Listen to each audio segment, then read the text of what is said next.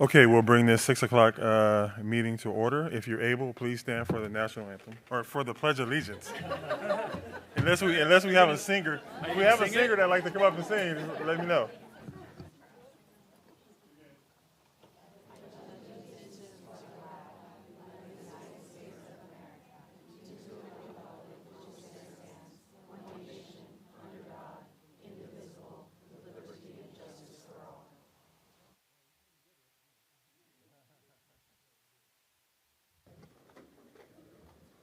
Okay, roll call. Thank you. President Calvin Peterson. Here. Vice President James Forsyth. Here. Trustee Sabrina Rodriguez. Here. Trustee Shannon Fredericks. Here. Trustee Dr. Jerry Dannenberg. Here. Superintendent Dr. Antonio Castro. Here. Student Board Member Lizio Kubo. Here. Student Board Member Santana Schnitzler. And subbing tonight for VASE, we have Student Board Member Serena Boyd. Here. Thank you. Okay, we have no action to report from closed session. Next, we'll go on to the superintendent's reporting section. Thank you, President Peterson. We will start with our gratitude awards as they come up on the screen. For those who may be here for the first time, on the screen we note all the individuals who have been nominated, and then we take a moment to just call special attention to a few of them. So that's what I'm going to do. The first individual we're going to recognize is Kimberly Aguirre, campus supervisor at Foothill Technology High School. Ms. Aguirre is described as someone who can truly do it all and who has been an incredible addition to Foothill. Although her official title is campus supervisor, they know that they can rely on her to help with whatever adventure comes their way that day. She takes the time to get to know faculty and students, make sure to snap photos at school lunchtime activities to include in the school newsletter. She fills in to read in the morning bulletin whenever needed and supports the front office staff, provides supervision at dances, and regularly goes above and beyond in all that she does. They are so grateful to have her as a part of the Dragon team.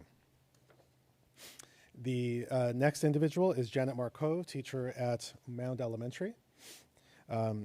She was nominated by a student, and the student nominator had this to say about her, that Ms. Marcoux deserves a gratitude award because she is truly a great teacher and one of the best teachers they have ever had. She is respected and appreciated because of the way she teaches. She deserves this recognition because she really does care about each and every student she has in her classroom every year. This is because of how dedicated she was to helping. This was because of how dedicated she was to helping the student's sibling who was in need of extra help, and she made sure that he had it. She deserves gratitude because she remembers all of her students and goes out of her way to say hi to them. And our last individual to call special attention to today is Lorena Garola, paraeducator at Anna Kappa. Ms. Garola is described as a hard worker who always has a positive attitude. She's built a strong rapport with students and provides a friendly, encouraging atmosphere in the classroom. She's very helpful in speaking to struggling students when they need support. She will pull them aside and privately explain what needs to be corrected. She encourages students to do their best. She adapts well to changes in schedule and always has a smile on her face and a positive attitude which brightens everyone's day. Anna Kappa appreciates Ms. Garola and all she contributes, and we appreciate all of them. So if you would please join me in celebrating them. Thank you.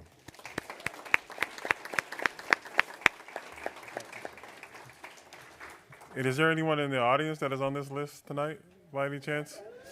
Could you stand up too? Just stand up, Mark. We'll give you a... There we go.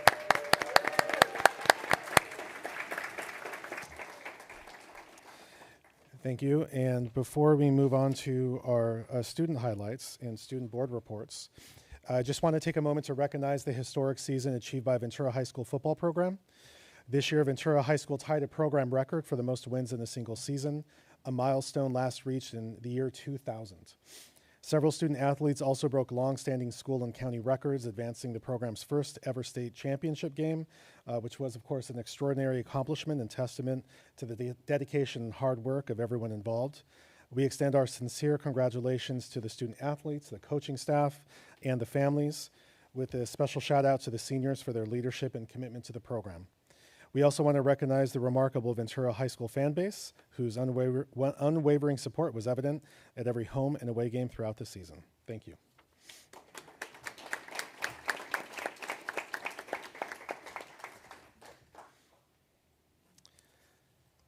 And now, Dr. Bayless, do we have the student here tonight to highlight?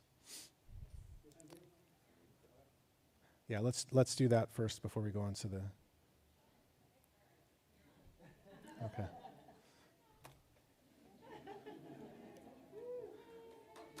Thank you.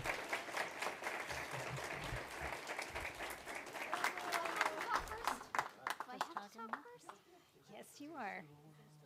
Why me? Why me? Why can't I go later? I'm going to talk first. Good evening. Thank you so much for letting us come here and share some exciting things we've been doing at Mount. One of the special things we've done this year is actually 2 years ago we joined the CDE grant for anti-bias, anti-racist education, and we've been trying to implement some compassionate systems tools at our school. We have some student leaders who came here tonight to share something that they've been working on. So we're working on this as a staff and as students. So first, Tegan is going to talk about the training that they had last year with the Center for Systems Awareness Compassionate Systems team.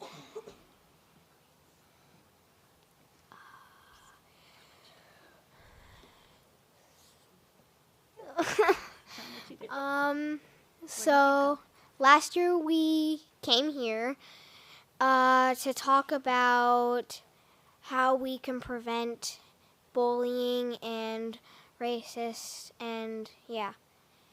So what we did was our training was we did like our writing in our notebooks. We did some calming breathing. So everybody can know if they're having a rough time or they're being bullied, they can just take a minute and focus. And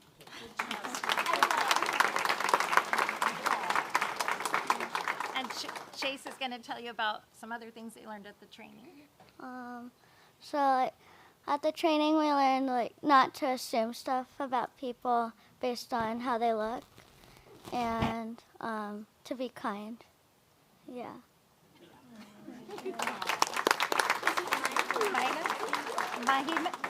Mahina's going to talk about the survey they did to gather data. So we had a survey to see how the students were doing and to make sure they were all feeling included. And we realized that all of the students there were feeling included. They all had their ups and downs, but most of them, they're all feeling happy.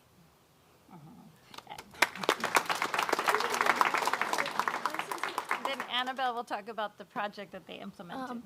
We did a project that we did blocks.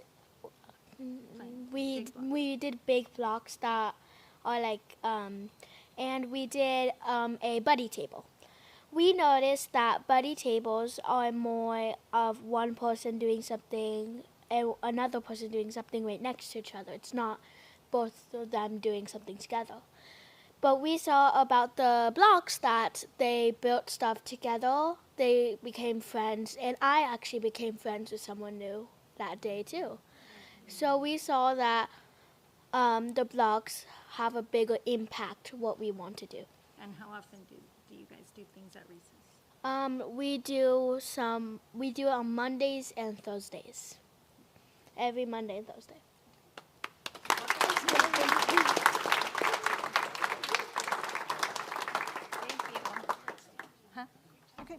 Thank you so much. And at Mountain School, we're just having a great time. Everybody's welcome to come and on a Monday or Thursday at lunchtime and join the buddy table. So thank you.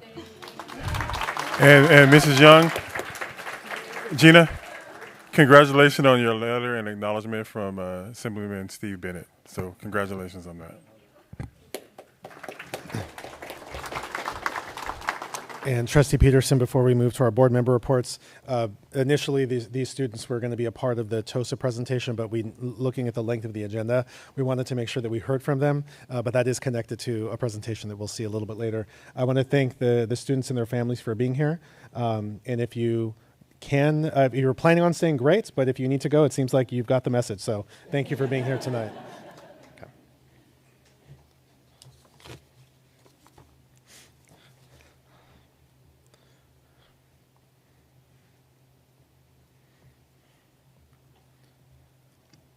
Good evening, everyone. My name is Lizzie Okubo, and I'm pleased to present the latest achievements, events, and activities at El Camino High School. To begin, we are very proud to highlight one of El Camino's academic awards, which is known as Winning at Wicker. This AVID-sponsored award honors students who demonstrate excellence in key learning areas. This month, 7 students were recognized with the Inquiry Award, showcasing their strong critical thinking skills and curiosity for learning in both their dual enrollment and high school level courses. Next, we celebrated our Students of the Quarter. 7 students were nominated by their mentor teachers this month for demonstrating exceptional qualities such as leadership, perseverance, and a strong work ethic. These students truly represent the values of El Camino, and we're excited to continue celebrating them and their achievements. So huge congratulations to Mateo A., Kala I., Soleil A., Farid M., Laurel C., Lila C., and Gavin O. Over the past few weeks, we have successfully hosted 8th grade visits from Anacapa, Balboa, Cabrillo, and Sunset Middle Schools. The goal of these visits were to introduce middle school students to our independent study program. ASB students led a Q&A session where they answered questions, and they even addressed some common misconceptions about our school. They also guided a tour around our campus, and the experience concluded with a lunch where everyone had a great time eating together. It was also really exciting because we held a raffle where we gave out some very exclusive El Camino merch. Furthermore, students got formally dressed up for our Bon Appetit movie night, where they watched the movie Ratatouille and enjoyed a fancy Italian dinner. It was really enjoyable because all of the staff members dressed up as waiters and they served us food. And Mr. Guerrero, our principal, was dressed as an amazing chef, and he had a little rat friend on his shoulder. So students loved that. The event was held in room 1 because it was raining that evening, but overall the ambiance had this very chic bistro vibe, and with everyone having a good time and connecting with each other, it really was a magical night. At El Camino, we know that finals week can be very demanding and stressful for our students. So to show support, we organized a survival snack station in the office to help students fuel their brains and feel more prepared for their tests. We provided waters, tangerines, granola bars, juices, and other healthy snacks so that they can do their very best on their exams.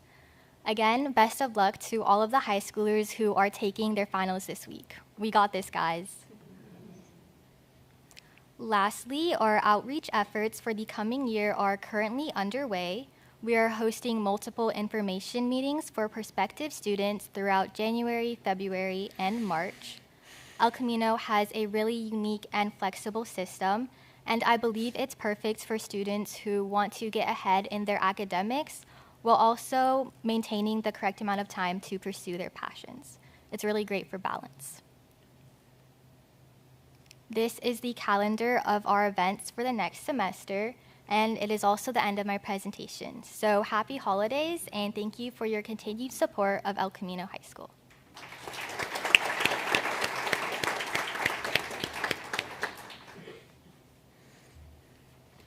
Good evening. Good evening.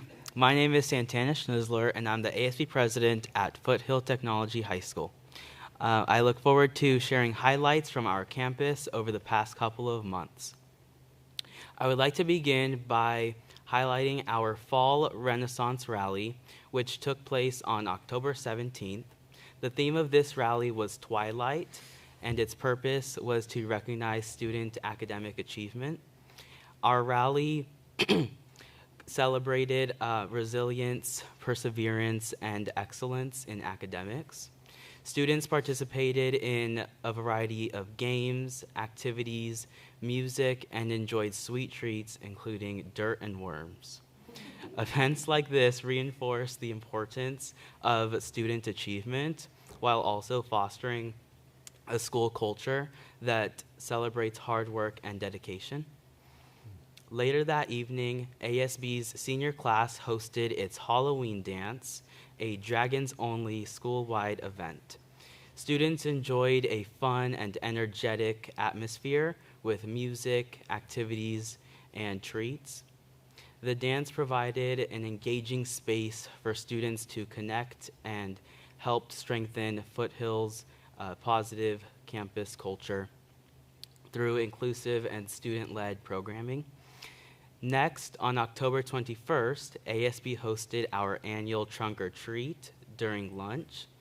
Some students participated by decorating their cars and handing out candy in the parking lot, while others enjoyed trunk or treating with friends.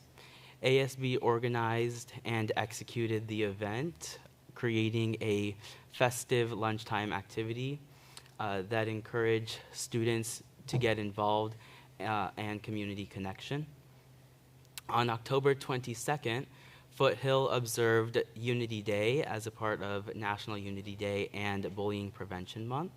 Students and staff wore orange to show their commitment to kindness, inclusion, and standing together against bullying. This simple but meaningful act helped raise awareness and reinforce the importance of creating a respectful and supportive school environment for all students. From November 5th through December 1st, Foothill ASB held our Seas Candies fundraiser to support ASB events, activities, programming, and initiatives. Community members, students, and families participated through both in-person pre-sale forms and an online storefront. Fundraisers like this help sustain student programming while strengthening partnerships between Foothill and the broader community. On November 7th, Foothill hosted a Dia de los Muertos celebration event on campus after school. This event featured face painting, loteria, tacos, live music, and ended with a piñata. Buena High School's Mecha Club joined us to perform folklorico dancing, which added to the cultural richness of the evening. An ofrenda was also displayed on campus. This was hosted by Foothill's Be Heard Club, a student group focused on Hispanic awareness and advocacy in collaboration with ASB. It served as a meaningful opportunity to celebrate culture, heritage, and community connection. From November 14th through November 22nd, Foothill presented its annual school play, this year being Murder on the Orient Express. This production highlighted student talent across performance, technical theater, and stage management. The show was well attended and showcased the strength of Foothill's arts education program, providing students with creative outlets and opportunities to develop confidence, collaboration, and leadership skills. During the week of December 1st through December 5th, Foothill hosted our Winter Week, focused on winter spirit, connection, and school pride. On Monday, which was dress up, Wish Upon a Star Day, students dressed in pajamas and enjoyed popcorn during lunch. On Tuesday was Northern Lights Day. Students dressed in various colors and participated in coloring activities. Wednesday was polar opposite day, where students dressed as opposite characters or contrasting colors and wrote letters to friends that were delivered on Friday with candy. Thursday was Frozen Fits Day, with each grade level wearing designated colors and participating in a snowman drawing contest. Finally, on Friday, Warm Winter Day, students wore warm, cozy winter clothing and received hot chocolate during lunch on the stage. Winter Week encouraged creativity, participation, and connection across all grade levels. Following Winter Week, Foothill held its winter formal on December 6th at the Ventura Majestic Theater. This event was open to all Foothill students as well as non-Foothill student guests. The formal was organized by our sophomore class in ASB. The event provided students with a memorable and well-organized formal dance experience in a nice off-campus venue. The Foothill Wellness Center continues to play an essential role in supporting student well-being. The center hosts Wellness Wednesdays with many November events focused on gratitude and reflection. During this period, 2 Harvest of the Month events were held, featuring an autumn persimmon salad and a spiced carrot salad shared by students. During the week of December 8th through the 12th, the Wellness Center hosted Less Stress Fest to support students as they prepare for finals. Each day featured activities focused on stress management and self-care, including a petting zoo, piece of the mind pack creation, backpack decluttering station, and additional wellness resources. These initiatives directly support a positive school climate and help students thrive both academically and emotionally. Looking ahead, Foothill will be hosting our Winter Athletics Rally on January 14th, 2026, where we will recognize and celebrate all of our winter student athletes and their dedication to their respective sports. We will also be hosting our baile on February 20th, 2026. It's a cultural dance event hosted by the Be Heard Club, again, welcoming everyone to attend. Events like these continue to promote inclusion, community engagement, and student leadership. As we move into a very intense week of finals, I would like to extend my sincere wishes to all students and wish you all the best of luck. That's it for Foothill. Thank you very much.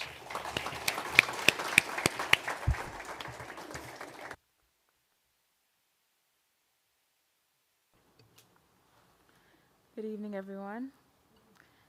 My name is Serena Boyd, and I am the student representative for Ventura Adult and Continuing Education, where I'm currently engaged in the pharmacy technician program. Tonight, I am delighted to present an overview of the remarkable achievements and initiatives that have taken place at Ventura Adult and Continuing Education, or VACE. Our dedicated instructors and students have been at the forefront of fostering educational excellence and community engagement while supporting the Board of Education's 2024 through 2025 priorities.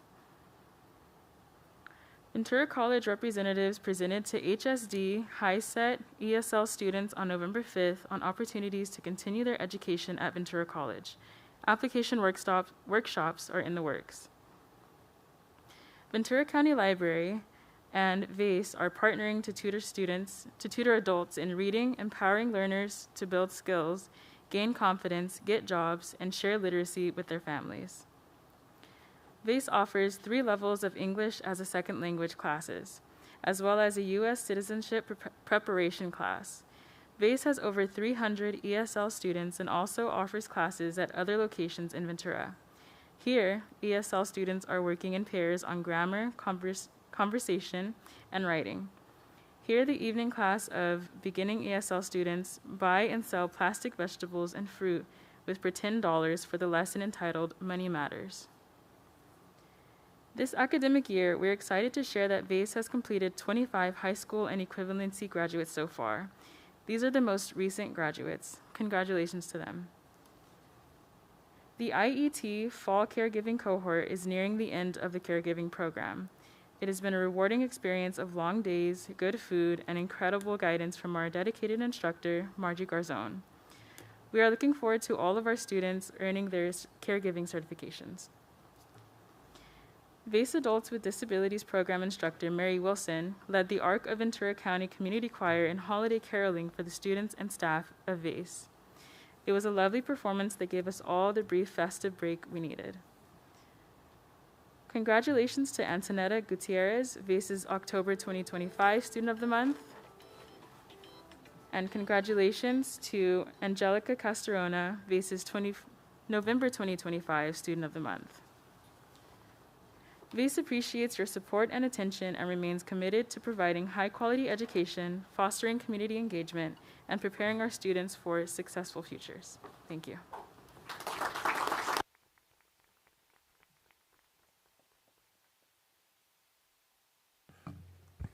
Do you have any correspondence? We do not. Okay. Just in case anyone has any leftover Seas candy out of my box, I only got one piece. So I do offer a pickup service for any extra candy. Just email me and free delivery pickup.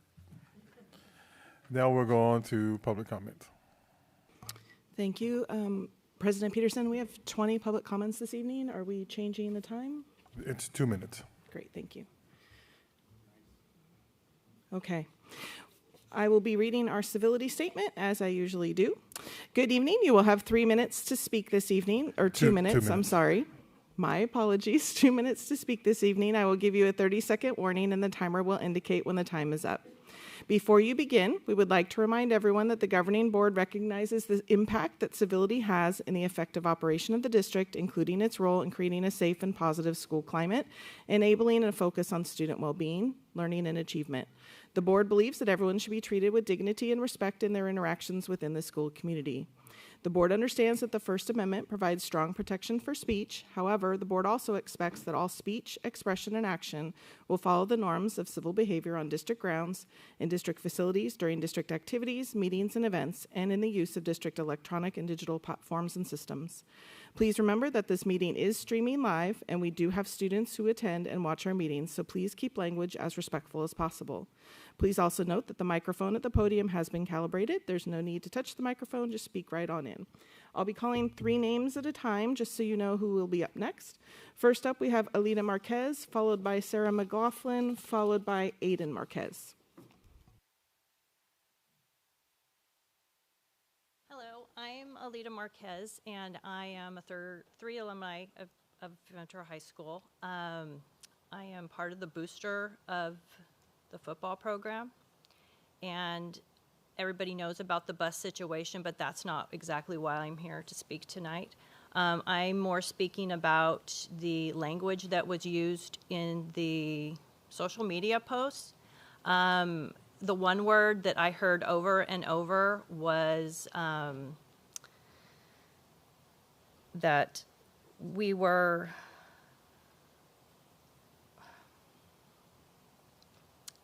I can't even think now. Help me, Aiden. Entitled. I'm sorry, I'm a little nervous. I don't usually speak like this. That we were entitled. And I even had a conversation with a VUSD staff member over the weekend, and he used the same terminology with me.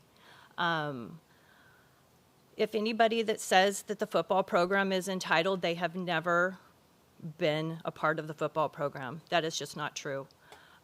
We have dedicated parents. We work very hard. A lot of people think that we do a lot of grandiose things, but we fundraise for that. We have a grant writer, we have parents, we fundraise, and we spend a lot of money 30 out seconds. of our pockets on, oh God, it's already 2 minutes, on the football program. And the amount of words that were used were not appropriate, I don't feel. And I thank you, Mr. Castro, Dr. Castro, for removing it, because that comment that was put by a bus driver was not appropriate. It's not about football. It's not always about football, and it's not about the coach that cries the loudest. It was inappropriate. Thank you. Next up, Sarah McLaughlin, followed by Aiden Marquez, followed by Nathan Donnelly. Good evening. I'm Sarah McLaughlin, president of VUEA, and I want to be clear about how important the decisions before this board are as you consider budget reductions tonight and in the months ahead as these conversations continue. This evening, you will hear the first interim budget report. Numbers, projections, and fiscal indicators do matter, but they do not exist in isolation. Behind every line item are students, classrooms, and the educators and professionals who show up for them every single day. Our members are paying close attention, and they are deeply invested in the decisions this board will make, because those decisions have real and lasting consequences for students. Please understand that VUEA and VESPA prioritize students. Our associations are guided by 3 core pillars. 1, to prioritize student learning. 2, to prioritize student opportunities. And 3, to prioritize student safety. These pillars are the foundation of our work and the lens through which we evaluate the choices being made on behalf of our schools. It is essential that this board fully understands the real-world impact of fiscal decisions and keeps students, not spreadsheets, at the center of every conversation. We are entering a critical period. As discussions around budgets and potential staffing reductions emerge, this is the moment for careful, thoughtful, and transparent decision-making. Our members are standing together, visible, vocal, and united in advocacy for students and for the conditions they need to succeed. Thank you. Next up, Aiden Marquez, followed by Nathan Donnelly, followed by Brandy Lewis. Board, my name is Aiden Marquez. I'm a football coach at Ventura High School. I just kind of wanted to come up here and talk a little bit about comments that were made to our football program, more specifically calling us entitled, calling us different terms, different things by district employees. Just kind of wanted to give some background, because we're not entitled. We fundraise for a lot of things. We work hard for a lot of things. A lot of our kids in our program work really hard for what they want, what they need. Parents having to decide whether they're going to go to football games or not because of financial reasons and all of that. And I know it took a really big impact, not only on us mentally, but just kind of all throughout the week leading up to the big state game that we had. But just wanted to give some more information for community members and people I didn't know. A lot of people said it was going to take a couple hours to get there, blah, blah, blah. It did take us 5 hours to get there. We left at 12, got there at 5 o'clock. And the social media post referenced that there were going to be 2 bus drivers for driving us down there, one for one bus, one for the other, but actually was 4. There were relief drivers, so that was kind of told to us right as we got to the school. But some logistic things that kind of really impacted us that we weren't expecting. But I'm just really was disappointed in the comments that were made to our program, to our players, about us being entitled. And I know it took an impact to the players, but we drowned out most of that noise. But I'm really proud of the team, really proud of our athletes as for our accomplishments this year. Thank you.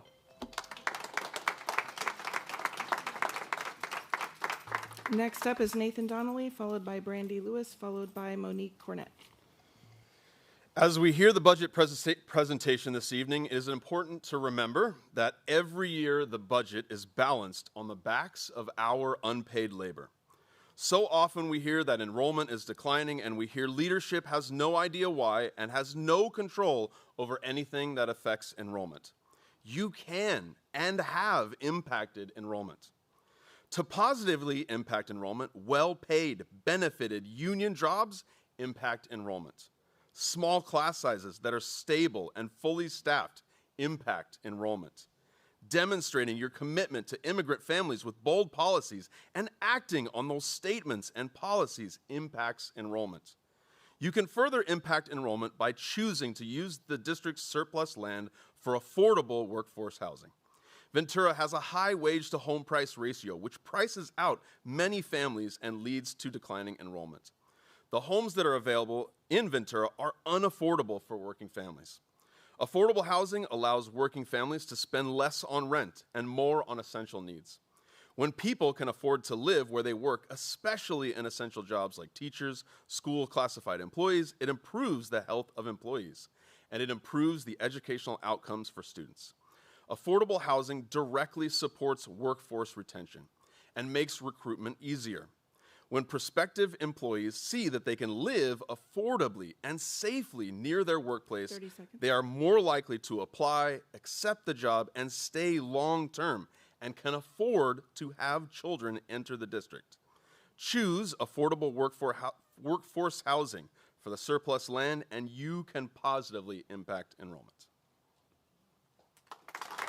Up next is Brandy Lewis, followed by Monique Cornett, followed by Macklin Sinclair. Hello. Good evening, members of the board, school board. I am the teacher librarian of Foothill Technology High School. Thank you for allowing me to speak and welcoming me in this role with open arms, as I am the new girl on the block when it comes to VUSD libraries.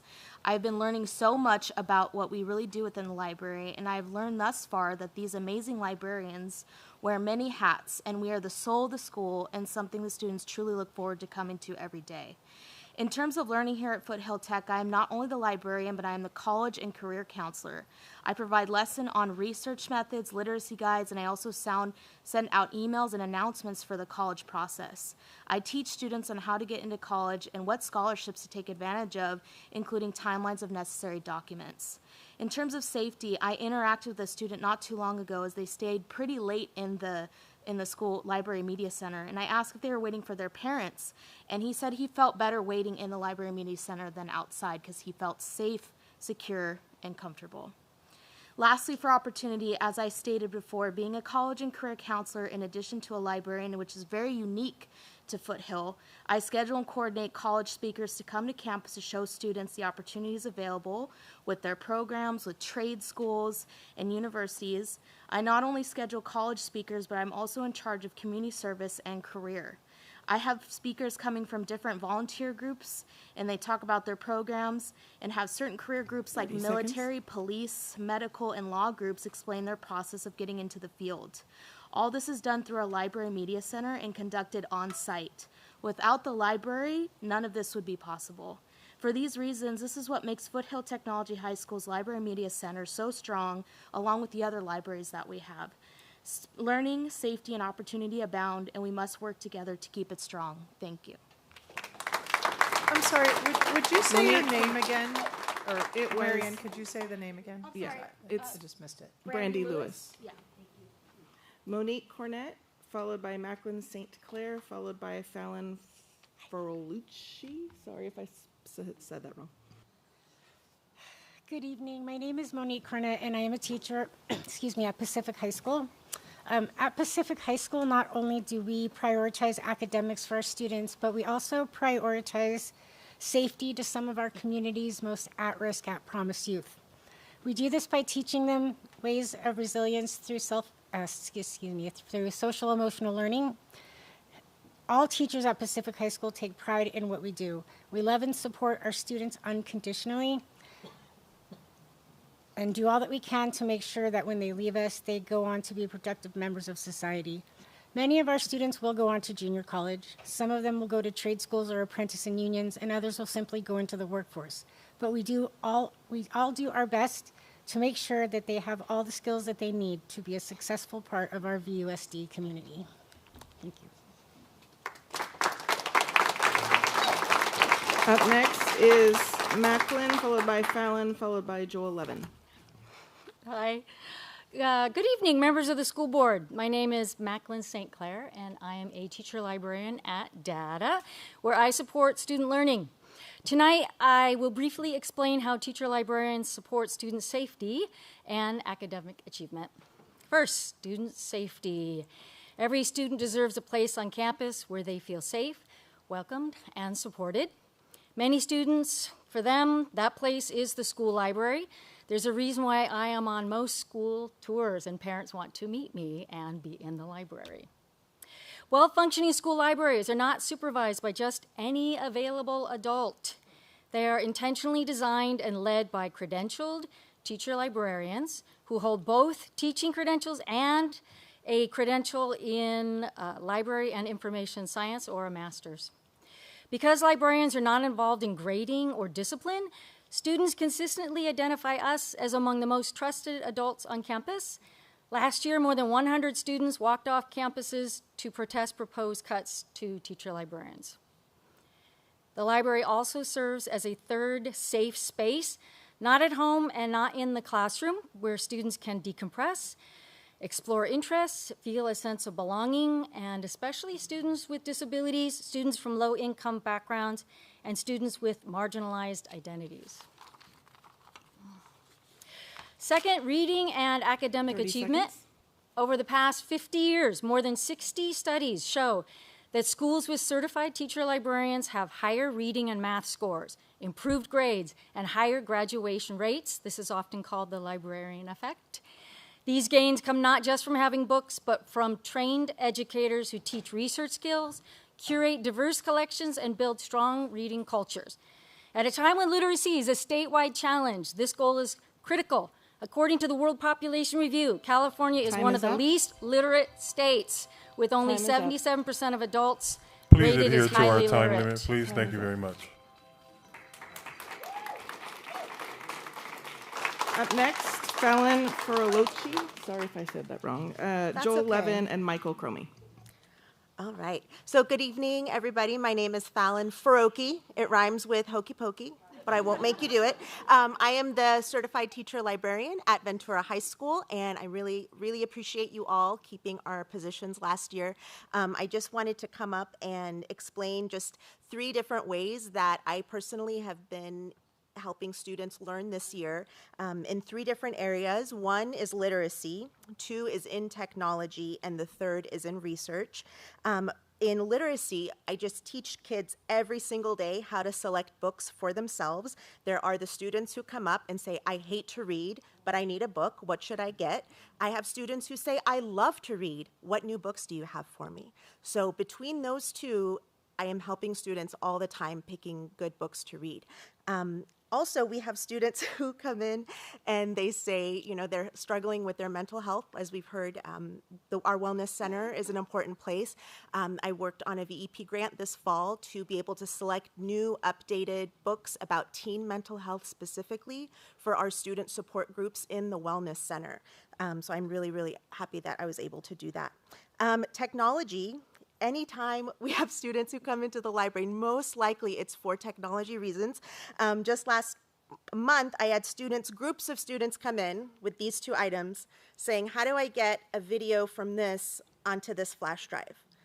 A teacher needs these, not online. 30 seconds. So we went on a little journey together, figuring that out, which was also very important.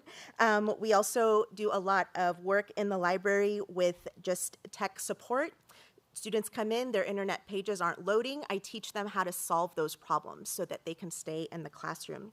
And finally, with just a few seconds left, research is really, really important for us. I had some more examples, but next time. So thank you. Joel Levin, Michael Cromie, followed by Heather Carr. Good evening, Board of Education and VUSD community. My name is Joel Levin, and I'm the teacher librarian at Buena High School. I want to begin tonight by saying thank you, Earlier this year, the school board saved the district's teacher librarians, allowing our school libraries to stay open with highly qualified, fully credentialed staff members. You might ask, how many kids really use the library? Because Boyna has adopted Minga for student check-ins, I can now give you an exact number. Every time that students come to the library for books, Chromebook support, or just a safe space, they check in on Minga. How many Minga check-ins have we had in the library this school year? 5,163 Minga check-ins. Because Boyna's library remains open and staffed with a credentialed teacher librarian, I have been able to provide a safe, secure space for all students 5,163 times. I have also checked out 2,565 books, submitted 235 IIQ technology request tickets, and helped countless students with their Chromebook crises. As board member Rodriguez stated in February, we need to stop looking at base funding and look at what's best for our students. Keeping our libraries open and staffed with credentialed teacher librarians has been what's best for our students. Libraries are not luxuries. They are a vital part of a school's central nervous system. They are veins and arteries. They are not vestigial tails. Thank you for providing Boyna students with such a valuable, well-utilized resource, staffed with a highly qualified teacher librarian. Thank you for saving our school libraries. Michael Cromie, followed by Heather Carr, followed by Jamie Coates.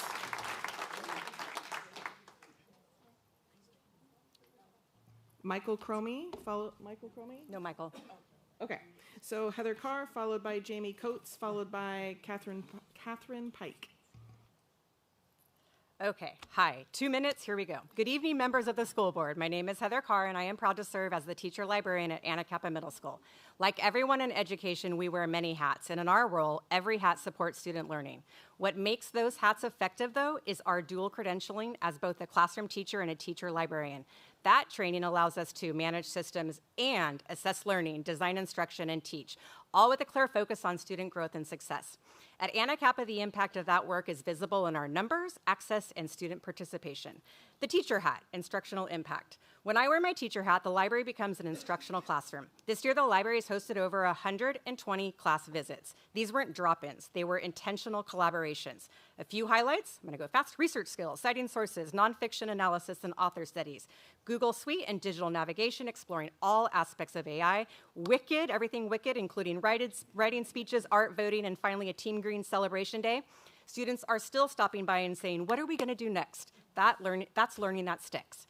Next is the book hat, literacy and access. This hat really never comes off, though, because literacy and access are foundational. Some highlights so far: we've been awarded 3 literacy grants, adding over 400 new titles to our collection, and as of today, we have checked out over 4,000 library books. That's exciting.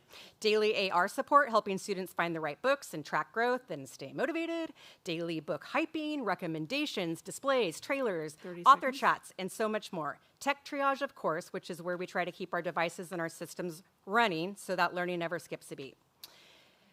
Yes, I wear many hats, like we all do, but our credentials ensure those hats work together to create measurable student learning. Please keep credentialed teacher librarians in our schools, because learning like this doesn't happen by chance, it happens by design.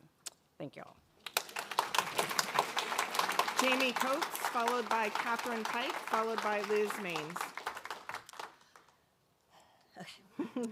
Hi. My name is Jamie Coates, and I work at Cabrillo Middle School as a teacher librarian. Here's how I prioritize student learning every day. As a one-to-one district, much learning happens via Chromebooks. So far this year, I have replaced over 200 Chromebooks for students. This number pales in comparison to the amount that I have been able to troubleshoot and fix on the spot. Another way that I prioritize student learning is by ensuring that all have access to equitable access to reading materials. There is no greater thrill than providing students with books that ignite their love of reading, or at the very least, give them opportunities to build their literacy. I put so much thought and care into curating and maintaining a collection that represents all students, including Spanish language and large print books. This year alone, I have processed and added over 100 books to our catalog, and with over 1,500 circulations since August and a packed library every day at lunch, it's clear that students see our library as a welcoming space with a collection they can connect with. Having a certificated teacher librarian on campus ensures that students have access to important learning opportunities. We are highly qualified to teach and help students develop a variety of literacies, including information, media, news, and now with increasing pertinence, AI. VUSD's motto for the future of every student now means equipping all with the skills to interact with AI safely, ethically, and critically. Part of my credential program included developing a variety of AI lessons, teaching them to classes on our campus, and collecting data. The experience confirmed that there is a need for targeted AI instruction, and I plan to continue this practice at my site. I am just one of 7 certificated teacher librarians that prioritizes student learning every day. I know that I speak for all of us when I say we are so grateful for the opportunity to continue supporting students' academic and personal growth. Thank you so much for your time. Catherine Pike, followed by Liz Maines. Good evening, esteemed board members. Our district stands at the cusp of some truly exciting possibilities with our 3 surplus properties. And I come to you today as a member of 2 unions, the Ventura Unified Education Association and the Ventura County Tenants Union, to ask the board to join us in prioritizing our students by creating affordable housing for education workers in our surplus spaces that the district has been discussing these last few months. Our educators and education support providers are, much like our district families, finding ourselves priced out of housing. VUEA joins community colleagues in the call for equitable workforce housing to be established to continue to retain our highly qualified district professionals so that we can continue to provide our students with the best education that they can receive. Affordable housing is a lifeline, and housing is a human right. I personally cannot imagine what it would be like supporting my students if I lost my access to housing and were forced to move from Ventura and commute daily. Our market rate for housing in Ventura is one of the top in the nation, and these are no longer homes for working people. They are being hoisted up to the highest bidders. It is imperative that our school district help to address this, just as our southerly neighbors in Inglewood have, by creating affordable workforce housing from surplus properties, which will further bolster and support the call for affordable housing in Ventura for our school community as well. With declining enrollment each year and more of our families and colleagues being forced to move due to housing costs, the time to plan for the future security of our district is now. When families and staff have access to affordable housing, their money stays in our communities, and so do all of those amazing people. We all win, and we are nothing as a district without our staff and our families. I urge you, please, to create affordable workforce housing for education workers from these 3 surplus properties, and to open the proverbial door in solidarity as well for affordable housing for our school community through this venture. Thank you for your time. Liz Maines.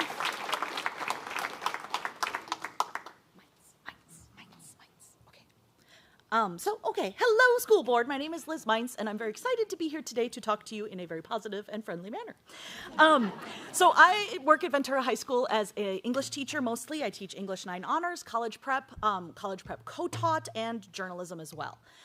Every day I prioritize student opportunities, especially even in my work with clubs, which is what I want to focus on today. So this is like free labor you're getting from me during my lunchtime. So all of the clubs that I advise are student-led, which means that I am not the leader of them. I simply advise them, help them fill out paperwork, help them with monetary issues, things like that. The first one I do is Model United Nations at Ventura High School. It's a small club that's been around for about six years. And it's completely student-run. It's really incredible. This is like a group of go-getters like you've never seen. We recently went to the Condor Month Conference in Whittier, California, where 2 of our members received a commendation for their work as a dual delegation for Slovenia, which was pretty cool. They love doing research, all that kind of stuff. It's super fun. Then I'm also the club advisor for the Gender Sexuality Alliance in the GSA at Ventura High School. This is a small club right now. I am sorry to report that it has gotten smaller in recent years. A lot of kids are very afraid of being openly out or openly seen as being out or as an ally. But the group that comes there is, man, they are awesome. They consider it a really safe place. They have really great discussions on topics that they don't feel comfortable necessarily discussing outside of this classroom. Then I also have Girls United. This is a service group focused on the empowerment of women and girls. They do a fantastic job of all kinds of service things and leadership opportunities for each other. And then I also have the Cougar Press, which is really student-led. It's a free press. They just published an article that got 4,500 views on their website. They're doing really well and fantastic. And I just want to do a quick shout out to Fallon because she does an amazing job in the library. She did an escape room with my students there, co-taught it with me. It was so cool. You got to go and see her library if you get a chance. That's all. That's all the public comment we have on this agenda item. Okay, thank you. Next, we're going to have our annual organization meeting of the governing board, election of, election of officers. At this time, the board will select the president and vice president for 2026. So I guess we entertain the motion for president. I'll move that we elect James Forsythe as our new president. I second. Thank you. Motion vote as follows. Trustee Dannenberg? Yes. Trustee Fredericks? Yes. Trustee Rodriguez? Yes. Trustee Forsythe? Let me think about that. Yes. And Trustee Peterson? Yes. Thank you. Motion carries 5-0. Right. I'll entertain a motion. Oh, yeah. Let's give him a hand. And I'll entertain a motion for vice president. For those who are unfamiliar with this, typically we rotate through our positions. So normally I would move to the right, but because of other responsibilities I have, it's my pleasure to nominate Shannon Fredericks in the role of vice president. I second. Trustee Dannenberg? Yes. Trustee Fredericks? Yes. Trustee Rodriguez? Yes. Trustee Forsythe? Yes. And Trustee Peterson? Yes. Thank you. Motion carries 5-0. Congratulations to both of you. And now I'll turn it over to Dr. Castro. Thank you very much, President Peterson, for at least another minute. Although the agenda says that we move into recess, the recess will follow this just brief appreciation. So, Ms. Dahm, if you can bring the recognition forward.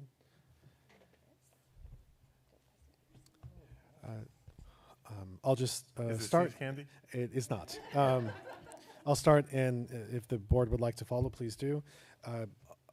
Just as Trustee Rodriguez said a minute ago, although annually we move through this and this is a routine process, I don't think there's anything routine about the responsibility of being board presidents. Beyond the day-to-day operations, the symbolic stature that it comes with the community as being recognized as the leader for that year of the board comes with responsibilities that only people who've done it can truly understand. So I just want to thank you for this year, having worked with you as the presidents.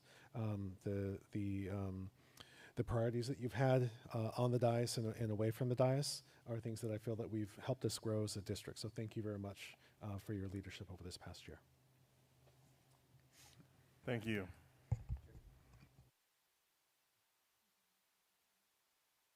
Just like to thank you for your leadership this year. You've really done a great job, and going to miss you in that chair, but you'll be back there soon. Welcome to the cold end of the table. I brought my extra jacket right behind me. But in all sincerity, I just can't thank you enough, because coming on as a new board member was a big task. You guys all know, you've all been the new board member, and I just am really, really grateful for your support, for your encouragement, for your empowerment, and I'm very grateful. Thank you.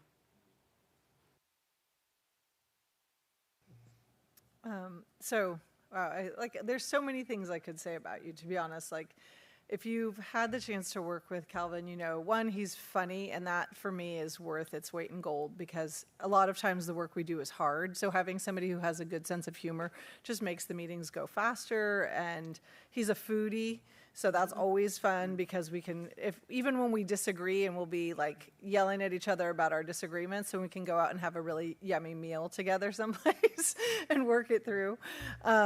But mostly what I appreciate is the sincerity and the seriousness with which you've taken on this role. You have always kept your eye on the students that we serve. And, sometimes it's easy to get focused on the kind of business of what we do, but you always bring it back to the kids that we're serving and the way that the decisions we make will impact the students that we serve. And I think that kind of vision and directness has really served us well over the last year, and I appreciate your willingness to engage with the community, to engage with our staff, particularly during the budget cut conversations. I think you really went out of your way to make those conversations happen, and really appreciate your effort there.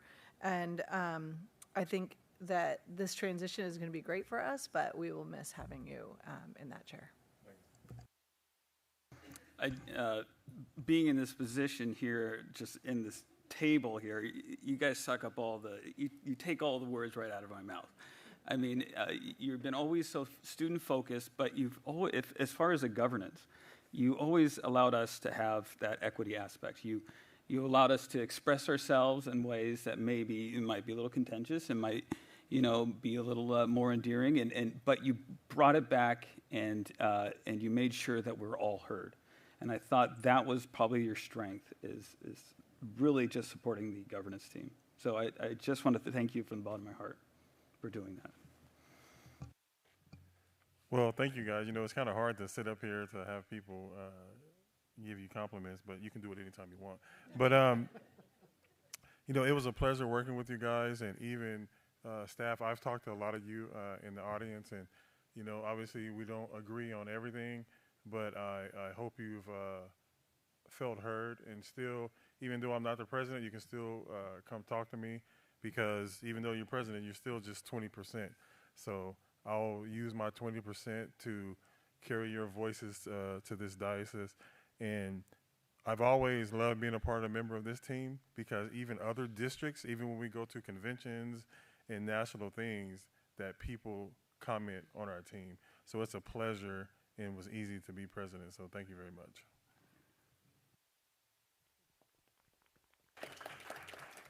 And now it actually comes with physical movement. So we're going to take a 10-minute break to reorganize, so I can move my pen from here down to that desk down there where it's freezing cold.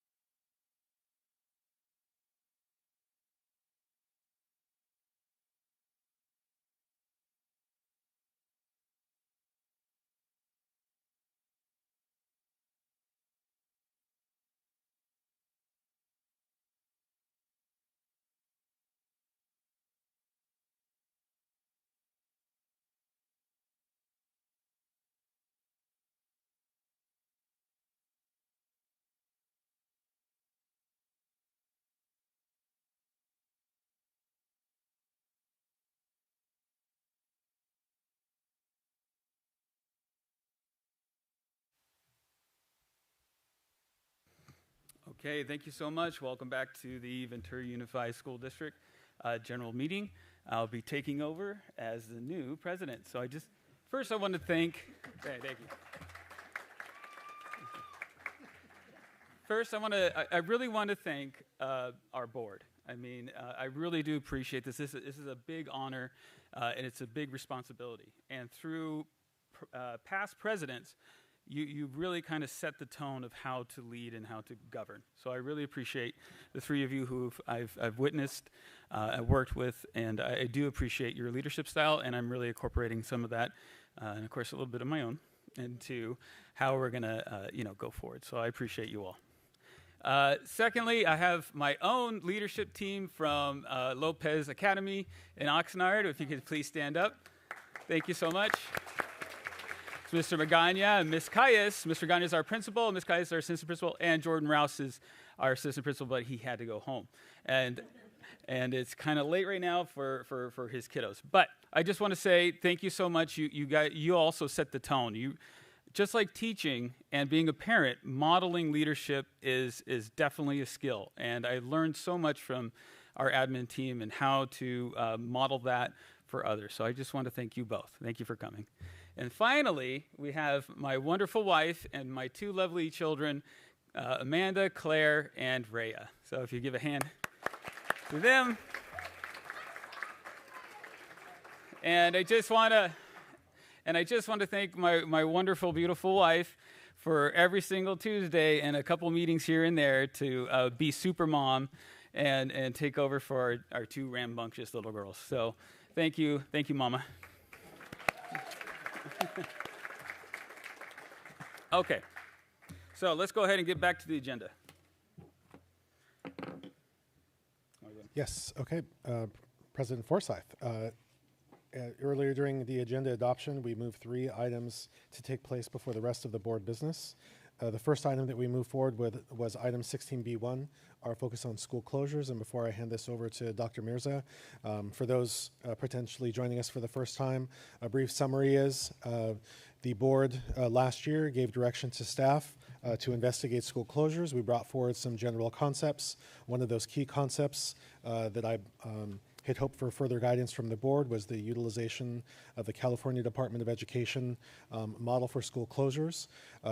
The board accepted that. I then moved on to further conversations with superintendents from districts around the state to refine what our model will look like. I don't want to go into the named districts, but we found districts that we felt would adhere to the way that we wanted to go through. And then subsequently to that, the board approved a contract with School Services of California, and a representative of School Services of California is here today to provide details around this broad process that we've been talking about under school closure. So with that, I'll turn it over to Dr. Mirza.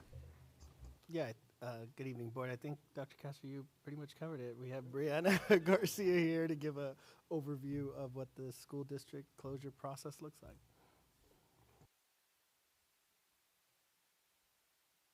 The board, my name is Brianna Garcia. I'm with School Services of California.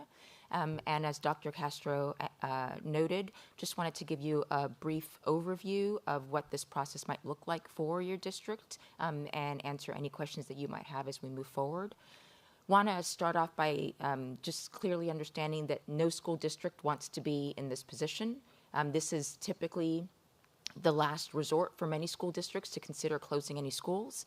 And for a lot, it really is the last option or one of the few last options that are viable in order for you to really focus all of your resources on students, on your existing students, and not on necessarily maintaining school sites that are not being fully utilized. If and when a school district decides that the school closure is someplace that it's moving forward to, it's really important that you develop a very clear and transparent process. This is a situation where you're not going to make everybody happy.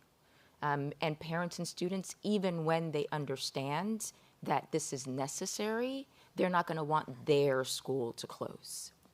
And so it's important in that vein for you to develop a process that they can understand, that they can follow, and they can get behind. And really, that includes the creation of a committee that's going to be doing the work to look and recommend to the board what schools might be closed, and to develop some very clear and objective criteria on which for them to make those decisions and those determinations. And that's what I want to talk with you about this evening. It might seem like putting the cart before the horse, but the first thing you need to do really is look at the development of some proposed criteria. It's important that that criteria be objective and that it be developed before you start looking at information about school sites, because you want the criteria to push and help with the selection of the schools, and not for the schools and people's personal desires for any given school to push that process. This slide shows you some of those factors that should be taken into consideration as you're going through and developing those criteria. The idea with these really is that you're looking at those much more objective measures. These are not going to be forsake or keep from having conversations and considering other items as the committee is doing its work, but you want to focus their attention and the data that's being presented to them, et cetera, on that type of information. When you're looking at these school closures and when you're looking at these factors, they weren't developed in a vacuum. The California Department of Education has recently updated its best practices guide for potential school closures. And here it provides guidance on not only facilities-related items to look at, but a whole breadth of what this process might look like, starting with the engaging the community, what you should go through in order to form a committee for school closure, considering the data and metrics that should be presented to that committee and that they should be reviewing when they're making those decisions, how you go about implementing the actual closure of a school once you've decided which ones they are. And there's actually a section that pertains to a law that was recently put in place that was meant to address those districts that are under financial distress.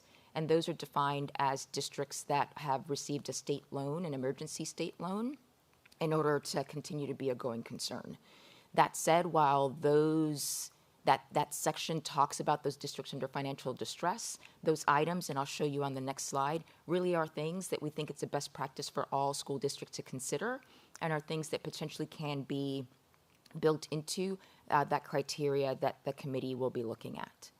So when you look at these items, you can see here what this new education code requires is that the districts that are under financial oversight of the state, that they develop an equity impact analysis that looks at the 9 criteria that you're seeing on this slide.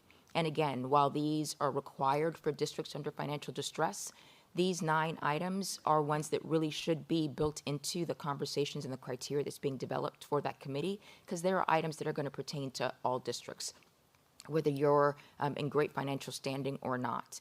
And so I wanted to show those to you as part of that conversation so that you can see that based on the information that the CDE is providing, that the Attorney General actually provided an opinion on, that you're looking at a really broad range of criteria. It's not simply, oh, this is the one with the smallest capacity, so that one should go first. Or this is the one that needs the most facility needs, so let's go ahead and close that one. You really should be looking at a broad base of data, and the committee will be looking at a broad base of data as it's making its determination. So it's not just one thing that's the reason for why a school may or may not be closed.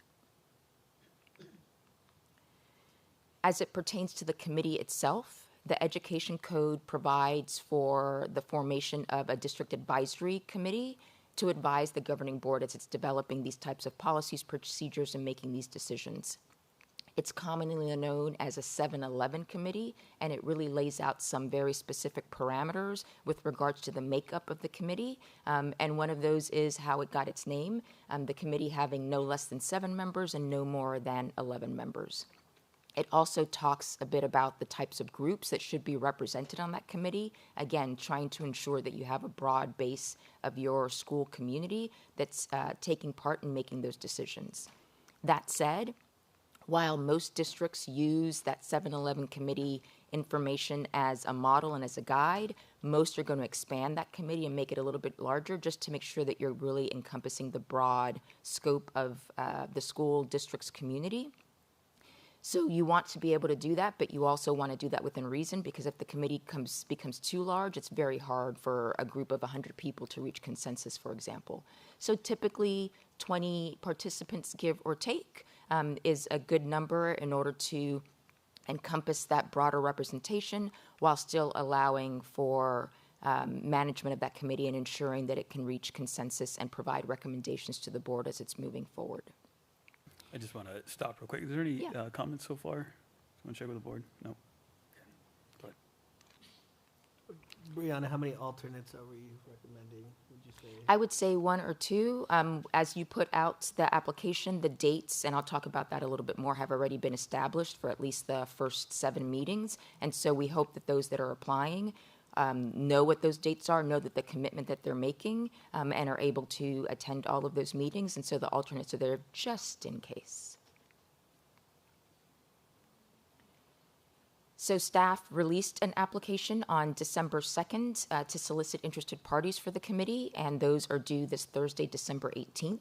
What you see on this slide and the next slide are really the tasks that that committee, or examples of the tasks that that committee is going to be charged with.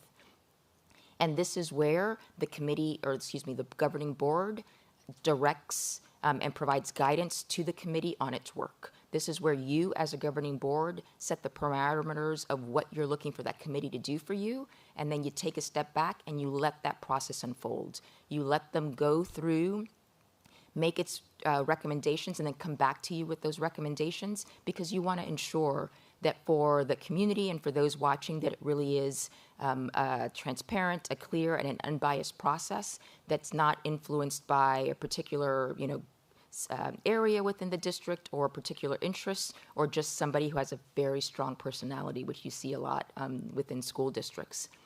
And so giving them their charge, saying this is what we're expecting of you, committee, and then taking a step back and allowing them to do that work provides that ability for them to come back with those recommendations based on all of the data that's going to be presented to them.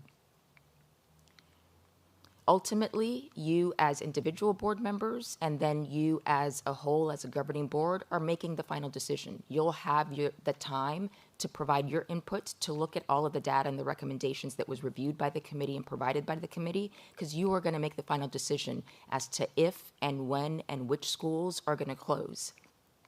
The committee is providing you with recommendations. It's an advisory committee, so those recommendations are advisory. You ultimately, as the Board of Education, are the ones who are going to be determining how that's going to be moving forward, which schools are going to close, if they're going to close, and how all of that will lay out. And so that's why really for this part of the process, you want to let the committee do that work and come back to you for those recommendations for your consideration. And so the charges, those tasks that you saw on the last slide and on this slide, again, were guided by what the CDE has noted as part of its best practices for school closures in its guide, and then also what you as a board, what your expectations are for the committee and the work that the committee is going to be doing. I want to take a moment and clarify staff's role in this process. So the committee itself will be, it's recommended that they select a chair and a vice chair for those entities to be part of the committee, but also moving the work of the committee forward and running those meetings on a day-to-day. Staff will be there developing the process for all of this and then helping and acting as a facilitator to support that chair and vice chair and making sure that the committee meetings are running forward, as well as ensuring that the focus remains on developing recommendations for school closure. Staff will also be there as a resource. They will be making the presentations to the committee on all of the data that I'll talk about in a moment, and being there to answer questions as other items come up and bring forward additional information if the committee is asking for that information. And so while staff will be at the meetings, they will not be part of the committee. They will be that resource and facilitator to the committee as it's moving forward. So as you're looking at this slide shows you topic areas, not the number of meetings per se. So there's 6 topic areas here, and I'll walk through them. But right now, we've already scheduled, and what was part of the application that went out were 7 meetings The first meeting is an organizational meeting. It's really bringing the committee together, make sure that they understand their charge, make sure that they understand that they're an advisory committee to the board, the Brown Act implications, conflict of interest, those types of things, and just introduce them to how the process is going to work out and what the school sites that are going to be there that are in question. That second meeting is the demographic and capacity analysis. They'll be provided information on the demographics of the district and the individual school sites, what the capacity is of each school site. So you have the number of seats that a school site can actually, and the number of students that school sites can actually hold versus how many students are actually enrolled and attending that particular school site. So providing that information, both historic, and because we're looking at facilities, we want to look out into the future 5 to 10 years, because what's happening now may be changing in 5 years, and so that demographic information will provide that.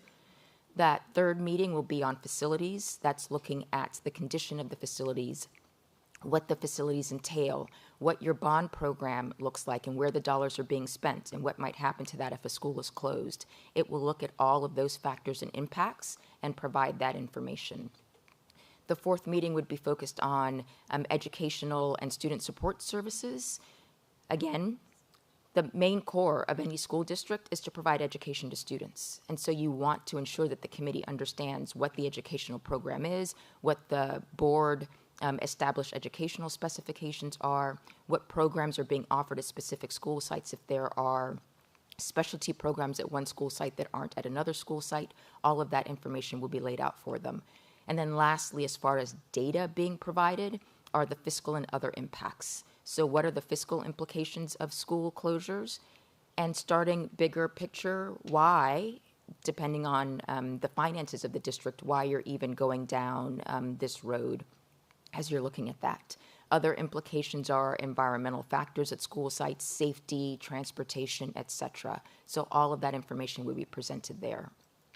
That sixth topic area is analysis and recommendations.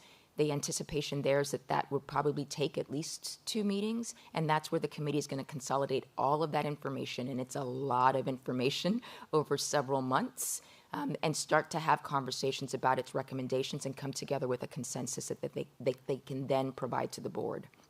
So as I noted, currently, there are 7 meetings scheduled. Depending on the questions asked by the committee, their work, and as it progresses, it's possible that additional meetings might have to be scheduled, and that would happen in collaboration with the committee as those are moving forward. But right now, 7 of them are scheduled based on this light outline and parameters.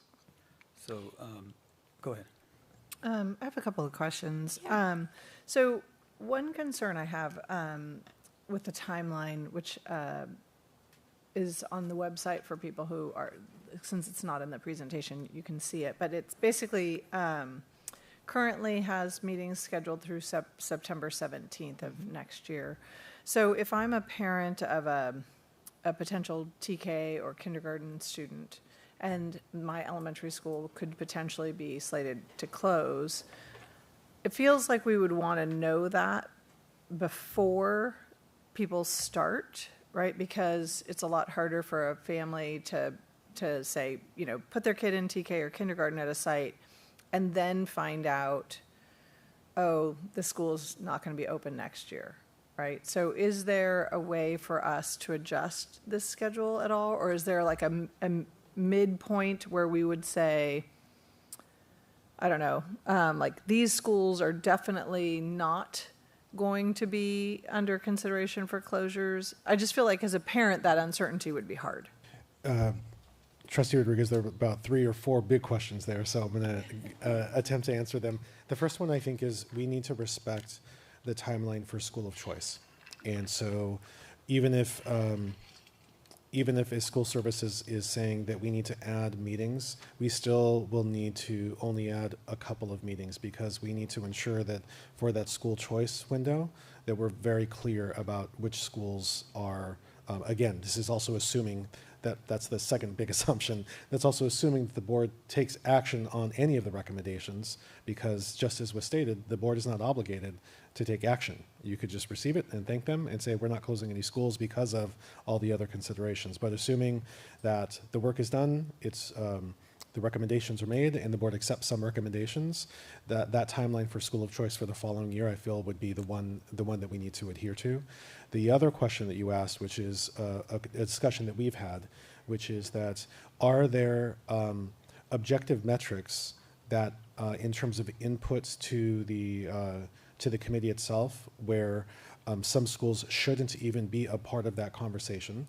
And just for public knowledge, we had a special board meeting. It was a public meeting, but one of those concepts was, would we want to remove from the list altogether, Buena and Ventura High School, because once we get into the actual metrics, there is no way to absorb that number of students at any campus. So objectively, why would we have the committee go through an arbitrary process when that could never end up being an actual recommendation to the board? That's something that we would work through with the committee to be able to do. So I think those are probably 2 or 3 of the questions you asked. I'm not sure if I answered all of them. But I guess it's sort of the opposite in terms of the school of choice thing, right? Because people are choosing now for the January enrollment at school of choice, right?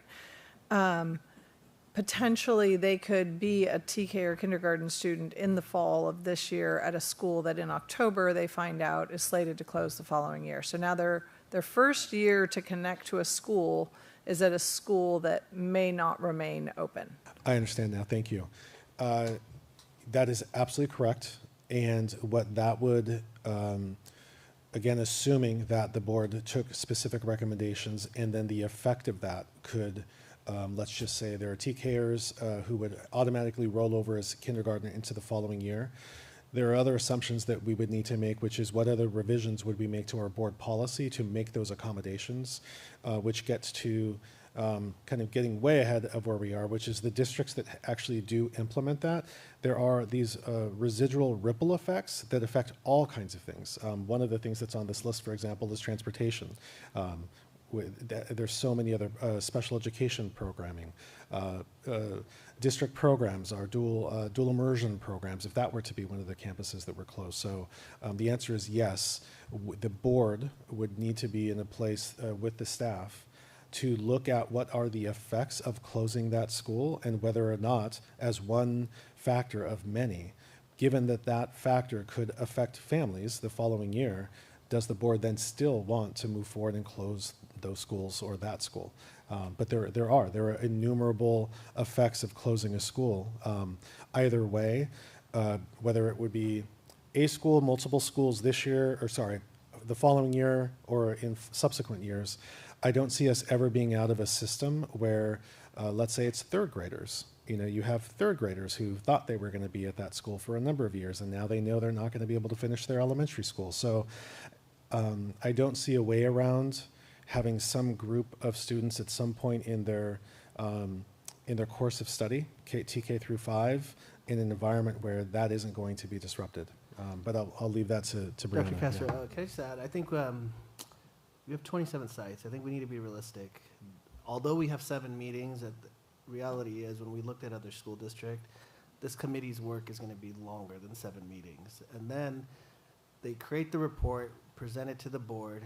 The board has the autonomy, I guess, to whether accept or reject those recommendations, but also you guys have the discretion to determine when to implement those recommendations. So just because you accept the recommendations, if there's any recommendations for school closure, we don't know that yet. We haven't started the work of the committee.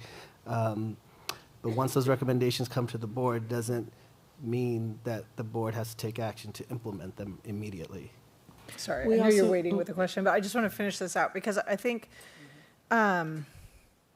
so there's 2 things that you are both mentioning that, so one, well, it's true that no matter what school we close or when we close it, it's going to have an impact on kids, right? But if we allow somebody to start school in August, knowing that that school then could potentially close, or if we bump up that decision to July, right, like that impacts that child's first connection to a school, whether that's a 6th grader starting in middle school or TK or kindergarten starting in elementary school. That is preventable based on timing.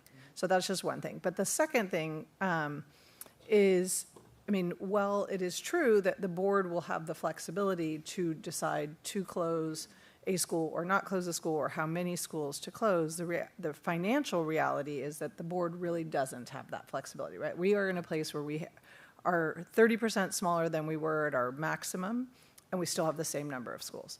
So that is the reason we're having this conversation. So I don't think, I'm personally not comfortable with putting the false hope that, well, we could have this whole committee process and then still decide that we're not closing a school. Like, we're having this conversation because we know we need to close schools. And so I want to do it as much as possible with that end impact in mind, that we're not, I mean, last year we had conversations with data parents who were saying like, hey, you're changing my program midstream, right? Like, I just enrolled my 6th grader and now this might change. I'm trying to avoid that for TK kindergarten and 6th graders. I hear that.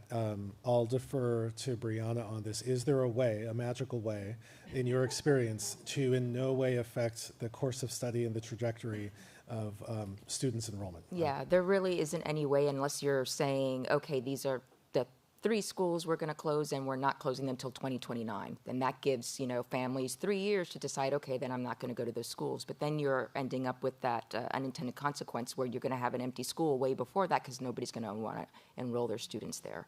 And so the best that you can do, at the districts do, and that the district is planning, is to make those decisions this fall, and then you have until the following year, so you have time to plan to determine where parents are going, where the students are going, and giving them that time to make those adjustments. Because as Dr. Castro noted, there's just no good way, unless you're doing it way out into the future, in order not to impact someone's education and those decisions. And I wanted to note 2 things. One, as you're talking about potentially taking some schools off the table, just want to make sure that if that's going to happen, that you have a very clear rationale for that. Sometimes school districts will look at these and go, again, that one has the least enrollment, or that one's, we want to take off the table for X, Y, or Z reason. And when you don't allow the committee to look at all of the information for all of the schools, it's possible that depending on all of those criteria, that something else would rise to the top, and there's a reason why that might have been the best one. And so you don't want to necessarily foreclose the ability to get all that information, but as you've noted, you also don't want to present a school to the committee that there's no way you will ever, for whatever reason, consider foreclosure, especially if it comes to the top for them. So just those 2 things to consider and weigh as you're thinking about that. Okay. I'm going to take it down to Calvin, and work our way back up, and then we'll go to Jerry and then so on. So I was, excuse me. I was wondering, so our community, there's certain pockets that are more active than others. So does it just organically happen where you have a representation or different groups? Because kind of the way our community is set up, I'm worried about certain pockets of people applying for the committee and then that committee becoming biased because there's 10 people on a 20-person committee that live on the same block. Yeah. So how do you handle that? And that's part of the application process. All of those applications are going to come in, and staff is going to do that initial work of looking and making sure that you're looking at a broad representation. The subgroups that are part of the committee work, and part of one of the requirements is that the representative groups that be included, not only parents, teachers, students, but they also are persons that reflect the ethnic, age group, and socioeconomic composition of the district. And so part of staff's initial analysis when they're looking at that is trying to make sure that it's broad-based and that you don't have 10 people coming from the same school site, and so things are would lean in that direction. And then they'll bring that list to the board for you to have that conversation as well. The earliest we're talking about possibly closing a school would be the fall of 27, not before. So we're not talking about trying to close one next school year. Just want to make sure that the public understands that. That's correct. Yeah. And I'll take this opportunity, and Brianna, please add if you would. Part of that is because of the complexity of what we're talking about, the ability to communicate, the potential revision of district policies.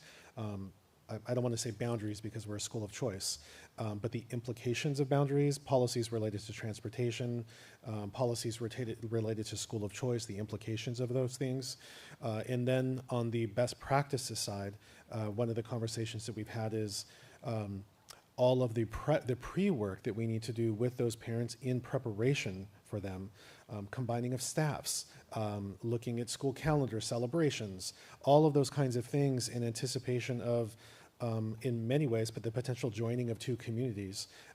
The better we, again, this is me learning through others, but Brianna, if you could comment too, those are all things that although aren't part of the school closure inputs, it is part of the school closure outputs and the things that we have to live with. So if you could add anything, I'd appreciate it. No, I completely agree. Doing all of these things a year in advance so that you have that year to go through and work all of that out is critical.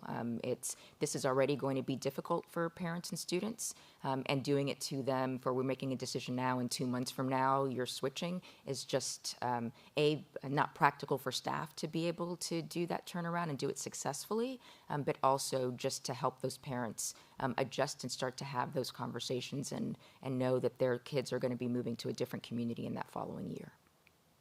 The question I'd have for you is, are there any legal timelines we have to observe about notifying parents of a school closure? There's nothing in the education code that requires any type of, 2 months, 3 months, a year. No, that's completely at your discretion. So a couple of other questions.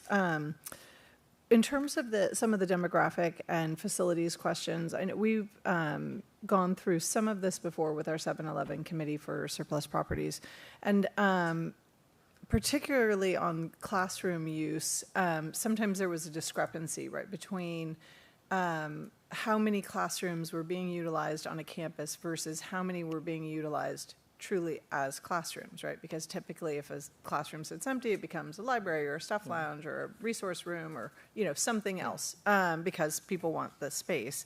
So, so what's the source of that information?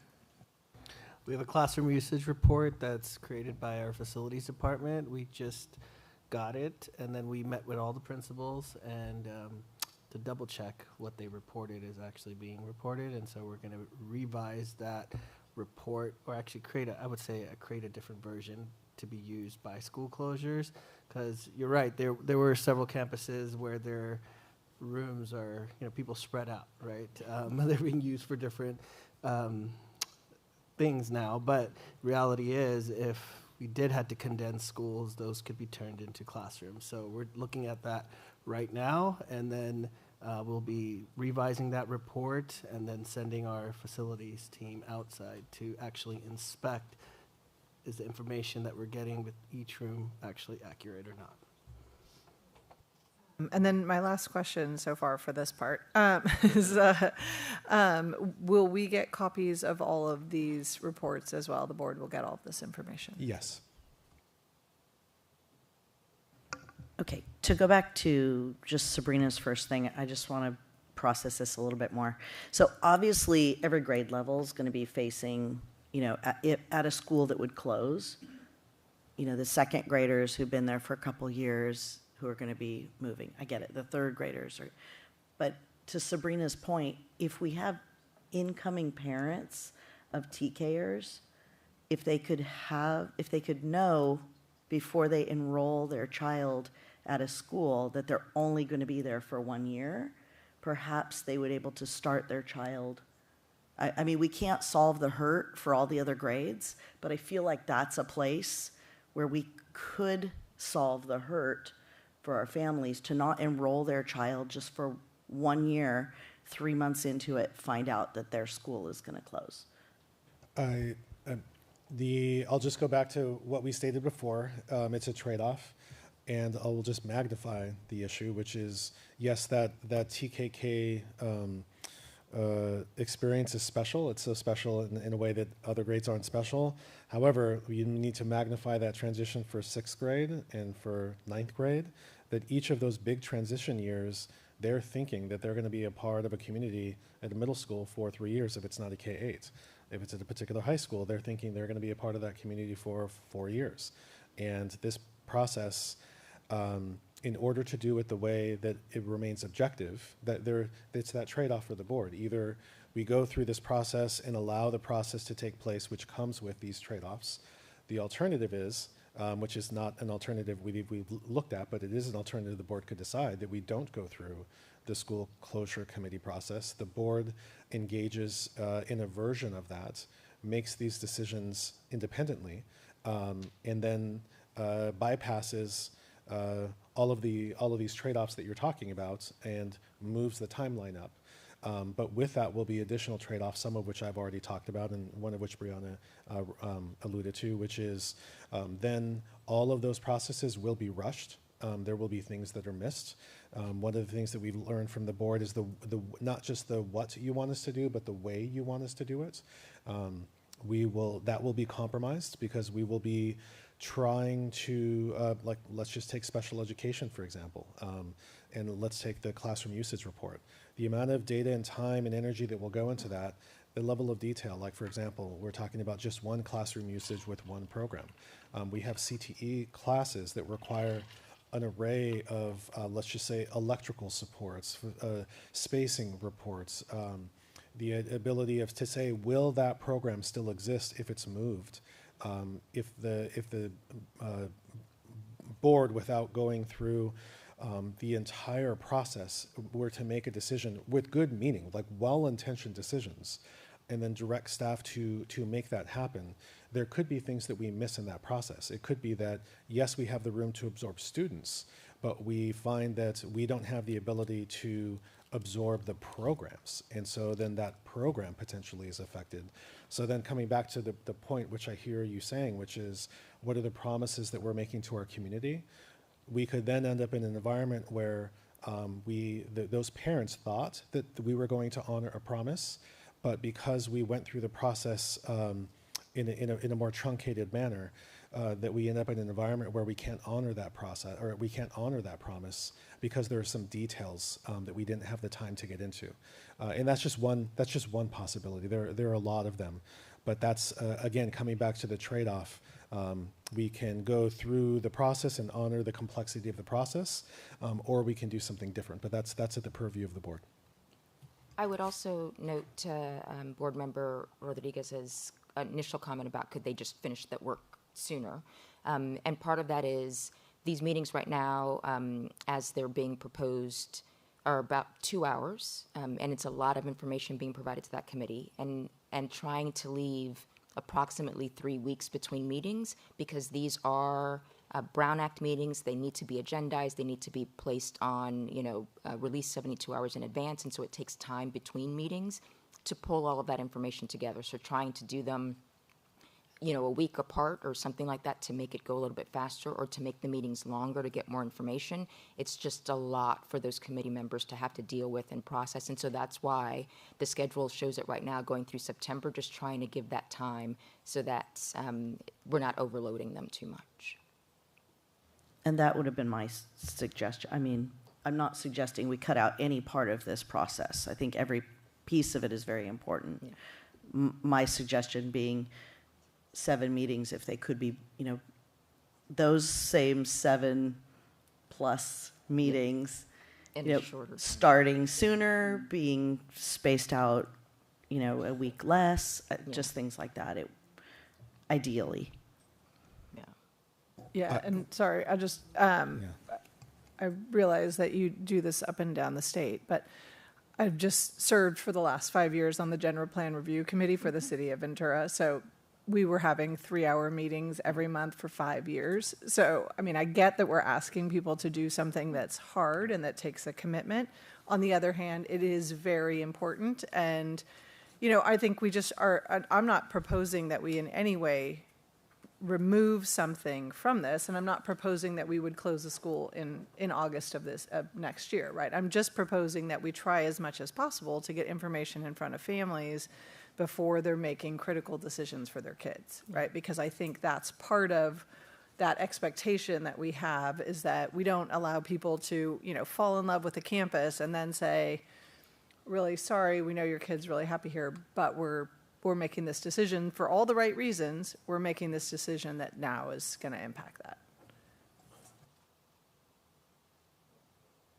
Okay, and then also to touch on Calvin's point about making sure that all groups are represented, on the application, we don't have any kind of information for, you know, like Spanish speaking, or are you a foster parent, or, you know, for people of color. And, you know, so how is the committee going to be chosen knowing that a lot of those marginalized groups in our community are going to be represented?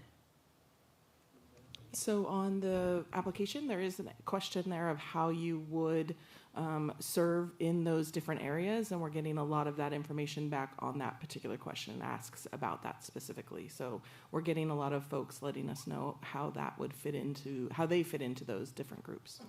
So, and we're also putting on each one based on their address. If they're in our trustee areas, then we're putting that trustee area there too, because that's another form of how we're looking at that to ensure, I think you were talking about location, so they're not all in one trustee area. That's how we're breaking them down in terms of addresses. So it's dependent upon them to add extra information that might not have been asked in the application. It was asked in the application. How, Oh, I'd have to bring up the application, but my computer is attached to the screen. You can take it down. I don't need it. Okay, hold on one second. While she's looking at any further questions?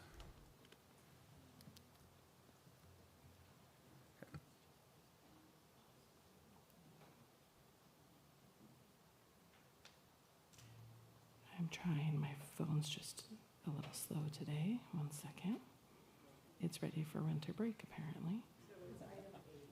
It's item 8. It says the committee should represent the ethnic, age group, and socioeconomic composition of the district. If you choose to do so, please explain how you would add to the diversity of the committee. And we're already seeing a lot of those answering similar to what you're asking about. A couple of those populations have not been covered in that. I just don't know that they've applied. But as of 2:30, when I came down here, we do have 26 applications, and I saw more coming through on email. So I don't know exactly how many, but at least 26 applications have come through. Okay, thank you. And then if there's anyone who's considering applying, fill out question number 8. We want to know the information. Is it against the law just to ask the question? I don't understand why the question is just not on the application. Well, we asked several questions. Are you homeless, foster? So I would have to ask a litany of questions, and we did not do that. We used the 7-Eleven application as our model, and so that's why we asked it the way we did. Well, I'm just talking about ethnicity. About like we do that on other applications. I'm just saying, is it a reason why we just didn't ask someone what they identify as, or? We wanted to make sure that we gave them the opportunity to identify any special factors that they wanted the committee to consider. There's nothing to say that one of the things is backing up to be able to ensure that we have we bring to the board a group of individuals that's reflective of the community. If we don't accomplish that, there's nothing to say to staff to do additional outreach to ensure that the group that comes before the committee, the committee that comes before the board for approval isn't reflective. So that this is where we start. It seems like we're getting the things that the board cares about, but if we end up in an environment where we are short one group, let's say foster parents as an example. No one identified themselves as being a foster parent. We know the population. We could do additional outreach and see if anyone so identified would then submit an application, because if that's important to the board, we would want to make sure that individual identifies themselves that way. The reason that I say it that way, different groups of people participate in different committees for different reasons. And even though they may say, yes, I have this background, that may not be the impetus for their participating on this committee for that reason. They may be reflecting a different portion of the community for different reasons. That's another alternative. And I feel like we need to really prioritize parents with children with disabilities, and parents who are Spanish speakers, ELDs. I think we need to have prioritize that with having the language access as well.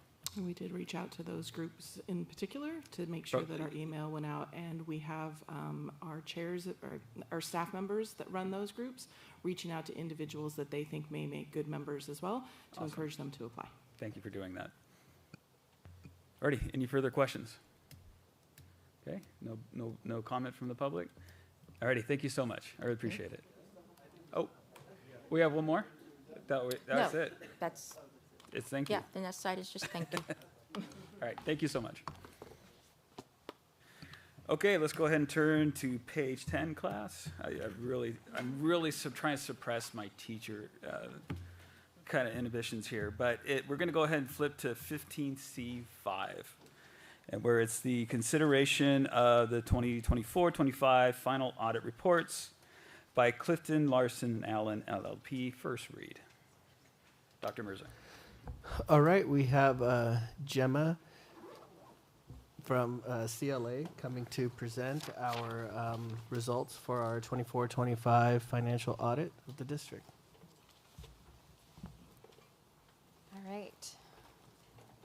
All right. Thank you, Dr. Nizra. Members of the board, my name is Gemma Tashinsky. I am a principal with Clifton Larson Allen. I was the engagement leader on your audit this year, and I have joining me today Catherine Choi. She's the director who participated in the audit as well. And we're going to talk a little bit about the results of each of the audits we performed. There are 3 different projects that we were engaged to do. I'm going to start first talking just a little bit about our audit purpose. And really our purpose is to issue an opinion on the fairness of the financial statements. That's really our key role, but there's a lot that rolls into that. And of course, as we approach our audit and perform our audit, we know that an audit is required under Education Code. You've got a lot of interested parties, California Department of Education, the audit goes to them, the State Controller's Office, and then the Education Audit Appeals Panel, who actually issues the audit report or the audit guide that we follow. So all of these entities or the groups work together along with representation from firms giving input about how to approach an audit and what things we should be looking at in terms of compliance. And then, of course, following our professional standards, ensuring that the opinion, that the financials are prepared in accordance with appropriate standards. And then also the Office of Management and Budget is interested in the audit because you do receive federal funding. So you have the audit's considered a single audit, which means that federal funds are included in the audit as well. And so we hope that the report that we present you helps you perform your fiduciary responsibility for the oversight of ensuring that the audits perform, that we're following, that you're in compliance with Ed Code. Also, something else I'll share is that as part of that process and that Education Code requirement, it does require rotation every 7th year. And so I know you've had Taylor Ulrich as your lead engagement leader the last few years, and so I rotated in this year to ensure that we are meeting that particular requirement. Also, just as part of our transition over the years from Vicente, Lloyd, and Stutzman, we were acquired by Clifton Larson Allen. So there have been a variety of different individuals as part of the audit process, and also just to keep things fresh whenever you're introducing new folks, a new firm, new policies, new procedures, new quality review. So I think we're definitely meeting that rotation and that kind of that fresh eye perspective as we move through our audits each year. All right, I'll talk a little bit about the audit process before we get into the actual results. So our audit is a risk-based approach, and that obviously means we can't look at every transaction within an organization. So we have to give some thought to what is an appropriate audit process for developing the audit plan, and that starts with a risk assessment. That begins with our planning, discussions with management and governance. We always meet with one individual on the board and a variety of individuals within management and the organization, just to kind of see what's going on, what's new, are there concerns. We do some preliminary analytical procedures to see if there's anything unusual occurring, any things that are unexpected in terms of trending. From there, we move into internal controls. Now, this is not an internal control audit. Some organizations may have somebody come in and actually do a deep dive of internal controls. But we have to gain our responsibility in a financial audit, in a compliance audit, is to gain a general understanding of the key controls over the key areas that we're going to focus on our audit, and then walk through those key controls to see if there's any issues. We do perform what's called a test of effectiveness of controls in key areas, disbursements and payroll in particular, so that we can feel confident in relying on the controls as we develop our audit plan. And then comes the fun part, the meat of the audit, the substantive work. And this is where we think about what those key account balances are, what kind of tests we need to perform. One of the things we always perform are confirmation of banking relationships, bank accounts. We know that whenever we see fraud, many times when we see fraud occurring in a school district, it's always got to do with cash, right? So we want to make sure that bank accounts, that those accounts exist and that numbers match. We also receive confirmation from the county on the county accounts. Revenue recognition is always a key part of a financial audit. It's a presumptive risk under our standards, so we are always thinking about what are the risks associated with the grant money coming in, all the different types of money that come into the organization. What tests can we design to look at that and ensure that the balances are accurate? And then, of course, again, as I mentioned, looking at what's significant transactions, significant balances. And every year we'll introduce an element of unpredictability. There's always a test that will do something different. This year we did a scan of journal entries for suspicious words to see if there were anything that might pique our interest in terms of diving a little deeper. And then the culmination of all of that work is the reporting, which is the audited financial statements, the governance letter, and then the 2 performance reports that we do. All right. I'm so super in curious. What are the suspicious words? No, maybe you're not supposed to tell us because fraud, then we're like fraud, error. Trying to think what else. Correction. So those are all key words that you might look at and go, okay, what's going on? Are there a lot of corrections and what's going on? Why are there corrections? Or is it just, we're doing budget transfers and so it's just a normal thing, so.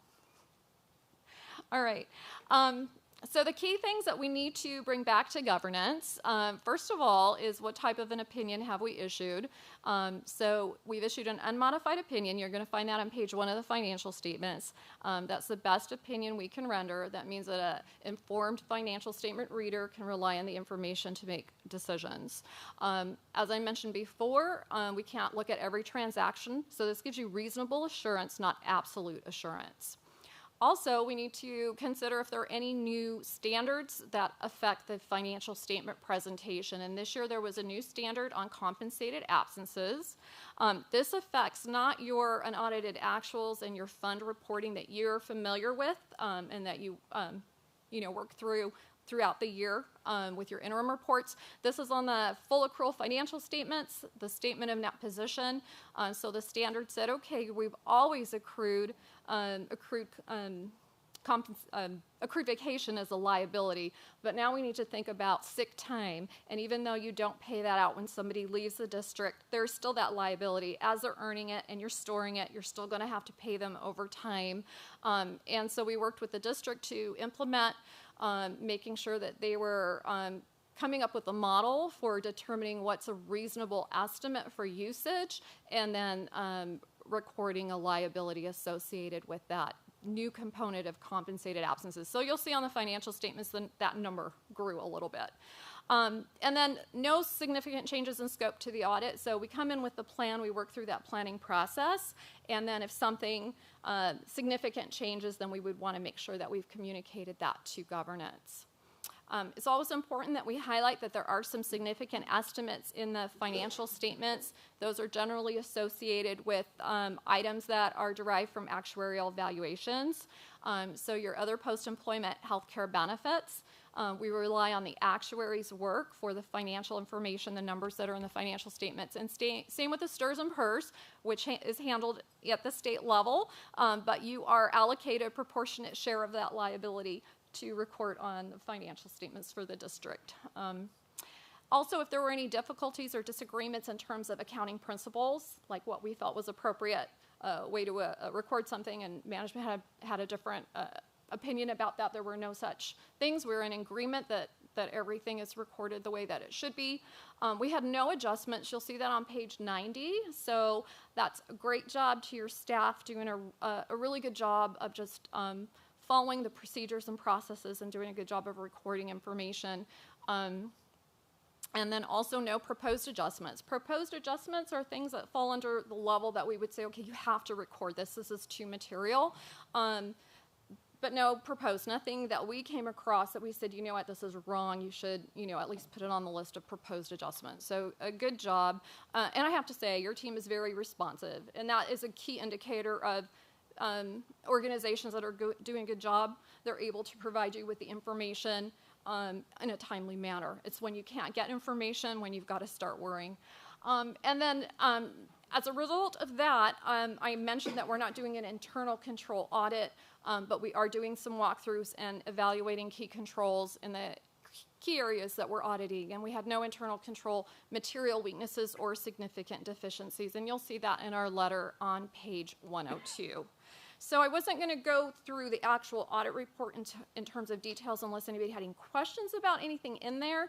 But the process is, we take the information from your unaudited actuals, and then we work with management to produce the financials, which are in a very different format, and include the conversion from modified accrual to full accrual, which includes reporting your fixed assets, depreciation, and your liabilities, your bonds and things like that, the compensated absences, and then working with them to develop the required footnotes under standards. And so they do a great job of reviewing the information, ensuring that the numbers reconcile to their records, and taking responsibility for the financial statements. All right, I'll pause for a second if there's any questions before we head into the state and federal portion of the audit results. So we can be assured he bought that Lamborghini with his own money? I'm sorry, what? I said we can be assured he bought that Lamborghini with his own money? No, okay. I didn't know that that's what he drove. I better put that on the suspicious word list, Lamborghini. All right, I'm going to pass it on to Kathy. She's going to talk about the compliance pieces of the audit. Hi, I'm going to talk about the audit results for the federal and state program audits, and also the Measure H and then also the Measure E audit. For both federal and state program audits, they resulted in a modified opinion. Gemma has mentioned that that's the best opinion that you can get. It's very clean audit. They both did not have material weaknesses or significant deficiencies. If you see page 107, you'll see the list of programs, state programs that we tested. And then also if you look at page 110, it's going to list out the federal programs that we tested. And we tested the two programs, two clusters for the single audit, which is a federal program audit, and which is child nutrition cluster and then special education cluster. With both of the audits, there was no findings, no internal control issues, and there was no non-compliance. Moving on to the next slide. Okay. And we also performed the Measure H performance audit. Again, here we had a very clean report. There was no non-compliance with the Measure H performance audit. The Measure H parcel tax performance audit resulted in full compliance. The district expended the tax proceeds only for the use approved by the voters and in accordance with the requirements of the applicable California government code. We tested a sample of 25, totaling 1.7 million out of 2.1 million spent. This represents about 80% of the spending that we tested. Okay, moving along to Measure E. Sorry, I just had a quick question about the Measure H. So this was our final year for this, right? Because those funds are now fully expended. Yes, so we will have to reconvene this committee so they can start their work on preparing their annual report. Okay, moving along to Measure E, financial and performance audit. Again, another clean opinion unit, both financial and performance audit for Measure E resulted in unmodified opinion with no significant deficiencies or material weaknesses. We tested 40 samples totaling 42.2 million out of 64.4 million spent. That represented about 66% of the amount spent. And this was presented to the CBOC meeting last night, and so they're scheduling meetings to start working on their annual report. Okay, and this wraps up our presentation, and at this time, we welcome any questions or feedbacks. Okay, Calvin. Well, I just want to thank you and your team, and I'm so glad we have you because this is not always what happens in a school district. Right, you can see the news and even around close to our neighborhood. So we really appreciate not naming names, but we really appreciate the work that you and your team do day in and day out. I'd like to thank you too, but I do have a question. It's really, I know the answer, but I want the public to make sure they know. No findings is good, right? It's always good. Yeah, thank you for the report, and Joey and Hassan and the entire finance team. Thank you for keeping such a close handle on all of this. I know last night during the CBOC meeting, it was great because even hearing Ryan talk about for the Measure E, right? Like just that expectation for the level of detail and organization that's required, right? Like everybody is rowing in that same direction. So I appreciate that. Ditto. It's hard down at this end of the table. Everybody's already said everything. Right. And I just want to ditto as well. So thank you so much. This is an action item. Can I just I just wanted to say special thanks to thank you, Joey, our Director of Fiscal Services, and his entire staff for making this possible. Thank you. Okay, this is an action item, so I'll take a motion to approve the audit. Approval of the audit. I'll second. Thank you. Vote as follows. Trustee Peterson? Yes. Trustee Dannenberg? Yes. Trustee Rodriguez? Yes. Trustee Fredericks? Yes. And Trustee Forsythe? Yes. Thank you. Motion carries 5-0. Okay, thank you so much. Really appreciate it. All right. Thank you. Have a nice evening. Thank you. Thank you again, Hassan and Joey. It's been a pleasure working with you. All Thank right. you. Thank you so much. Alrighty, so it's 8:20 now. We should probably take a break. So we will come back as a 10-minute break at 8:30.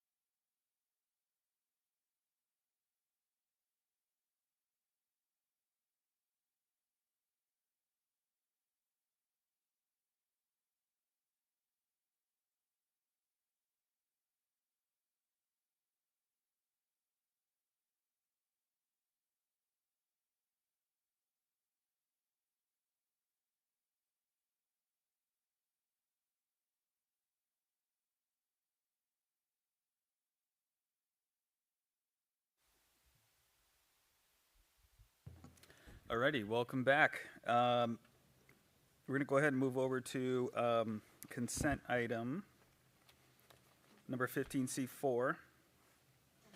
Sorry, it's not consent item. President Forsyth, that is a action item. Action, sorry, yes. I do apologize. An action item.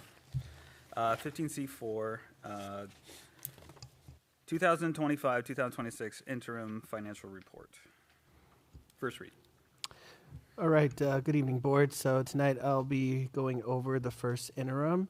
The agenda for today will go over the reporting requirements, reserves, enrollment and ADA trends, revenue and expenditures, and then discuss the ending fund balance, and then look at our multi-year projection.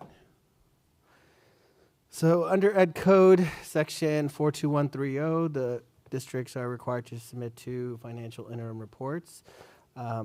So right now we're going to be discussing the first interim, which will give you, it's the first opportunity for the school district to give an update to the adopted budget that was presented in June. So we're looking at all financial transactions and changes that happened since the adopted budget.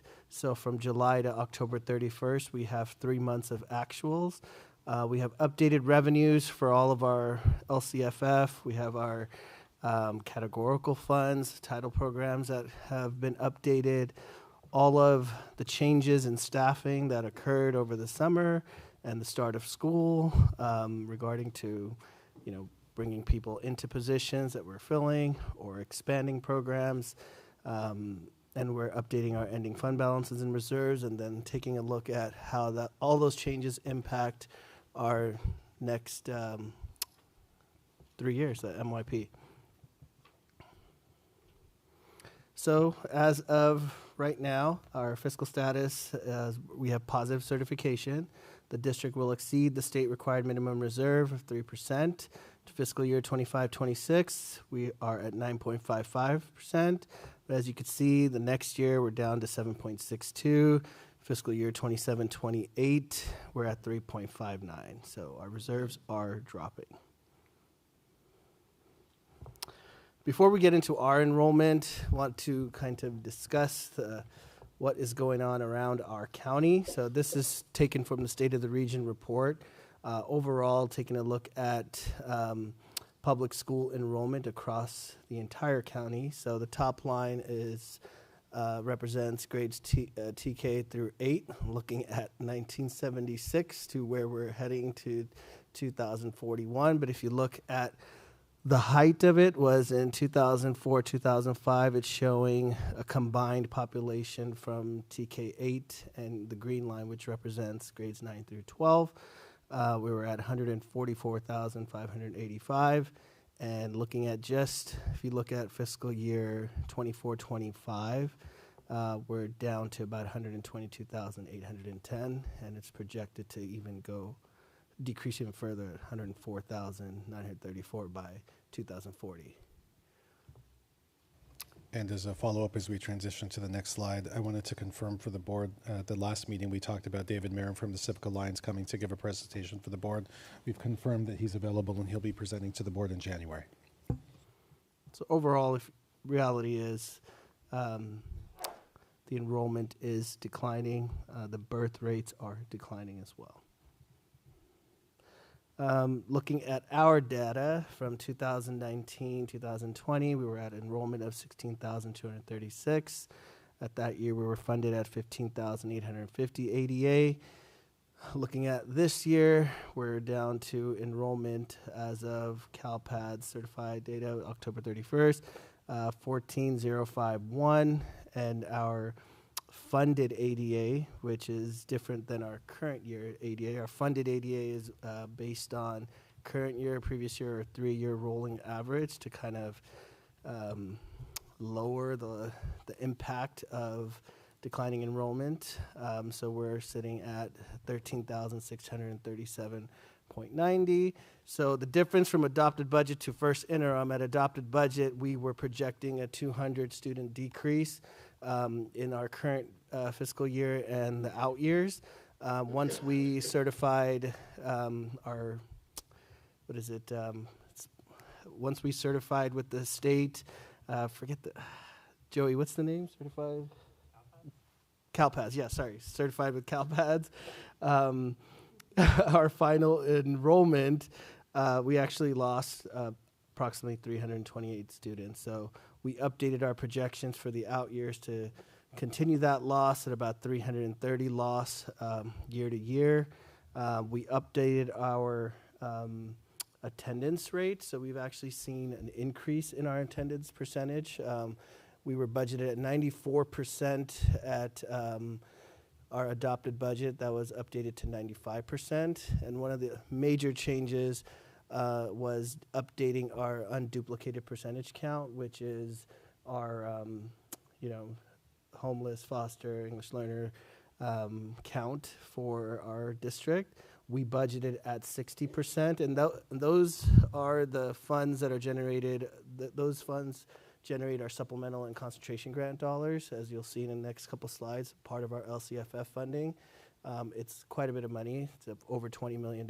So we budgeted at 60%. We ended up landing at 58%. And what we're noticing is that as students are graduating, and it's becoming more expensive to live here, the lower income population is migrating out. So right now, we currently have updated our out year projections to reflect 58%, but that continues to be the concern as more and more students leave every year. Are we able to maintain that 58%? And Dr. Mirza, just as a point of clarification, we have both trends of when students leave, like the graduating classes, but that same phenomenon is reflected on the incoming. That smaller. You're talking about a higher median, older population, and individuals who may be more difficult for low-income individuals to live in the area. Therefore, lower-income individuals enrolling also has an impact, right? Quick question. When we're making projections out for the next 3 years, do we take into consideration things like, new building, especially building of affordable housing, as how that could impact our enrollment? Yeah, so we do look at the city developments. We're actually currently doing a demographic study that's going to look at 5 to 10, 15 years out to take a look at the developments that are being proposed and if and any, how many ADA or students it'll generate. I can just tell you there's an example of in San Jose, there was a 100-unit apartment complex that was built just recently, only generated 1 student. So we don't have those answers yet, but I try to budget at least for this year and the next 2 years with what our reality is, not including any potential developments because we haven't seen those students arrive yet. How often will we get our ADA report? I know you've already gave it to us. Is that going to be a quarterly report, or do you already have the date you're going to give us the next one? So P1 is coming up, Principal Apportionment 1 certification in January, so we could provide that upcoming, and then we'll have P2, I believe, in April, May. Thank you. So I just wanted to provide some clarification because we have some staff and members of the public here. So in this slide, it says, our funded ADA is $13,637, but in reality, we get paid differently, not only based on grade spans for students, but based on who those students are, right? So when we have an unduplicated student, once we get beyond certain thresholds, we receive additional funding for those students, and that's why this is sort of why that shift in the population that we serve matters to us in terms of funding. Right? Yeah, so those are those alternate income forms that we send out to families every year. Thank you to our technology team and all of our sites that help out with that, because it is always a strong push at the end to try to get our percentages up and get these forms collected. But yes, that impacts our supplemental concentration grant funding, as you'll see in the next slide here. Maybe we could, right here, as part of our $182 million on the top that we receive, 20 million of that, approximately $21 million is generated with those alternate income forms that generate our unduplicated count. And so the lower that percentage is, so for instance, if our concentration grant is $2 million out of that 20, if we drop below 55, we immediately lose that $2 million. And so the lower you go, the less money you receive. But that money is generated because its purpose is to provide additional needs and additional interventions, I guess, to the students that need it, that generate those dollars as well. And so, going forward, this is just a picture of what we have here. I know those are a lot of numbers, but essentially it represents the same thing. If we did the percentage change from 16,236 to fiscal year 24-25, not counting 25-26, but if you do the percentage change, meaning take 16,236 enrollment, subtract 14,379, and divide it by 16,236, you'll get a percentage decline of enrollment about 11%. And if you add 25-26 fiscal year, it's about 13% decrease. And so here are our major changes in revenue from adopted budget. And you got to just keep in mind, we prepare adopted, I know we present to the board in June, but we are preparing adopted budget in April, May.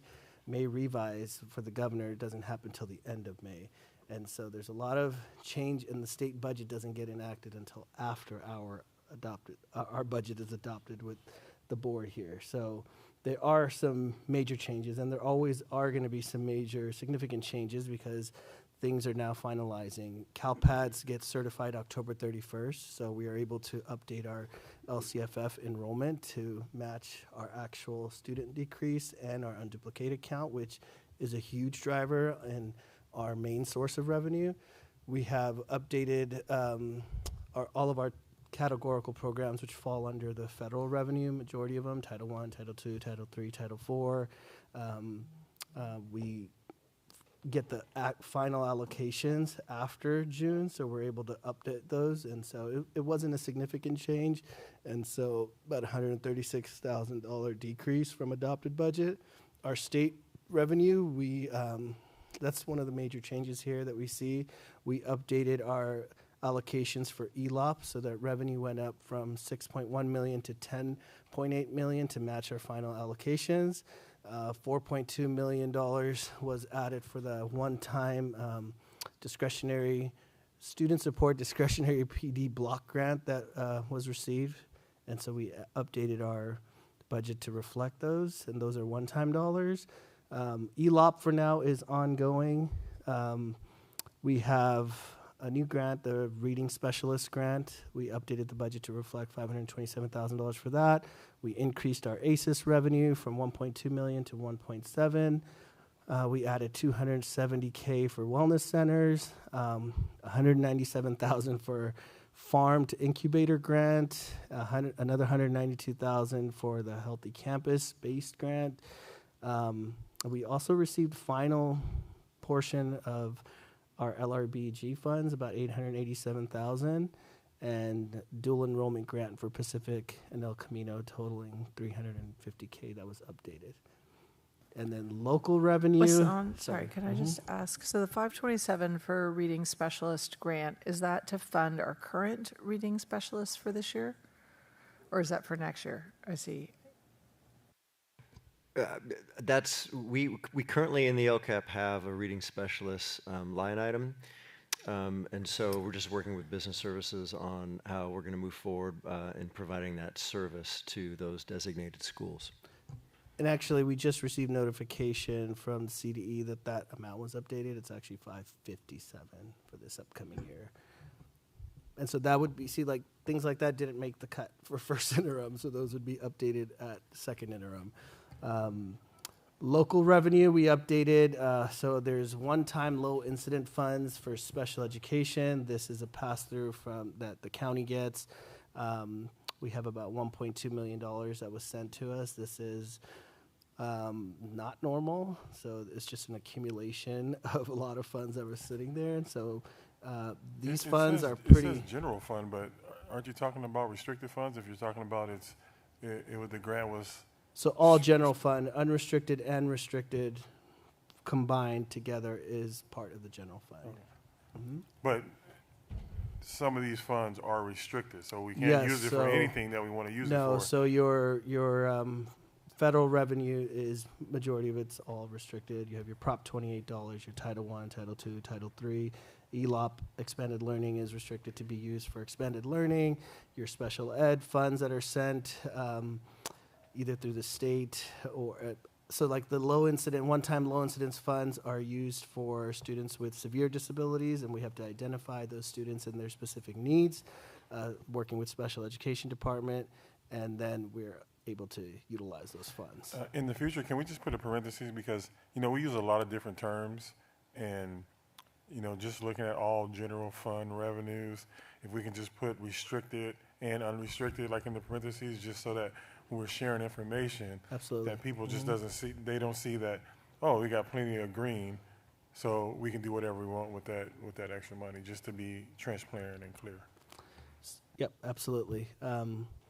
You'll see in a few slides that green is offsetted by a lot of reds in the expenses. But yes, and so then there's other little updates we made to the local revenue, updated our Medi-Cal reimbursements. We earned $200,000 for interest earned on the trans that we pulled out. So I got a quick question. So the percentage of 58 unduplicated, from 60% to 58%, how many students do we know does that equate to, and how much does that cost us to lose that much? And I'm trying to frame it in the mindset that we have property that we're hoping to to establish what we want to do with it, and low income housing, would that provide stabilization for our unduplicated if we promote that? I'll take the first attempt at this. I'll go back to what Hassan said about the unpredictability of, even if we have low-income housing, we know that it will be populated by adults who meet those income thresholds, so whether it's very low, or just kind of the median low income. The thing that we can't anticipate, and this is going back to having David Marin from the Civic Alliance come and present some of the findings from the State of the Region report, is the fact that with an aging community, the individuals who may be low income and meet those thresholds, are they necessarily having as many children as they used to have?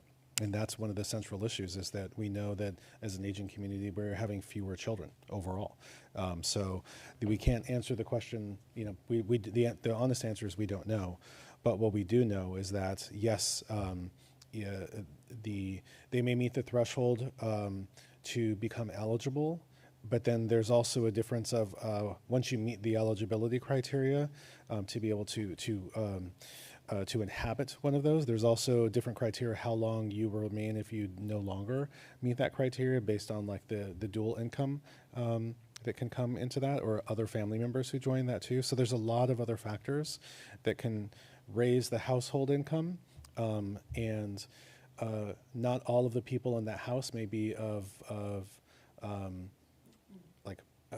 birth. I don't even know the right way to say it, but where they are at the age where they're having children.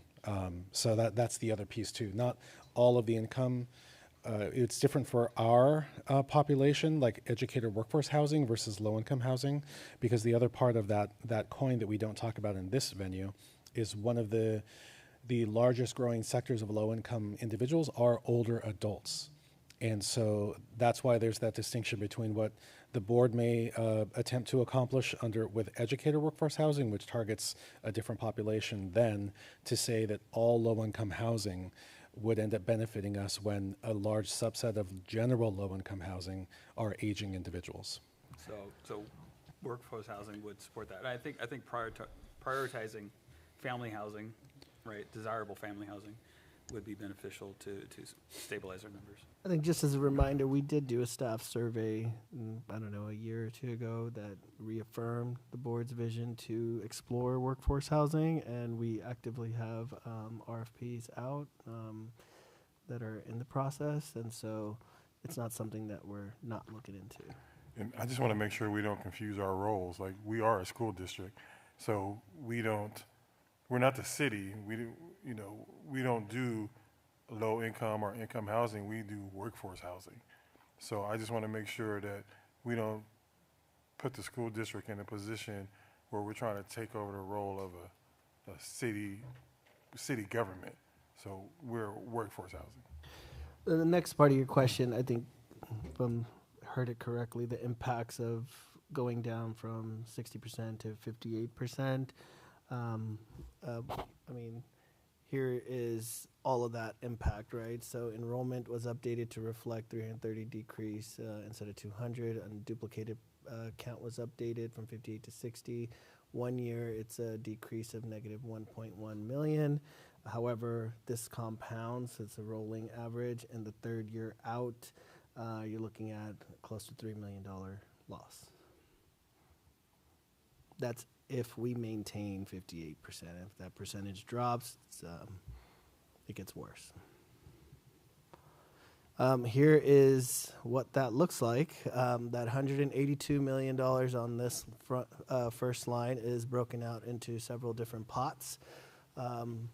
Should have just jumped to this. It kind of breaks it out. Our base grant is at $157 million. Our supplemental concentration grant, which we talked about, which is generated by the unduplicated pupil count, which is English learners, low-income foster youth, is at 58%. And then we get small little add-ons for like home-to-school transportation, about $2.8 million for those other items in pink, salmon, whatever color you want to call that.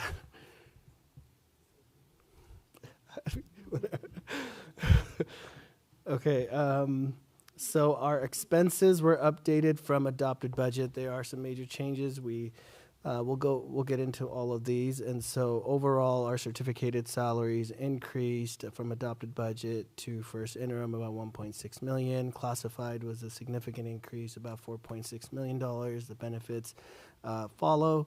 There was a decrease in supplies and services. Increase in capital outlay. Overall, total expenditures increased about $6.8 million, about 3% total. And this is combined unrestricted and restricted. Your certificated salaries, the largest increase is in your secondary schools with 5.56 additional FTE due to co-teaching. We're still in certificated. Staffing for special education was increased 3.99 FTE higher, and that's consistent with our special education enrollment trend increasing as well. Elementary and alternative ed had minimal increase, 1.0 and 0.05 respectively.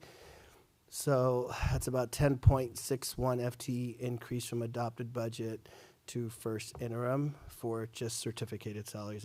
That's what represents the 1.7. Classified salaries. Before you jump to classified, I had a question about certificated.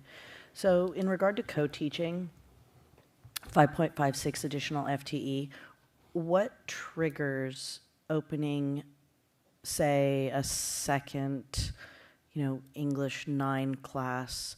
I mean, I understand as students' IEPs change, we might have an increase in demand. I'm just wondering how that works, that we have, that's quite a few positions for co-teaching.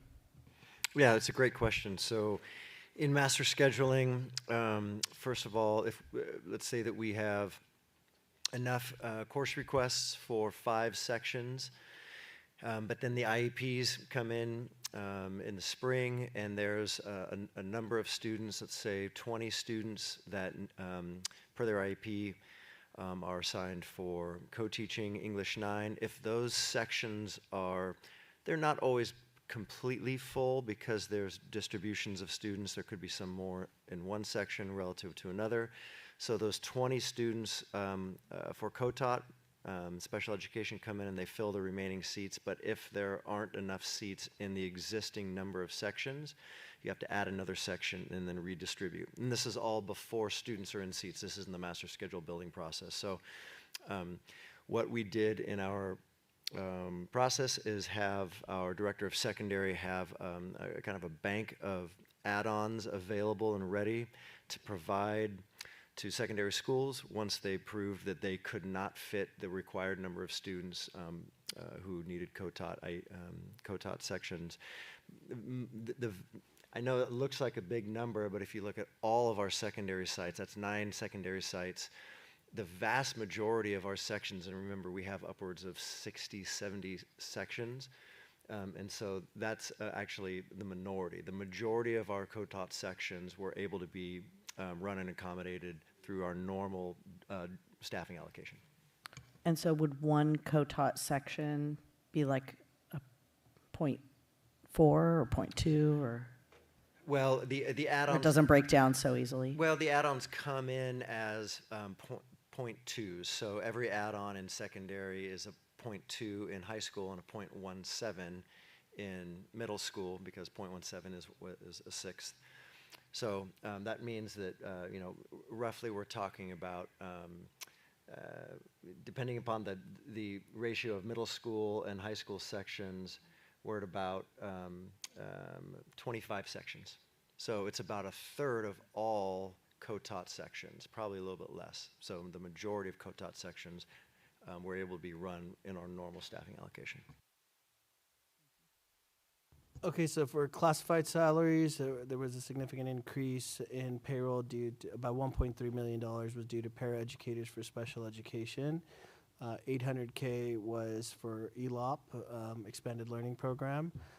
Then you had $100,000 for TK paras and $250,000 for Title I programs. There was additional increases due to about $650,000 for the behavioral health team, $450K for Prop 28 classified instructors. What do you call them? Professional experts. Professional experts. And then you had $350K for co-teaching BSAs and $250K for transportation department. We took on additional special education routes from the county, so we're able to, we needed to add some drivers to cover those routes. And then $100,000 was added for expanded learning clerical positions.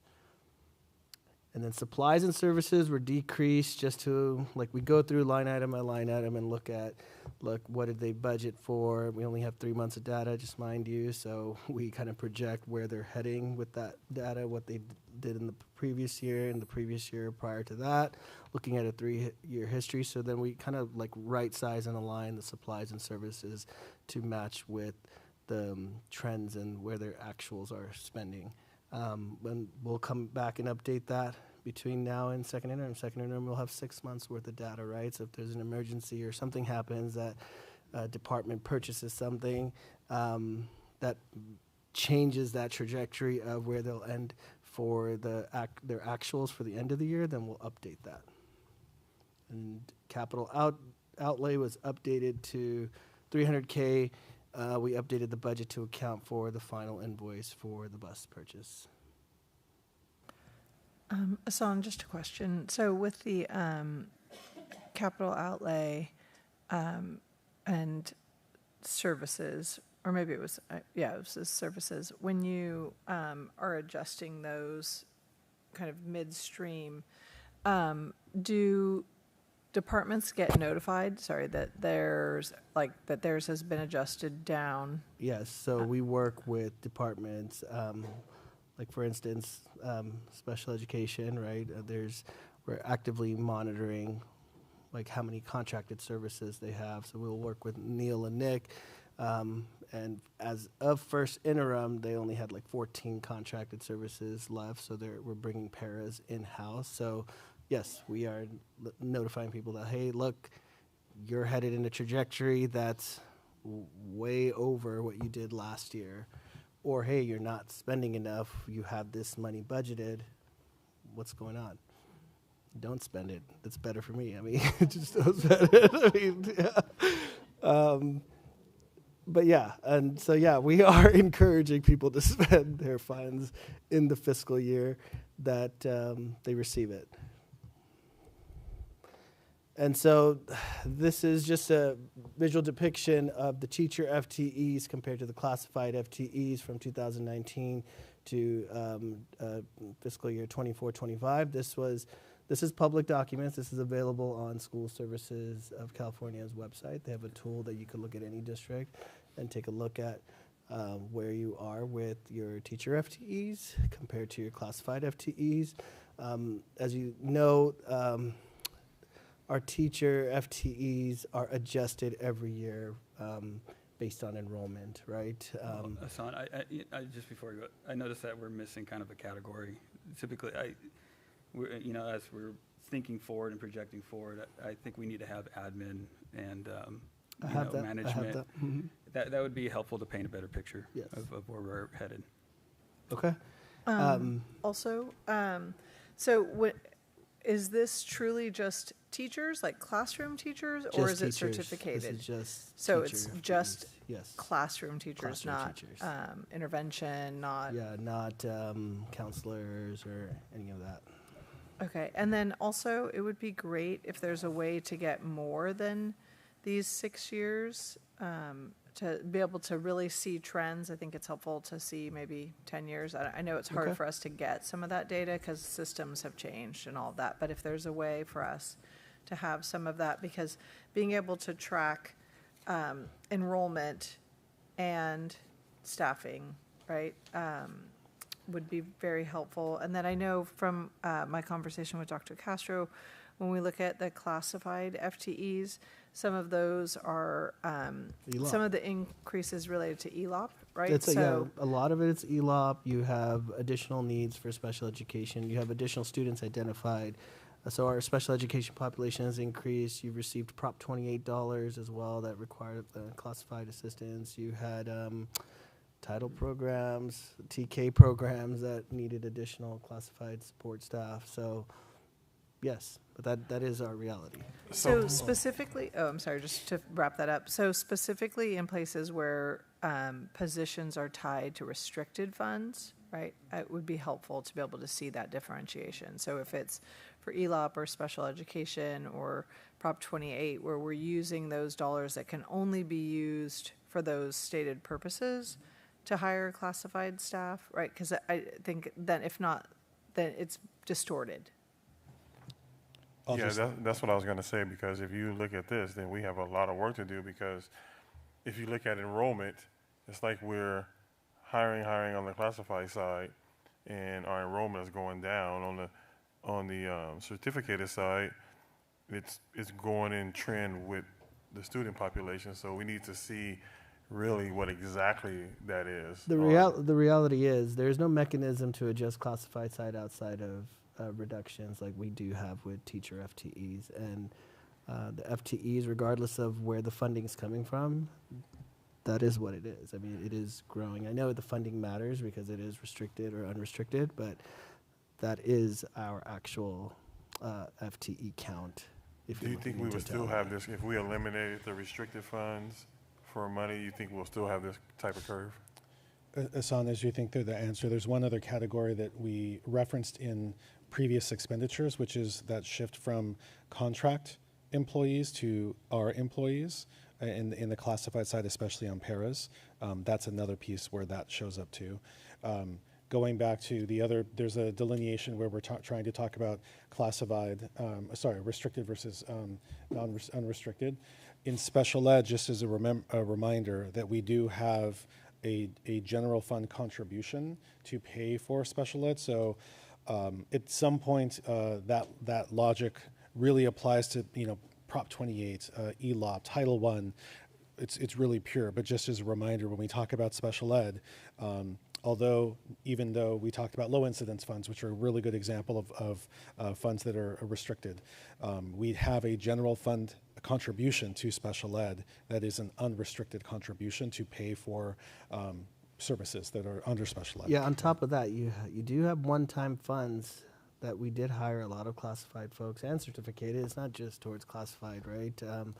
What I'm trying to get across here is for the teacher FTEs, we do have a mechanism, right, to right size as enrollment. For classified, we do not. And so on top of just the restricted funds, you did have a lot of classified support staff being employed through the one-time funds that has just not been adjusted. Right. I think we get that, but I think being able to tease out which position, like how many positions are a result of changing programs, right? Like, because there have been new programs that we've started that we've hired a bunch of people for, right? So that changes these things versus just not bringing staffing into alignment with enrollment, right? Those are two different things, and it would be helpful to visually be able to see that. All right, and this is just a visual depiction of as our enrollment is going down. If you look at the, what's that, a teal line for enrollment, our certificated FTEs have kind of been aligned, but just kind of shows you that it's been about a 30% increase in classified staff. And just to reiterate on that slide, it would be great to see like supervisor management positions as well. But same thing, by not teasing out the information, it's like, oh, we had, this ELOP program. So, I mean, essentially if we're like eliminating ELOP, then, well, look, our curve goes back down, but then we aren't serving our students and we're not using our grant, our restricted funds effectively, and, using grants and things like that. So I just think that this slide and the previous slide needs some work in order for us to really get any information out of them. So we did do the management FTE in preparation for this. I knew this question would come up. And so management FTE 2019-20 was 109.90. Fiscal year 25, sorry. Repeat that one more time, please. Yeah, 2019-20 management FTE was 109.90. Fiscal year 25-26 management FT is 112.90. So from 2019-20 percentage change to 2025-26, that's a 2.73% increase. 109.90 to 112.90. And then I would just also add, Andrea, correct me if I'm wrong, but my understanding is for after-school paras, they were 1.3 FTE in December of 2021, and in December currently we have 43.83 positions for ELOP. So again, December 21, 1.34 FTE, and currently 43.83 FTE. So as we're looking at how to see and share information that's helpful, right? Not just for us, but also for the community. I think it would also, because not all employee groups are compensated the same, right? So like what we've learned from our classified conversations is that often our classified staff are least expensive staff members. It would be very helpful to have percent of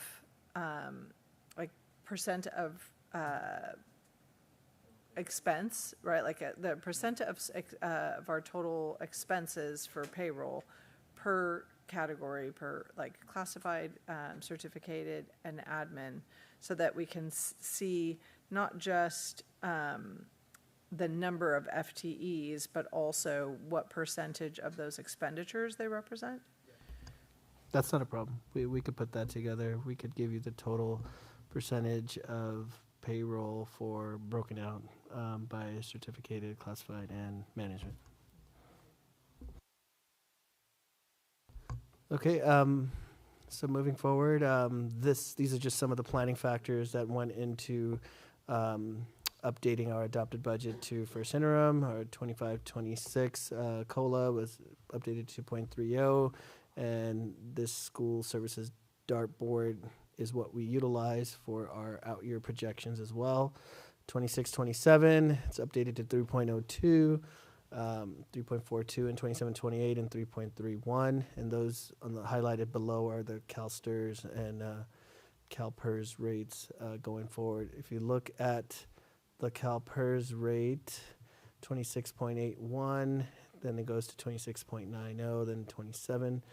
0.80, but then there is a decrease, 27.40 in fiscal year 28-29. That seemed so random. I'm like, whoa, it went down. Yeah, which is good. I think the total impact we did, it was approximately $500,000 for our district, so.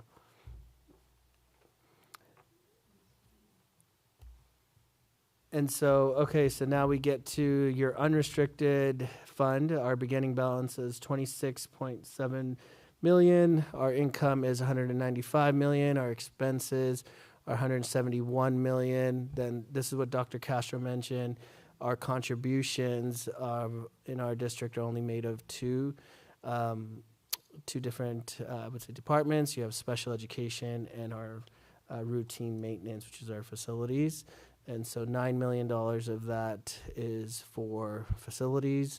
We have to contribute 3% of our total expenses to the facilities routine maintenance account. And then the remaining portion of that is your special education contribution. So meaning the special education receives, I don't know, like about $16 million of revenue combined for the state and federal, but we're spending upwards of 45, 50 million. So the general fund has to cover that remaining cost. That wasn't always the intention. I think the initial intention of the state and feds is to at least give us about 40%, and that's not the reality. We're highly underfunded in special education. And although we don't have the stats here in previous presentations to the board on this issue, we noted the increase, and again, there's a difference between numbers and percents across, the total population, but of our total population, the numbers of special education students year over year being identified for services increasing. Yes, that increases, although we have an overall decline in our total population. Right now, because of that, we actually have a slight increase in our percent of students of our general population who are eligible, which is hovering between 13 and 14%. Although a few years ago, we were closer to 10 to 11%.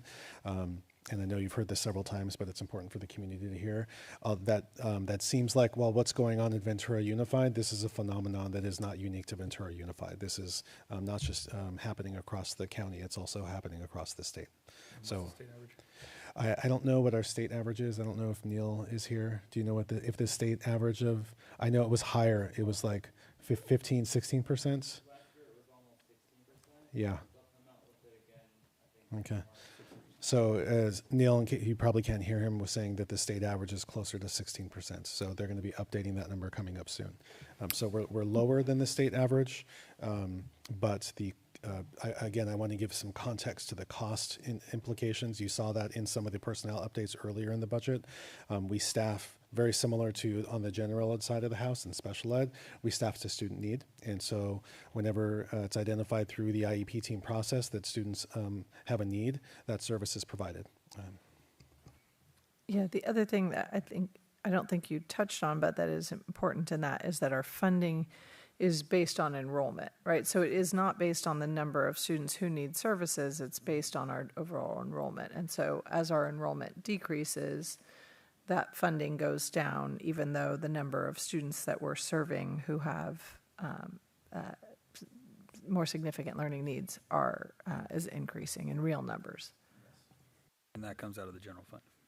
Yes, that comes out of the general fund, and that's what we call the general fund contribution to special education. And I say this every time, you've heard me say it many times, but I just want to make sure that if the general public is acknowledging it's both a privilege and a responsibility to serve our highest need students. And yes, that comes with additional responsibilities from our budget, but we step up to do that. It's not just the right thing morally, it's the right thing educationally. The big and to that is, that does create additional expenditures, and we have to recognize that as a reality. So out of that 24, you would say about 8 million is for routine maintenance, which we're required to do, and then 16 million is the special ed contribution. And so right now we're looking at the unrestricted fund portion of the general fund, the unrestricted side. You're looking at a decrease of $1.3 million. And so your unrestricted fund, your ending balance of 25, that puts you at an ending fund balance of 25.4 million. That is made up of your stores, which is $365,000 of that is to account for the inventory. I would say like in the Foothill warehouse over there. And then the rest of it is our reserve. So right now we're sitting at a 9.55%. And so your restricted fund, still general fund, but on the restricted side, you have a balance of 9.7 million. And those are the pots of money that are designated for that make up that 9.7 million. So if you could look at it, the big one is that student support and PD discretionary block grant, which we'll get into when we talk about the MYP. Then we have the expanded learning, which is ongoing, the literary coaches and reading specialist grant. As of now, it's one time. I hope it's ongoing. Prop 28 is ongoing for now. And that California School Employee PD Block Grant is about $109,000. You have equity multiplier funds, and the remaining is like miscellaneous district grants and donations over time. And so now we're going to get into transition from the general fund and taking that a step further and looking at the unrestricted and restricted. We're looking at the MYP for the 3 years out. So our current fiscal year and fiscal year 26-27 and 27-28. And so we went over these, but essentially an adopted budget, we had 2.30. That's our school services dartboard assumptions. All of the COLAs were updated. We talked about the unduplicated count quite a bit, that we adjusted it from 60% down to 58%. And so I'll skip past that. These are some of the items that we have not discussed. So some of the assumptions in our MYP, the LREBG Learning Recovery Emergency Block Grant, and the current fiscal year 25-26, we will be expending all of the remaining $7.0 million. This MYP, this multi-year projection, assumes that $3.9 million previously funded out of that $7 million in LREBG would be moved to that student support PD discretionary block grant, which is one-time funds. The remaining of that will be moved back into the general fund / LCAP.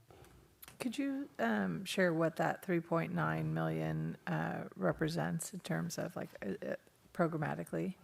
Those are positions. Give me 1 second. So mainly we had LREBG previously funded campus supervisors, campus support assistants, counselors, elementary intervention, nurses. That's the majority of it. You had SAP liaison. Yeah. No, my question is on the, so I understand what was in the 7 million, but in the 3.9 million that the assumption is that it will be moved into the new block grant. What positions? We haven't decided that okay. as of yet, but the MYP assumes that out of that $7 million, you have one-time $4 million available. So you'll be able to move $4 million of expenses to that, and then the other $3 million would just fall back into the general fund. But that final determination hasn't been made of which positions, who's moving, whatnot.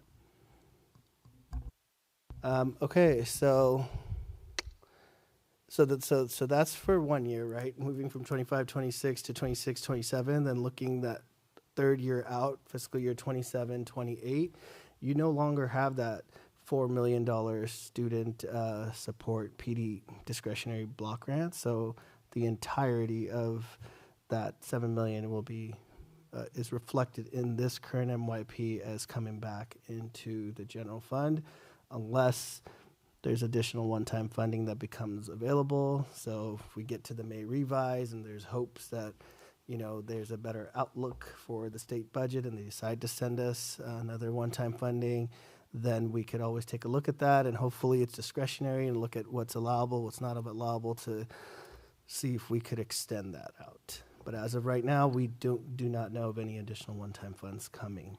And so we're planning as they're not coming until we know otherwise. We currently have 3 wellness center grants in fiscal year 25-26, totaling $750. Assam, before you move on, it seemed like maybe there was a question there. Okay.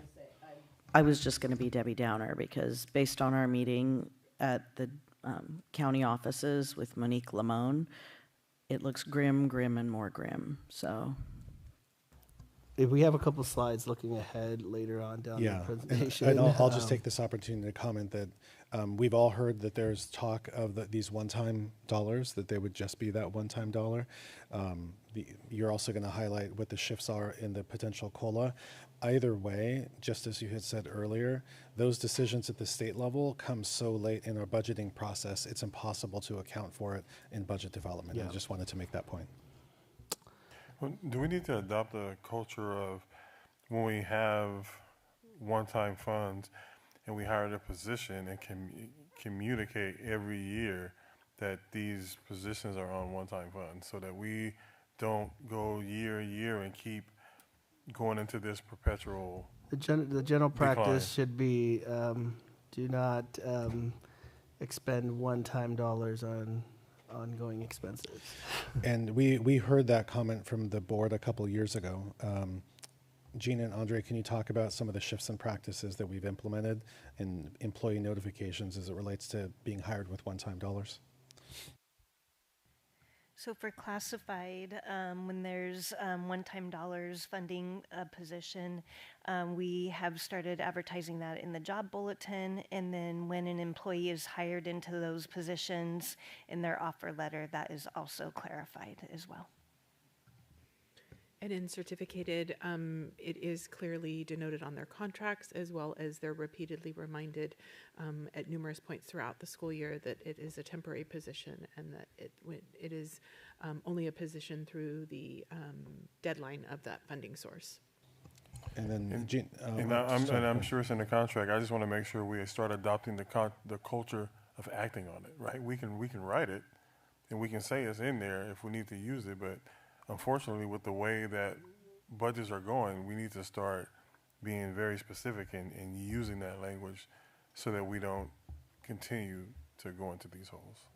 I could just add, I know it's strange coming from me, but a lot of these funds were sent to respond to the COVID pandemic, right? And that shifted. I mean, no one has experienced that in my generation, but it did require like additional services and needs for students. It's just now that we've hired a lot of those positions, we don't have the funds to continue moving forward with them. That's where it becomes difficult. Well, and the problem becomes because of the way the law is written with certificated, we can give them contracts that are a one-year contract. It doesn't work that way with classified. Classified, they're hired, and then basically seniority takes effect over a number of hours worked, if I'm right. And there's a whole litany process we have to go through to then reduce that. So we hired all these people with these funds that were for COVID needs. The problem is we still probably have some of those needs, but we don't have the funding anymore. So that's going to become the issue in the future. And we're not the only district dealing with this. This is across the state. No, we're not by far the only district. Dr. Dannenberg, I wanted to build on that comment, Andre, because this still is something that our own employees in the community doesn't understand. We can hire certificated employees as a temp employee, and that resonates and makes meaning. It's so accessible. But can you talk about like on classified, how we don't have the mechanism to do that? Absolutely. So on the classified side, we can hire what we refer to as limited term in limited term positions, which per ed code is a maximum of 6 months. So after that 6 months has expired, we as a district need to determine, is that a continued need or is that need no longer there? So if it is a continued need, we are obligated to create a regular permanent position. Is that a product of our own doing, or is that legal? Ed code. That's in Ed Code, the limited term, 6 months. Yeah, and that's why I wanted to touch on it again, because it just seems so counterintuitive that we can hire certificated employees as temporary employees. We communicate that. It's just an understanding of the way we do business, but we do not have that same mechanism available to us on the classified side of the house. And it's unfortunate for the employees, but it's also unfortunate for all of us in the system to then have to then act on that, because the only mechanism by which to address someone that we create as a permanent employee is via the layoff, right? Yeah.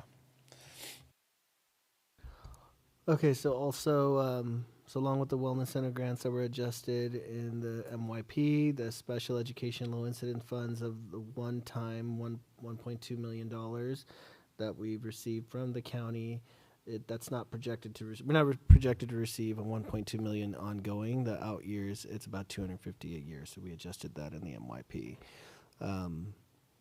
So with all of this, you'll see that this loss in revenue reinforces the need to consider further staffing reductions. And so if we move forward to a 3-year MYP, you have your enrollment, funded ADA, and UPP listed on the top for each fiscal year. And column 1 is fiscal year 25-26. And then fiscal year 27-28, if you look at the deficit, it's about 10.7 million, and that leaves you with reserve dollars of $9.6 million at 3.59%. If you look at the reserve, so we need, in order to certify positive, we need to meet at least 3%. And so you could see that we're eating our reserves every single year. And this is based on the information we know now, right? And so that's all the factors that I mentioned, the STRS and PERS rates, the revenue information that we have, the COLA information we have, and it's going to get updated. And as things get worse or better, this will change the outlook. And so the second time that we would be updating this is at second interim. And so just looking ahead with the information that we know now, so at adopted budget, which is upcoming in June, your fiscal year 25-26 is gone. It's removed from the picture, right? And this district still has to certify current year and the next 2 years at least 3% in our reserves to certify positive. So if we remove fiscal year 25-26 with the information we know today about the COLAs, you're looking at a negative 11 million deficit. But what's really scary is if you look at that projected ending fund balance line, you're at negative 1.7 million. So you don't have a fund balance. It's negative, and your reserve dollars go from 9.6 million in fiscal year 27-28, and fiscal year 28-29, you're looking at a negative 2.1 million. So in order to meet the 3%, you need at least $8 million. But on top of that, you have to climb out of that hole of 2.1 million. So you need about $10.1 million to meet your 3% threshold.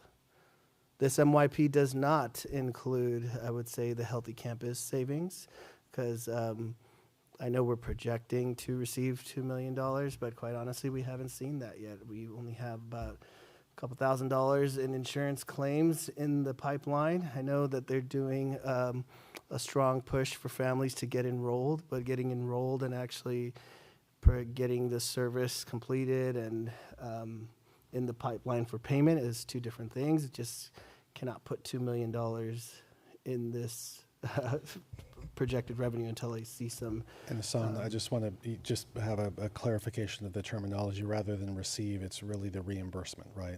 That we would be reimbursed for those. Yeah, for the services that we Okay, provide from Healthy Campus. So we, it's nowhere near even $1 million. So we're at a couple $1,000s of reimbursement. So I don't feel comfortable to put that in the budget.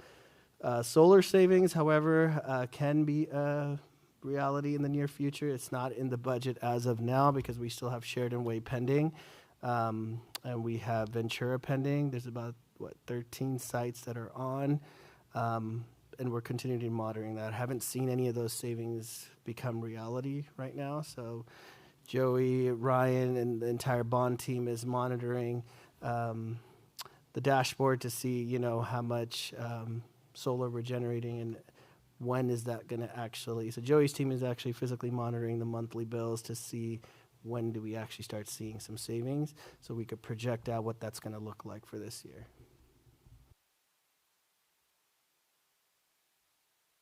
And so if we were to go negative certification,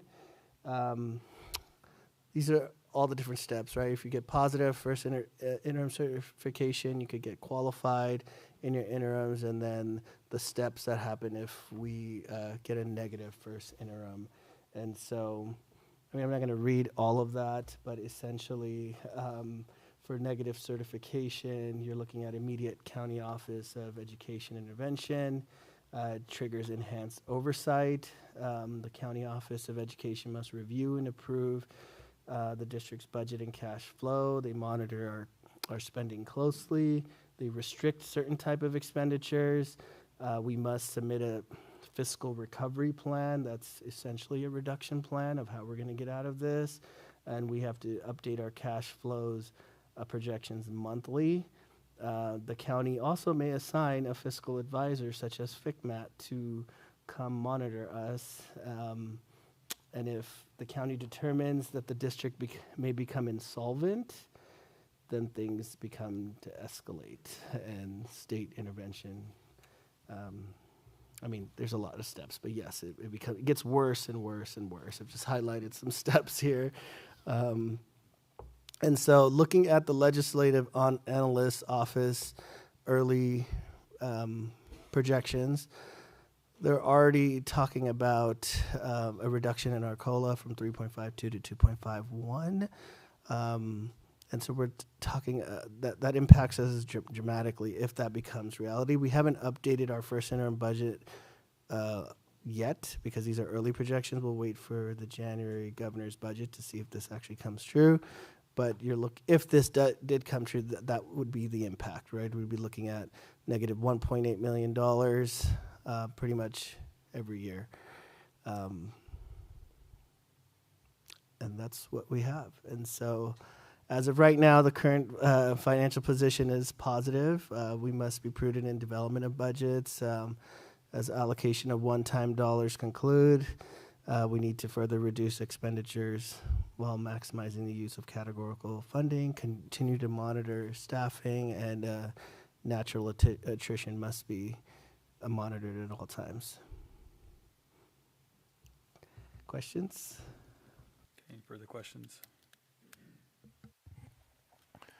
I don't have any questions, but a statement is that we just need to make sure we're going to make some critical, tough decisions these next couple of years. We just got to make sure that we communicate and have the rationale at why we're doing it, because we're going to make some decisions that are going to make a lot of people unhappy.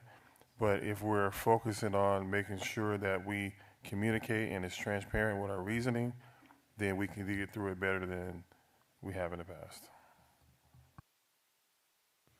Anybody else?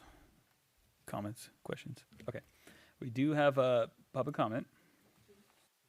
2.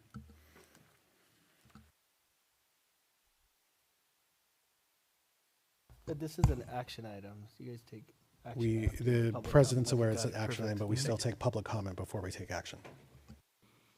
Thank you. Just a reminder about our civility statement. We have 2 public comments on this, and we do have 2 minutes each. First up is Carol Peak and then Amy Brooks.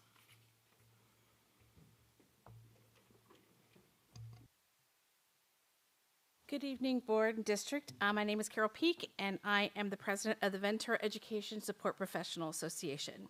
It is my pleasure to speak here tonight, advocating for the ESPs of Ventura Unified. As we hear the budget presentation and discussions that are being held regarding layoffs and reductions, I want to remind everyone that we are talking about our students and the educators who are there to support them. Last year, VESPA took an enormous hit during reductions and layoffs, and it impacted 223 ESPs. Even though it's been a challenge with this year, getting the same amount of work done with fewer people, our ESPs are doing their best to accomplish their tasks because of their dedication to the students and to their needs. VESPA, together with VUEA, prioritizes students' learning, opportunities, and safety. These three pillars make up the very foundation that our ESPs and our certificated staff stand on to ensure that our students are reaching their highest potential. Together, both unions will be strong and will be present. Our students deserve nothing less. I'm aware there will be hard conversations moving forward. I'm asking that the board and the district be thoughtful, transparent, and remember, as educators, the ESPs and their certificated staff of Ventura Unified School District prioritize students. Thank you. Amy Brooks? Is Amy Brooks here? Okay, that's all for public comment on this item. Okay, thank you so much. If there's no further deliberation, we go ahead and have a motion to approve the interim budget. Motion to approve the interim budget. I'll second. Thank you. Vote as follows. Trustee Peterson? Yes. Trustee Dannenberg? Yes. Trustee Rodriguez? Yes. Trustee Fredericks? Yes. And Trustee Forsythe? Yes. Thank you. Motion carries 5-0. Okay, so we're going to go around back to page 5, A5C. Is that correct? Yes.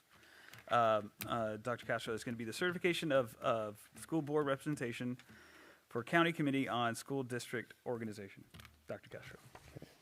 Thank you, President Forsythe. Sorry, I told myself I wasn't going to do that, and I still did it. At a previous meeting, the board contemplated board appointments to committees in interest. The second page of that document that you have in front of you has non-VUSD committees designated. The first line on that page is the annual County Committee on School District Organization. Currently notes President Forsythe and Trustee Dannenberg as being designees, and if that's accurate, then the recommendations would follow that.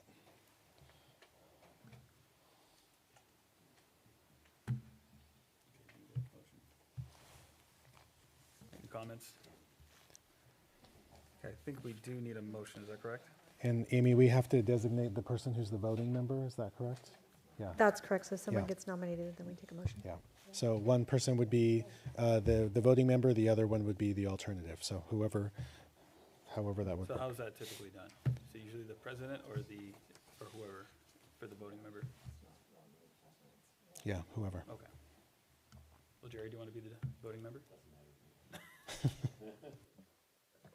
Okay, I nominate Jerry.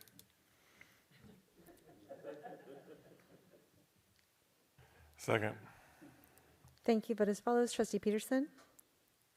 Yes. Trustee Dannenberg? Yes. Trustee Rodriguez? Yes. Trustee Fredericks? Yes. And Trustee Forsythe? Yes. Thank you. Motion carries 5-0. Okay. Sorry, going back to that, yes, President Forsythe, you would be designated the alternate for that. We don't need a vote for that. Okay, thank you. And for the next item, unless the board has any additional comments, questions, the board has the schedule of meetings. Although not stated on here, what had been discussed and has been our practice is where the following Tuesday does not have a regular meeting identified. On the board's calendars and on staff calendars, there would be a hold place for a special board meeting, just as a matter of purpose, so that way it's easier to organize our time going forward. I had a question for July. Typically we would be dark for a month, and with this arrangement, we aren't. We're only dark kind of 2.5 weeks. And so I was wondering if it was possible to consider a July 7th meeting rather than the 14th, which gives both us and executive staff a bigger window, because it's just hard during the summer. And like this past summer, we really did not have a period where we were dark. We were like meeting the whole summer, and that's fine. I mean, we're all in for the work, but it would be nice to have some time, especially for you guys, where you're on your summer break and you are stuck.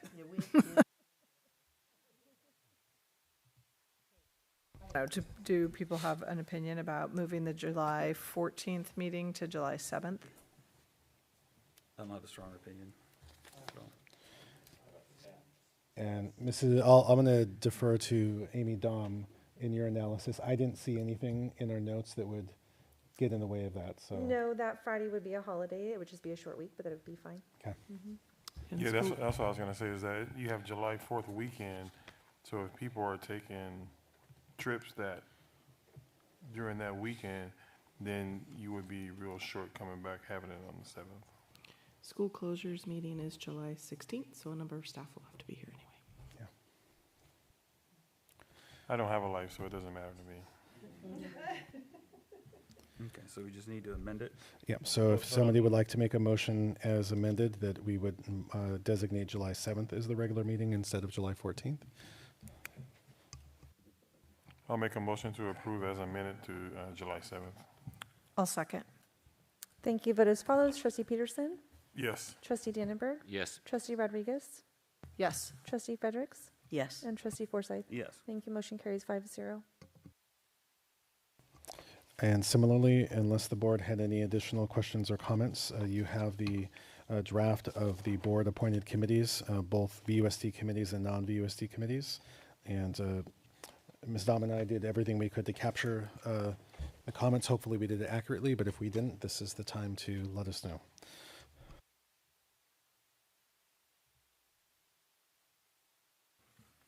And so one discussion was about the CDAC. It looks like I was removed from that and an alternate.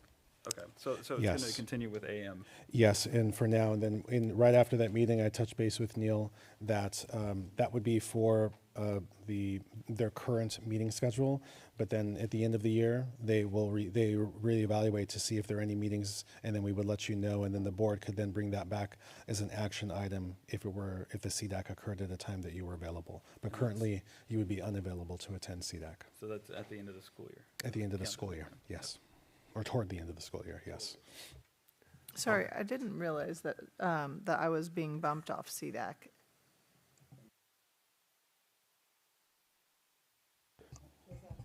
Was that because I thought Jerry was taking over the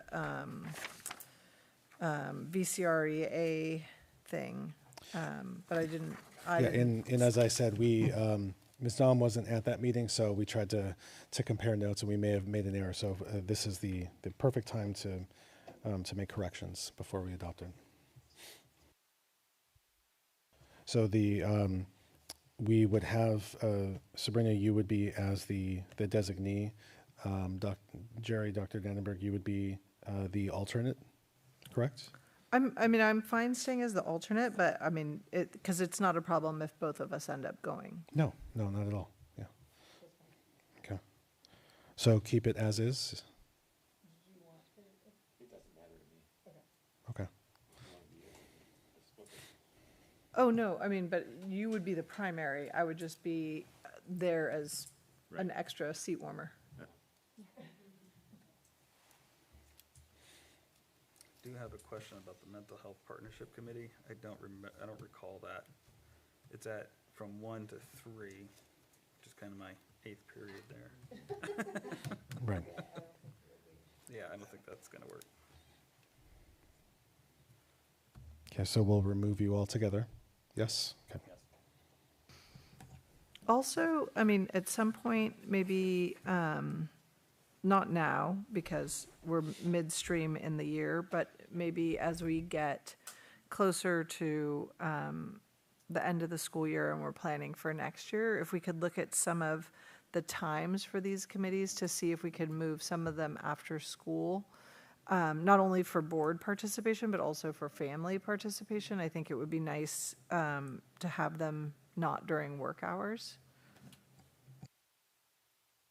Yeah, so similar to CDAC, we can see if the other committees that meet during that time, if the committee members themselves would be available during that time. And also for the public. I mean, you know, I think there's some important work we're doing that this will be very, the public will be very interested. Are there any other additions, subtractions? Okay, so then just to be clear, Dr. Dannenberg, you'll remain the primary for CDAC? Okay. And then President Forsyth will remove you as even an alternate from the Mental Health Committee, correct? Okay. So actually, just one other question. So given that we've expended all the parcel tax funds, should we remove that committee? No, we still have one more annual report to do. You were talking about that earlier. Yeah, for the previous fiscal year that they just audited for fiscal year 24-25. So we still need to reconvene that group to complete the report.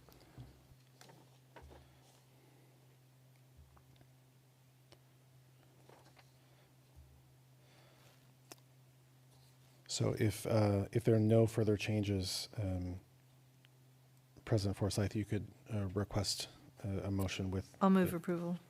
With the amendments. I'll second. Thank you. Vote as follows. Trustee Peterson? Yes. Trustee Dannenberg? Yes. Trustee Rodriguez? Yes. Trustee Fredericks? Yes. And Trustee Forsyth? Yes. Thank you. Motion carries 5-0. So, okay, we just did E, so now we're getting into 15A1. Education Services, this is administrative recommendation for student expulsion. First read. I'll move approval to accept staff recommendation. Second. Okay, thank you. Vote as follows. Trustee Peterson? Yes. Trustee Dannenberg? Yes. Trustee Rodriguez? Yes. Trustee Fredericks? Yes. And Trustee Forsyth? Yes. Thank you. Motion carries 5-0. We're going on to number 2, approval of school district representative for Ventura County School Attendance Review Board. Yeah, thank you, President Forsyth. This is a formality, but an important one. So we are requesting approval for our Assistant Director of Student Support Services, Vicki Asenchak, to serve as the district representative to the Ventura County School Board Attendance Review Board. So first, Vicki, thank you. She was in the back, right? Thank you for being Thank willing you. to do that. I know it's a big job, and oftentimes you're dealing with families who are really having a lot of issues, and that's why their kids are having attendance problems. So thank you for doing that, and I will move approval. Okay, can we get a motion to, you Second. just moved it, sorry. I was talking to Dr. Castro.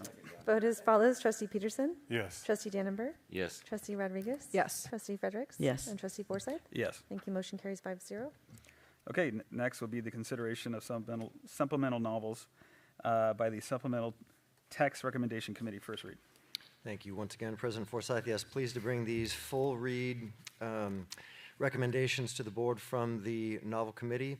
They've been in the public space at the front of our ESC for the last 2 weeks. We've received no parent inquiries, and so these are being presented by the committee as consensus recommendations for approval. I love seeing that we are adding book 2 and 3 of the graphic novel collection, so thank you. We talked about that when you brought forward book 1. Just, again, kudos to the team for continuing to diversify our reading list. I think it's fantastic, and I will move approval. I'll second. Thank you. Vote as follows. Trustee Peterson? Yes. Trustee Dannenberg? Yes. Trustee Rodriguez? Yes. Trustee Fredericks? Yes. And Trustee Forsyth? Yes. Thank you. Motion carries 5-0. Okay, moving on to B1. Is that correct? Yeah. B1, revision to the exempt salary schedule, first read. Great. Good evening, Board. Effective January 1st, the state of California has mandated an increase to minimum wage. The minimum wage will increase from $16.50 an hour to $16.90 an hour. Therefore, it is necessary that the exempt salary schedule reflect those changes. Therefore, it is recommended that the board adopt the attached changes. Okay, are there any questions? Move approval. I'll second, but then I have a comment. Okay, go ahead with the comment, please. I believe this is your last item that you are presenting for us. And For those who don't know, Andrea is retiring, enjoying a well-earned retirement after many years of service to our district. And because this is your last item, I just wanted to say it has been a pleasure having you here. You are incredibly thoughtful and conscientious and an avid advocate for our classified staff. You always have their best best intention in the work that you do, and we will miss you and really, really appreciate all of that you've done for us. Is it legal to retire at 30? No, we appreciate you and thank you for all that you've done for us. And enjoy your next chapter in life. You will be missed. And my vote is yes, and we love you. We hope you'll be watching from home. And feel free to come back if you get bored. And trustees, you kind of beat me to the punch. I wasn't sure if we were going to do this now, but I was certainly going to do it at the end of the meeting. So I'll go ahead and make comments now. In our final prep session for this meeting, we spent some time reflecting on just everything that Andre has done. And I'll just summarize that by saying that the way that she moves through our district and interacts with people with a high degree of competence and reinforcing our employee dignity at all steps, meeting people where they are, sometimes, in the highest of highs and recognitions, and sometimes at the lowest of lows in their career where they just need someone to sit with them and to understand where they are. That is who she is. And so we as a staff, have been fortunate to have her and work alongside her, and we wish her the best in her retirement. Thank you.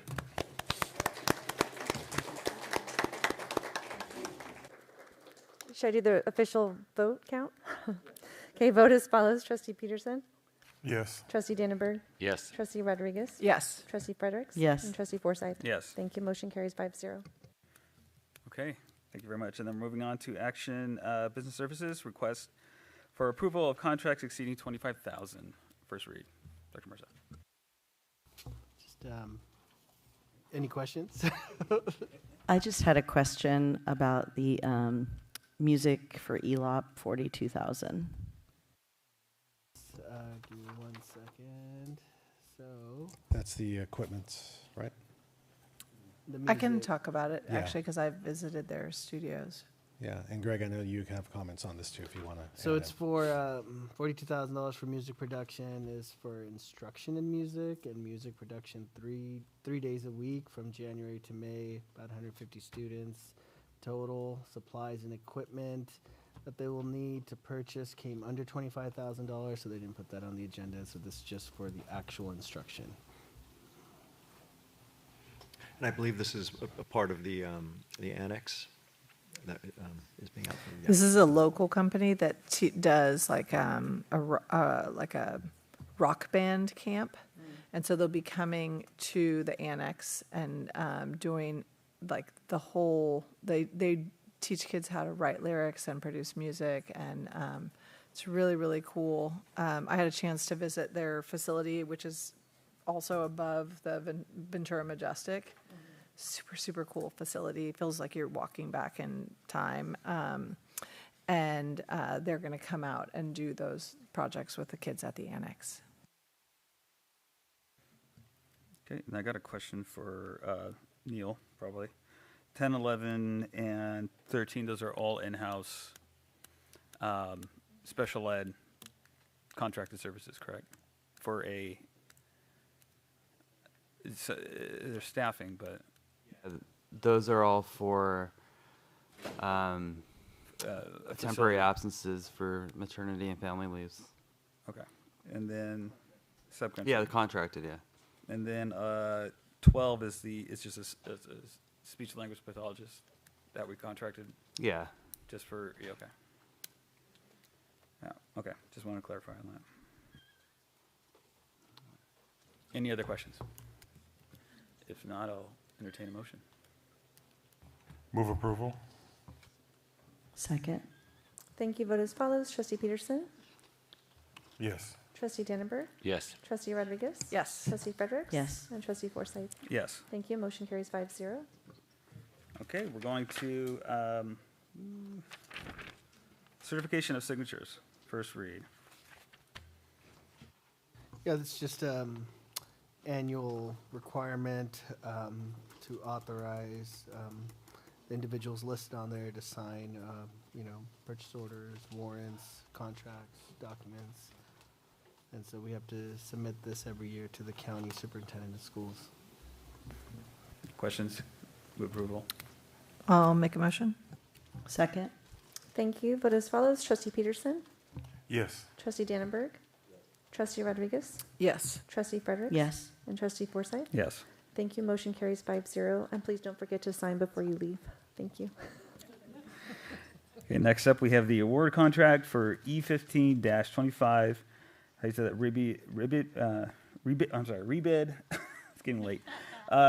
Buena High School Stadium resurfacing, first read. So first, Ryan, thank you for sending this back out so that we could get something that falls within our budget for this. And because you did a presentation on it yesterday, I don't have any questions, so I'll move approval. Anybody else have questions? Second. Before we, I know Sabrina has no questions, but anybody else have questions? Okay, so we have a second. Perfect. Thank you. Vote as follows. Trustee Peterson? Yes. Trustee Dannenberg? Yes. Trustee Rodriguez? Yes. Trustee Fredericks? Yes. And Trustee Forsythe? Yes. Thank you. Motion carries 5-0. Okay, so we're skipping on over to number 6 on page 10, award contract to E-Rate project for Ventura Unified School District, first read. Okay, so E-rate, essentially. Dr. Mirza, can you speak a little bit closer to the mic? Yeah, thank you. So E-rate helps cover the cost for, it's a federal program that helps school districts and libraries pay for like internet and network infrastructure. So it covers the cost for internet and data services like wireless area networks, dark fiber or broadband services, internal connections, network switches, routers, wireless access points, cabling. It does not pay for end user devices like laptops or iPads or any classroom software or staff salaries. And so this project went out to bid, and we would like to, we're seeking approval to award the bid to, sorry, give me 1 second. I believe it's ams.net.mgt. I have a question about this. We have two that say alternate. Is that because they submitted alternate bids with like different parameters, or is it just a name? I'm gonna phone a friend, Thomas.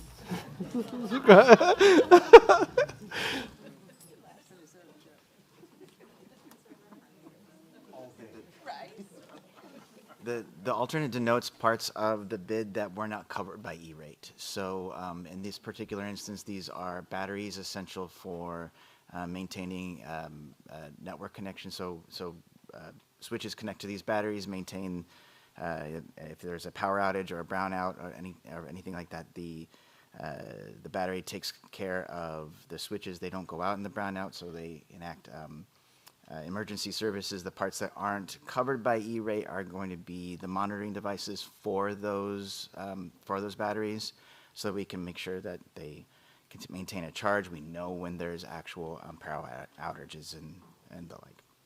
But so because this one is $50 or $650 cheaper, is this the one that does not then include the batteries? That's correct. Well, no, So- it has the batteries, but it doesn't have the monitoring devices that come with it.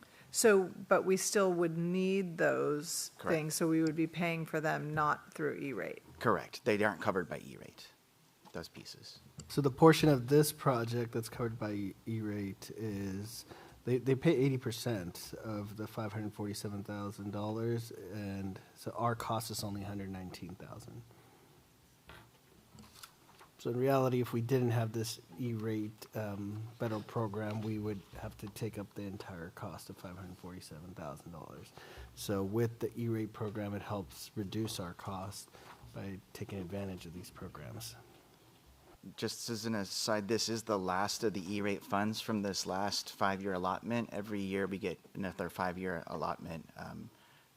We're now past the time that we can submit towards this particular E-rate process. So if we don't spend it on this, we lose this money. So I guess my question though is, typically I would just say, oh, we should go with the lowest bidder, right? But in this case, it seems like the same companies, so each submitted 2 bids, and there are differences in the bids. And I don't feel like I understand the difference significantly. Gotcha. So what we're essentially buying are batteries, right?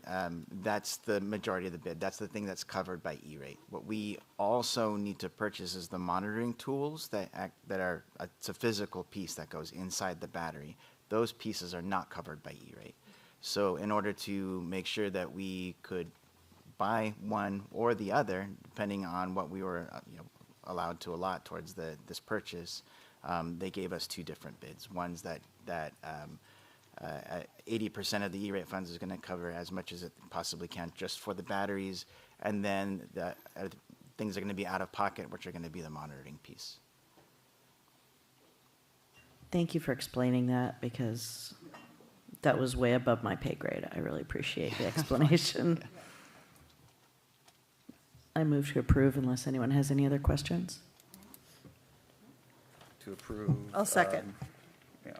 And I think we're talking about AMS.net MGT alternate. Correct. Thank you. Vote as follows. Trustee Peterson? Yes. Trustee Dannenberg? Yes. Trustee Rodriguez? Yes. Trustee Fredericks? Yes. And Trustee Forsythe? Yes. Thank you. Motion carries 5-0. Okay, thank you so much. Moving on to number 7, award of contract at E1-25 Portola Playground. First read.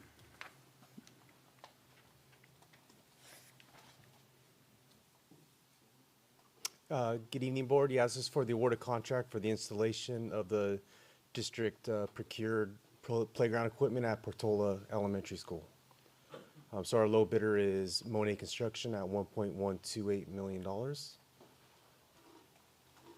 It's good to see someone else get a project other than Artelon and this Syrian group. So, Okay, any questions? Okay. Now, it's not a question on this, but it relates to this. Is when are we going to start having conversations about? So we just talked about starting a committee for school closures. We need to have a serious conversation about when do we want to start thinking about not spending $1 million on something that in 1 year we might not have anymore. So just to bring it up for future board comments and consideration. So I move to approve. For the Nazarene group? For the Monet. For the Monet Construction Group. Thank you. Well, I have a question then, because typically the timing of this, right, like, we're not talking about this for this summer, or we are? No, we're talking about starting this Saturday. Oh, Yeah. okay. Yeah. We want to take advantage of the winter break. Currently, Portola doesn't have a playground. It was in such disarray shape. Talking with the principal and Eric Reynolds, our risk manager, we opted just to demo the existing playground, not to tease the kids with why is there a playground behind fencing. Speaking with the site staff and the principal, they all were in agreement that they would like to see the playground get installed as soon as possible. That way the kids, can have a playground as soon as possible. So it's a lot more work on our end for planning coordination, but we're willing, to take the challenge. Yeah, and just as a reminder to the board, all of this was put into the works last school year. Yes. Yeah, so I think that's important to share, Ryan. Yeah. That we prefaced, we worked with the site administration, created alternates. They have different, it was a little bit more comprehensive at Portola than it was at some of our other schools in terms of the ways that we're keeping the students busy. Yeah. But yeah, this was put in the works last year. I do want to comment, though, because it seems an important time to comment. In terms of a future board item or maybe a special, like a study session, the board is going to need to give staff directive in terms of a tipping point of, do we stop moving forward with certain bond projects altogether? The staff will need some of that direction, and that builds on the earlier conversation related to school closures. There are other things in process that we will be bringing forward, and that we'll be evaluating, but staff will need some direction from you if it's the board intent to just stop the investment in plans, in designs, because that's also dollars that are being spent prior to even implementation. Yeah. Okay, any further questions? We still need a second, I believe. Sorry, not a question, but it's very hard for me when we're having a vote, but really it's not a vote, right? Because we're starting on Saturday, right? Wow. So I get that schedules are complicated, but that puts us in a very uncomfortable position, right? Because now, let's say we don't support this, everything comes to a screeching halt, and right, so it's just, there are a lot of moving parts, and I understand that this is a complicated thing, and now we've added the school closure things, and that has made all of this harder. But in general, I think we like to have our votes have that autonomy and not feel like, well, you could vote no, but the bulldozers are there. So, right. I mean, Randall, if I can respond first, yeah. I just want to acknowledge in the same way that when Brianna was here from School Services of California, this is the reality of the school closure process. You are going to be in a very difficult position. At no point, and I referenced this in a previous conversation, we are not expecting action there, but if the board decides that you don't have enough information or you're uncomfortable taking action, then you don't take action. But just like other areas where if you weren't prepared to take action, which we totally understand, there are implications there. And in this case, it would be a delay. So they delay a few more months for that playground, and the world moves on. So I know that it feels like you're being forced to make a decision. You are not. We were just trying to maximize the opportunity to get this done, because this goes back to a time that we were not even considering school closures, but now we are operating in an environment where we are moving through school closures. So it's never an expectation that you take action. In this case, the seeds were planted a long time ago. If you feel comfortable taking action, please do, and if not, don't, and then we would come forward with an alternative plan about when that implementation would look like. So, yeah. I mean, I'm not board president as of 45 minutes ago, but none of us should ever feel that way. If you feel that you should say no. The board is designed to be that way. So even though we want to be cohesive, we still need to vote our 20%. And if we vote our 20% and we vote our conscience, and if everyone does that, if something gets approved, it gets approved. If it doesn't, it doesn't. Okay, any further comments? I would just say, I think the point is we've known for more than a week that they were going to be starting construction on Saturday, so no. Well, everything hinges on either the approval or not approval of the bid. So we haven't sent out contract documents or notice to proceed. Once we get that tonight, then we start moving forward. So, but it was on the calendar, right? We approved. They submitted the calendar earlier, before we started talking about school closure. So the vote timeline is a week, but when they started saying this is what we're going to do, we had the timelines, but we weren't in a position of talking about school closures at the time. all our contracts have contractual dates as well, start times and end times. Those are what we hold our contractors responsible for. Again, this was just to maximize the winter break period, especially during the demo, where it's more loud and impactful. Again, if we delay, we delay. We just pivot and adjust and get that communication out. It's not the end of the world for us. Again, we just saw it with the rebid at Buena, where last year we talked about moving graduation. things didn't play out the way we saw it. So we pivoted, and it worked out to our benefit. So we're ready for that challenge to pivot if we need to. It just is what it is. Yeah, and I'll just take the opportunity. We staff knows this. We don't ever presuppose a vote, and you saw that in the conversation with school closure. Even though I know it makes the board feel uncomfortable, maybe when we say things like the board has the purview to not take the recommendations of the school closure committee.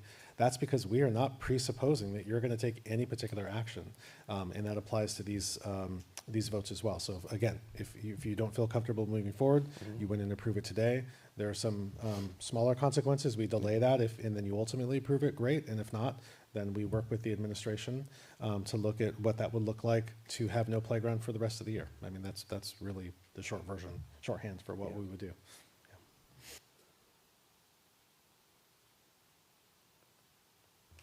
We had a first, yes. We had a first, we had a motion, and we need a second. Okay, I'll give a second. Thank you. Vote as follows. Trustee Peterson? Yes. Trustee Dannenberg? Yes. Trustee Rodriguez? Yes.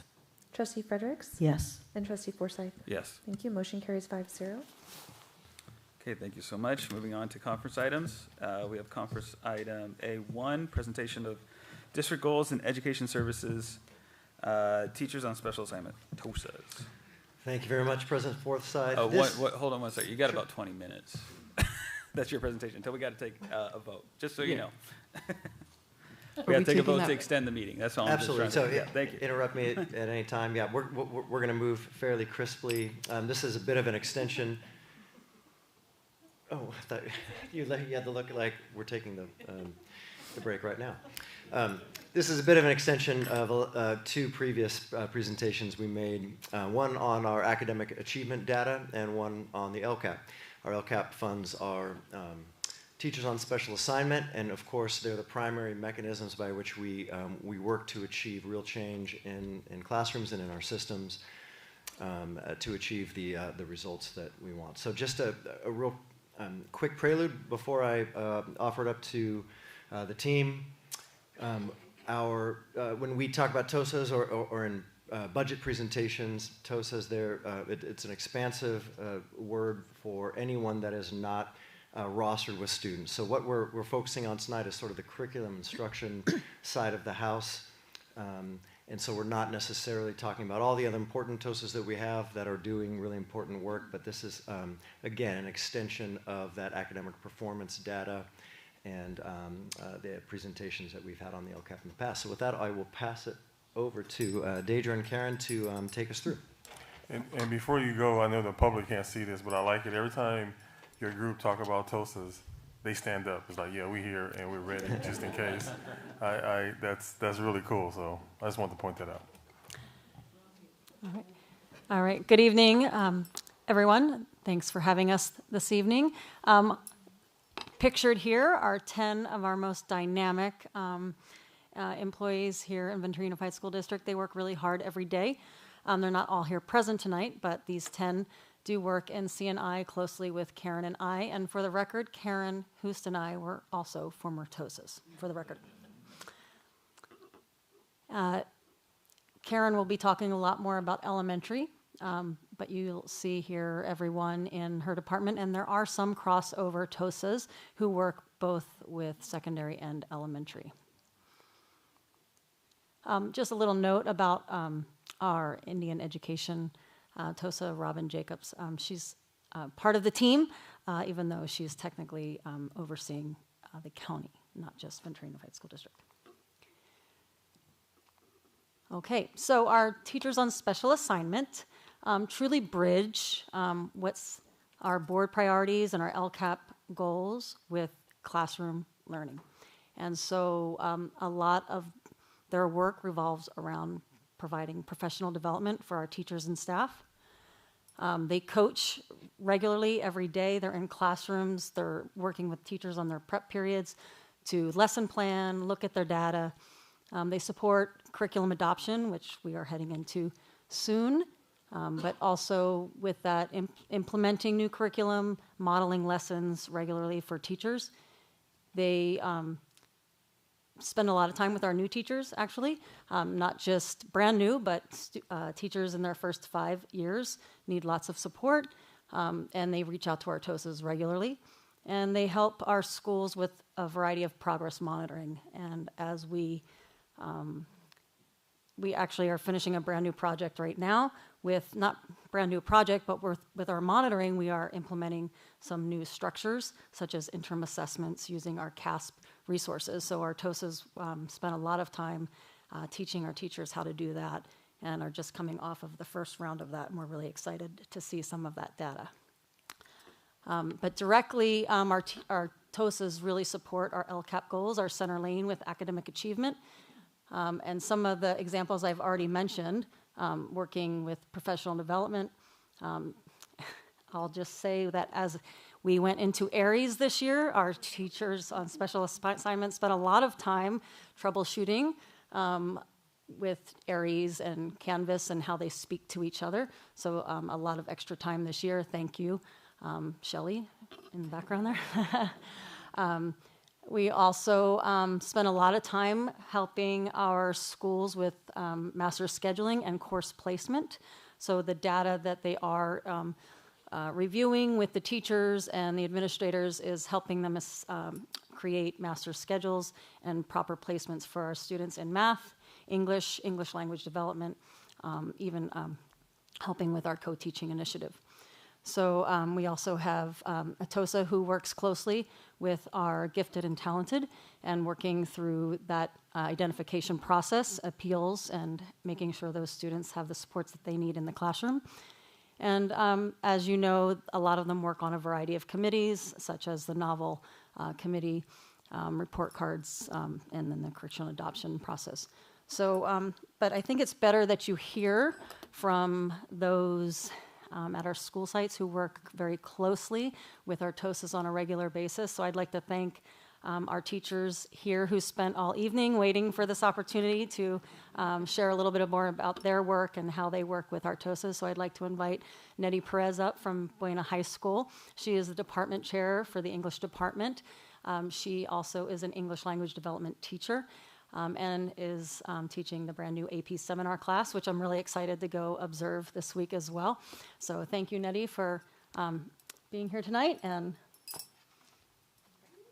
hello, thank you. I'll keep it brief, don't worry. Good evening, Dr. Castro and Board of Trustees. My name is Antoinette Perez, and I am an English teacher and ELA department head at Buena High School.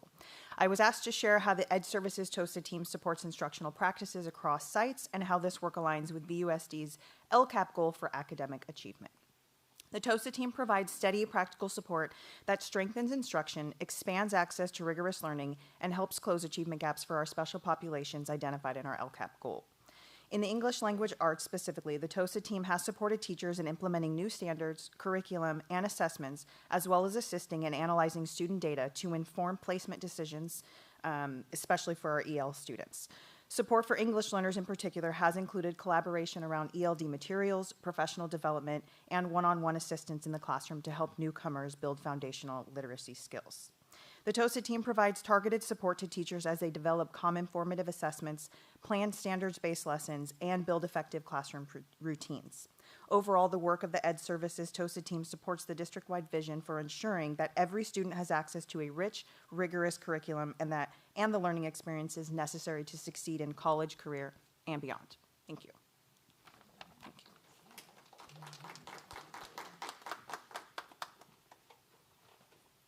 Hi, good evening. I'm Sarah Gluck Perez. I'm one of the TOSAs in secondary. Just briefly, I want to share that the T in TOSAs is for teachers, and I wanted to clarify for all that TOSAs are teachers on a teacher contract. We're not administrators. And we also prioritize student learning, and everything we do is in service of that.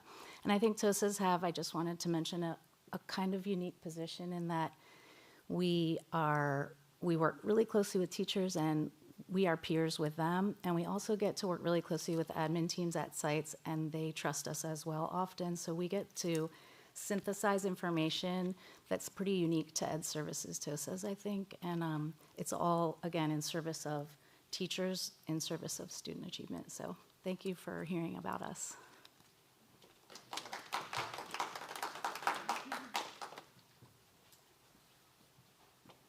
Oh, here, it's me. Hi, good evening. You will notice we jumped from goal 1 to goal 3, but we just take a little time travel back to several hours ago.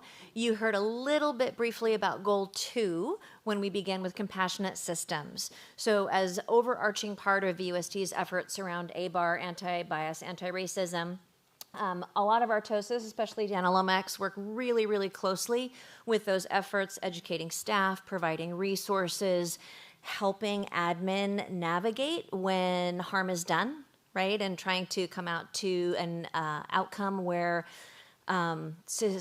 climates are restored and people walk away better people, ready to make better choices in the future.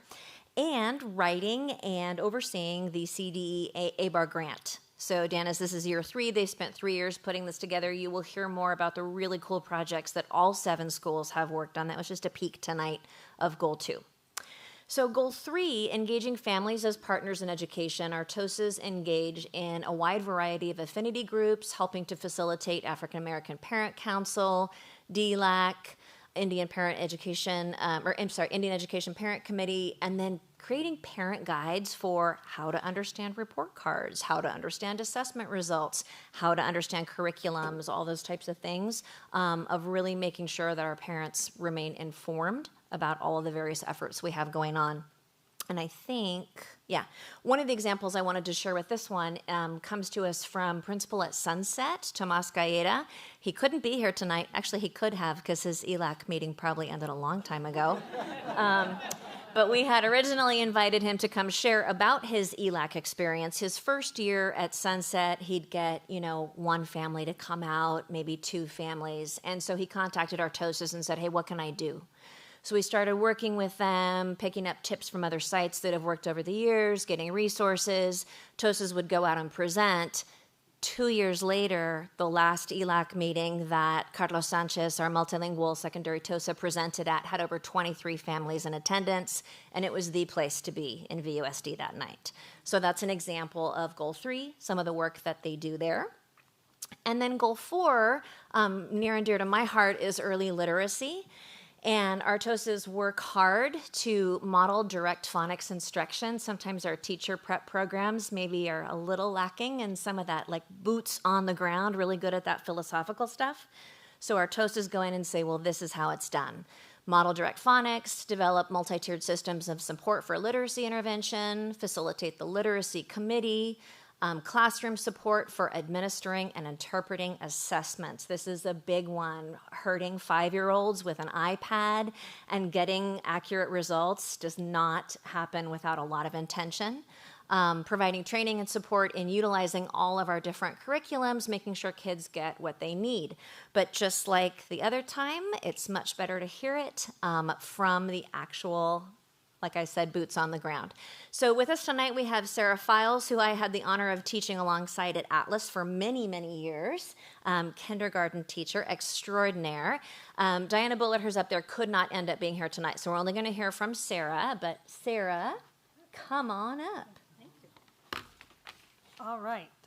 Thank you to the board and Dr. Castro for having me here tonight to talk briefly about early literacy and really the focus that currently the district is kind of setting up for us in support with the TOSAs. So starting in 2023, I believe, we started with the CRLP training, which was amazing as a teacher to get to start taking part in that. We then went to extended training options in 2024 with alongside Annie, really getting to see how to implement it more within the classroom. And now this year, the district helping us to create CRLP site leads. We just had our first meeting yesterday. So thank you for that.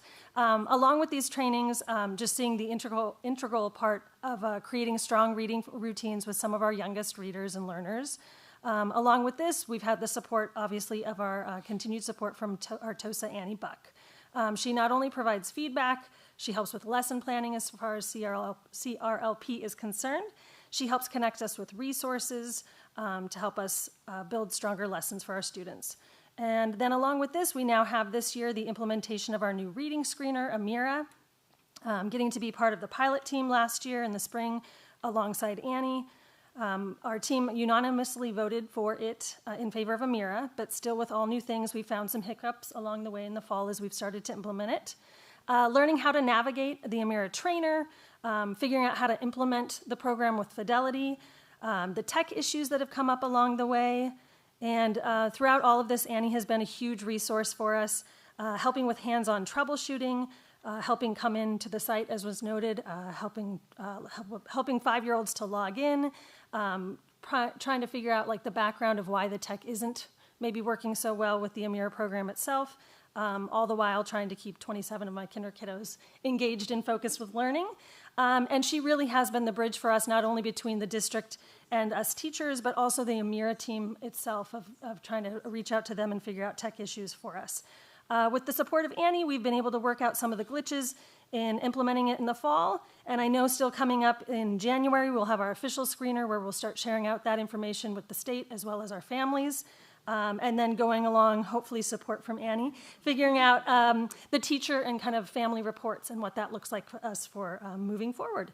So thank you again to our district for putting the time and effort into all these new programs, and as well as Annie for her direct commitment to our early literacy.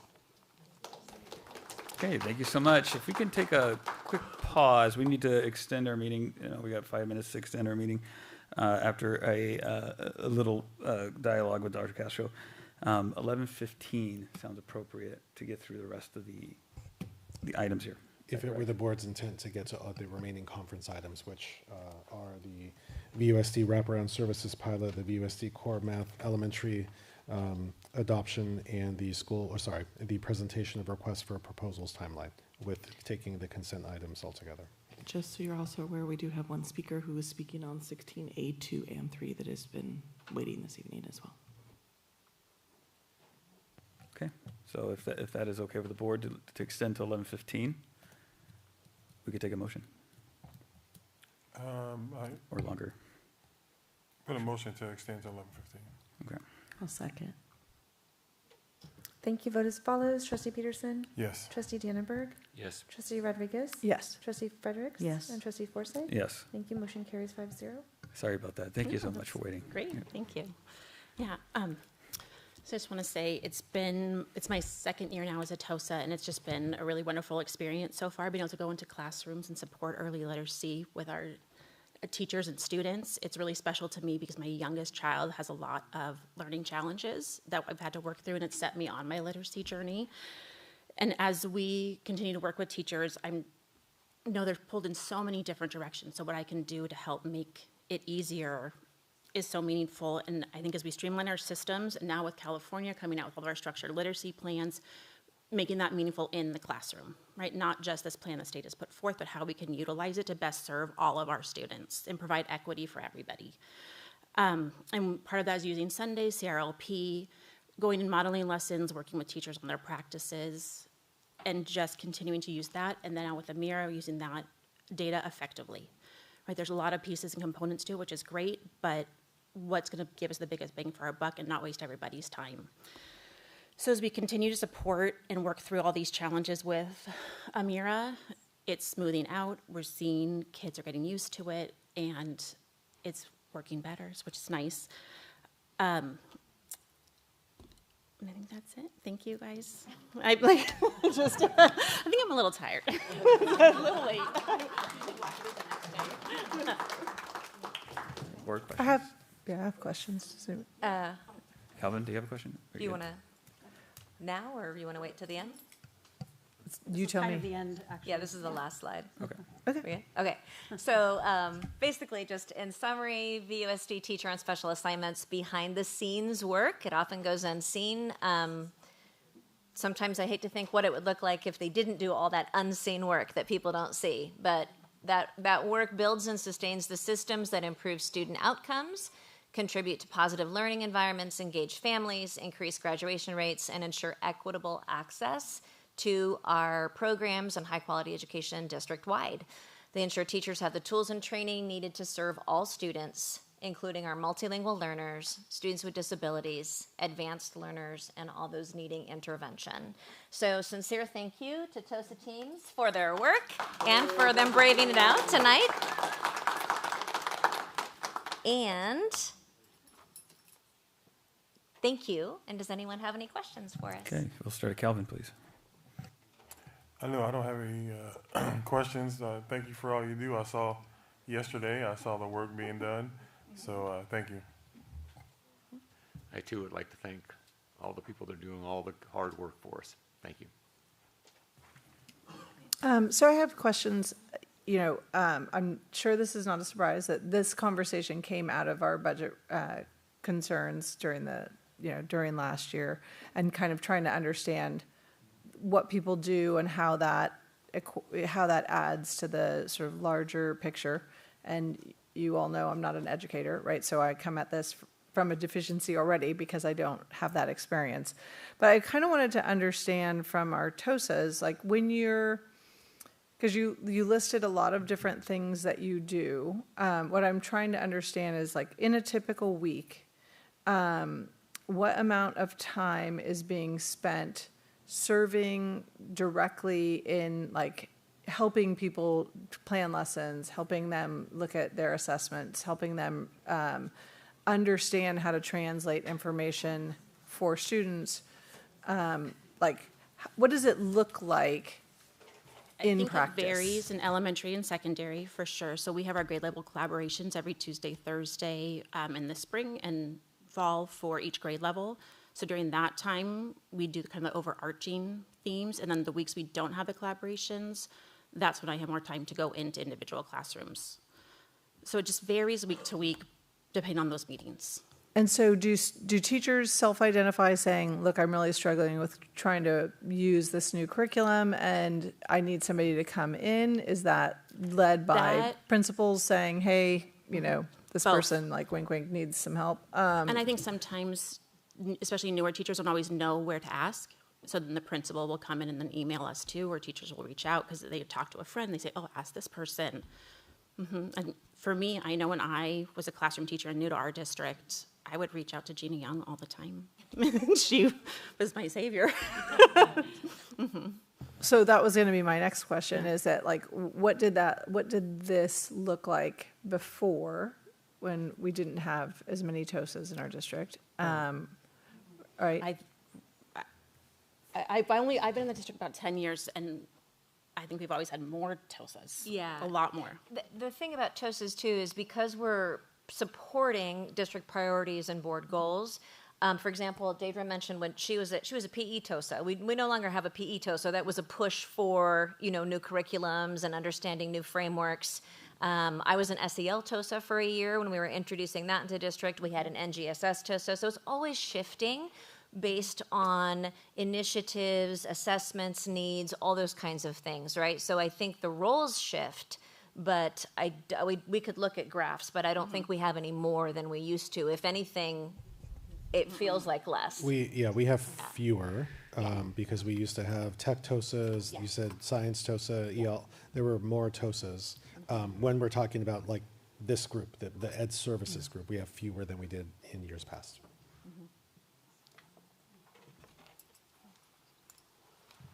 I just want to thank you. I mean, when I first started teaching, a TOSA saved my life. I mean, they really do. The TOSA saved my life. I should get a bumper sticker. Yeah. TOSA saved my life. And just your mentorship goes a long way. So I just really appreciate your work and what you do for our staff. Thank you. Okay, any other questions? Thank you. Nope, thank you.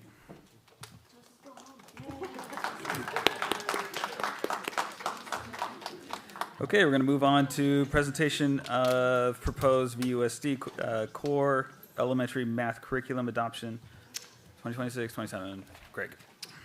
President Forsyth, I think if we're going to do the wraparound services pilot. Sorry, that's okay. That. It is. There we go. Sorry, let me do that again. Yeah, I'll invite Neil and Katie up to the front, who are going to lead on this. But if you recall, there's a lot of slides here, but they're going to move fairly crisply through the majority of them, as these are a review of the slides that were presented about 5-6 months ago when this pilot was initially proposed. And so I'll invite Neil and Katie to tell us where we're at the end of our initial pilot. All right. Thank you for having us back to provide this update. We're just gonna go through briefly where we're at this point. As a reminder, the needs and opportunities here are wraparound services are required through IEP-based services, and they can be provided in-house. And the purpose of this pilot is to test and see what that would look like and what the quality is. Current costs versus proposed costs for these services. We had this slide when we initially presented last, I think it was July 7th. We updated the cost here based on actual numbers when compared to the proposed numbers that we were looking at that point. Last year we had a $1.1 million contract. That's been reduced to a $800,000 contract this year with AspiraNet, who provides that co-ed service. Currently, our proposed costs based on our model now, we're utilizing some of our existing staff that we had gone over last July here, which has reduced some of our costs down to that $800,000 from the $1.1 million. If we were to bring the entire support system and make this wraparound pilot our wraparound program here, we're looking at a net savings of $400,000. It would cost us about $300,000 for 4 FTEs for our behavior support assistants, and another $100,000 for an associate clinician to provide our parent partner support.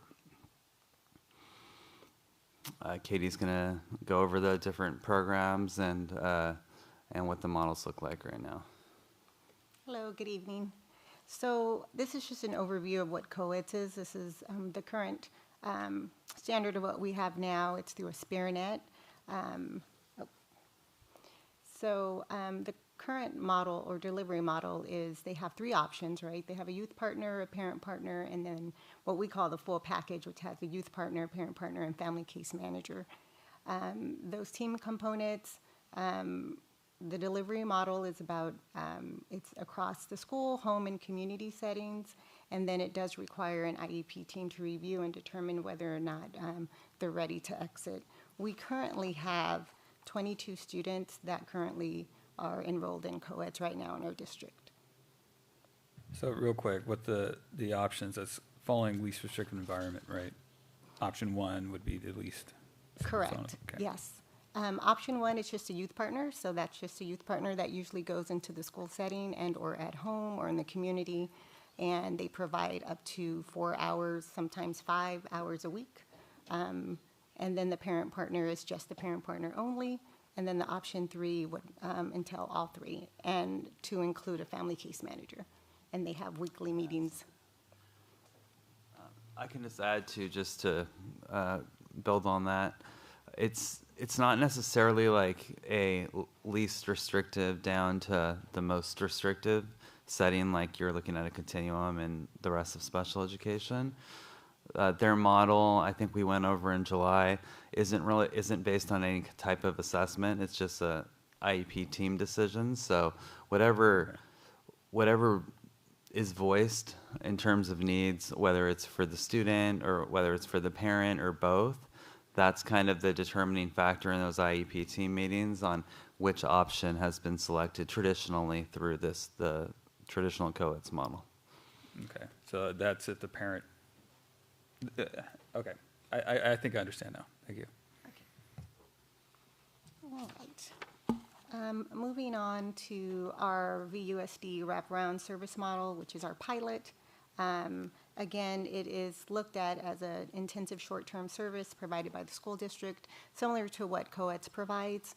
It is designed to support our families in addressing behavioral, emotional, and significant mental health challenges that interfere with students accessing their education.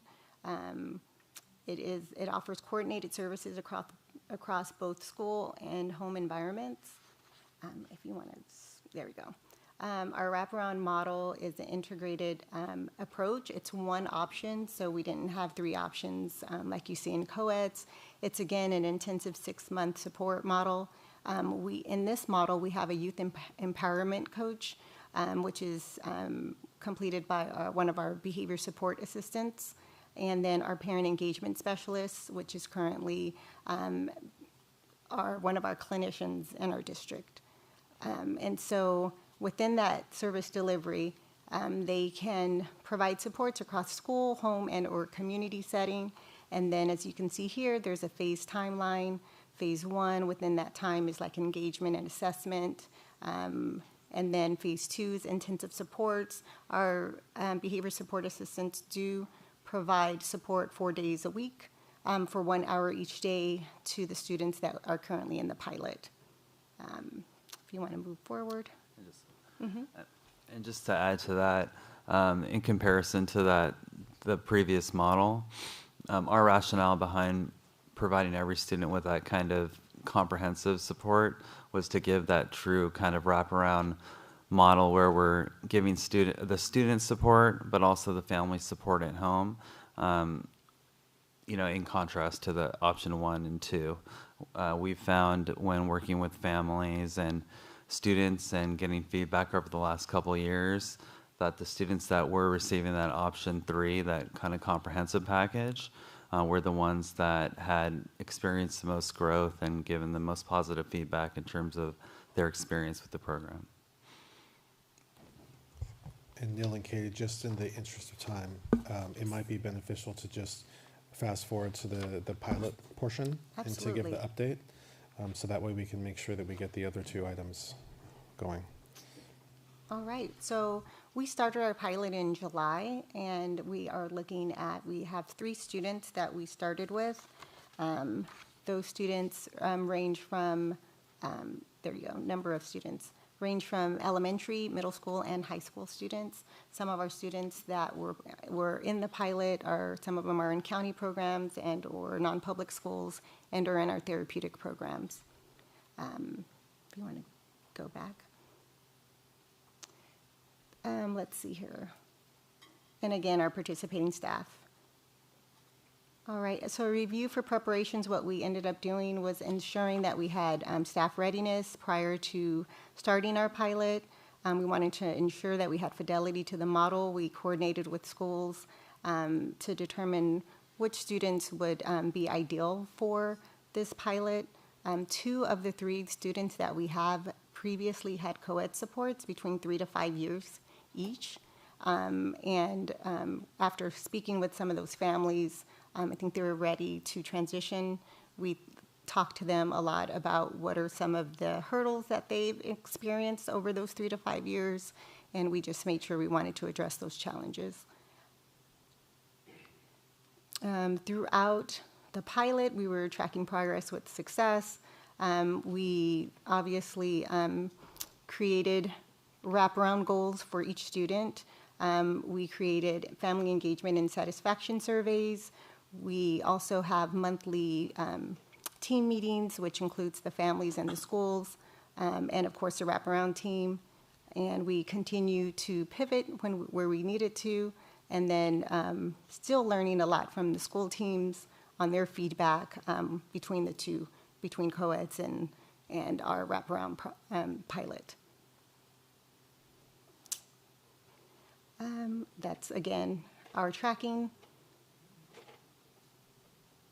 And then what we did also, we just wanted to share this in wrapping this up, was just parent and guardian perspectives of their feedback on what that looks like. One parent described the parent engagement specialist as great, consistent with checking in, advancing the IEP goals. Weekly coaching sessions have been supportive. Another parent noted that her son's excitement about coming to school and working with the youth empowerment coach on practical skills. This is one of our students that's a senior this year, has been beneficial. And then behavioral changes also include easier mornings and increased school eagerness due to the program stability. That is also some of the feedback that we received from the teachers in our county programs. We also talked to another parent. Monthly team meetings were effective. The greatest strength was the dedicated advocate offering diverse perspectives. And then suggested continued focus on real-world preparation, such as independent living, environments, and then really with the focus of some of our students that are out of our district, with the focus of coming back to district. We have a VUSD staff over our educationally related mental health services, and she is the program specialist for all 3 of these students, and she also gave some feedback about the oversight and immediate incident notifications. Feedback calls for continuation due to enhanced communication, strong connections. What I found is that when we have our own staff going to the schools every day, whether they're in Camarillo or in our therapeutic programs, we just know immediately what's going on, and then we're able to kind of work with that. And then, of course, one last one is our staff feedback from Casa Pacifica Non-Public School. Notable changes, no staff turnover. That's one of the biggest things that they commented on.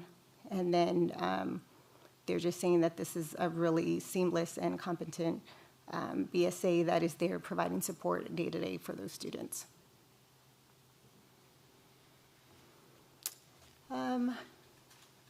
So additional feedback. Overall, we've had a really good approval rating across all surveyed participants, ranging from families, teachers, administrators, and we definitely can see the benefit of having our own wraparound type service within the district.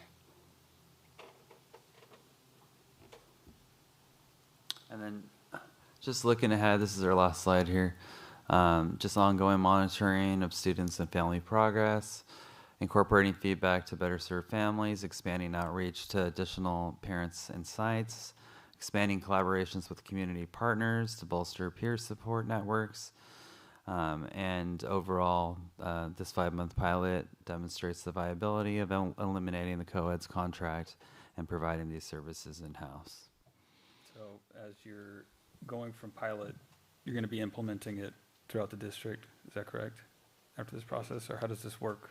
Yeah, so the pilot's going to culminate at 6 months, and when we come back in January. And then that's when and so yeah, it's not going to be an overnight type decision like anything else. They're all IEP team decisions, so it's just something that we'll have available to be on the table when we're having meetings and students are experiencing challenges that might warrant benefits from this type of service. And just last, and that's when we're going to start scaling down our outside contracts with co-eds, right? I mean, yeah. as we're it's going to be a slow, gradual process versus. Yeah, it would be the same thing as thinking of providing the same service, but providing an in-house employee versus a contracted employee. So then I had a question about this, and first of all, I'm really, really happy to get the good feedback especially from the parents. That's a really important piece. I know we were all kind of taking that leap of faith because these kiddos are the ones who are, the most needy of the most needy. And so love the feedback. My concern is about what happens now. This is a short-term program. So what happens to these kiddos if they're still needing this level of support? If the IEP team deems that they still need this level of support, but this is only a 6-month program, what happens next? Yeah, so as part of the program, and I think we may have included it in that July slideshow, we just gave you a brief overview here, so sorry if we didn't include it, but it's a 6-month scheduled rolled out service that has like built-in progress and checks. Then it has an end of the 6-month progress check, and then they hold an IEP team meeting. If the team decides that the service needs to continue, then the service will continue.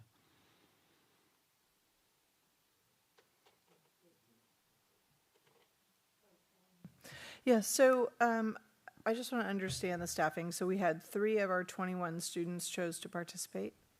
It wasn't a matter of offering, like, kind of asking for participants. we were strategically choosing students that were at places in their programs that would benefit from a change. And then we worked with families, and we had IEP team meetings regarding it.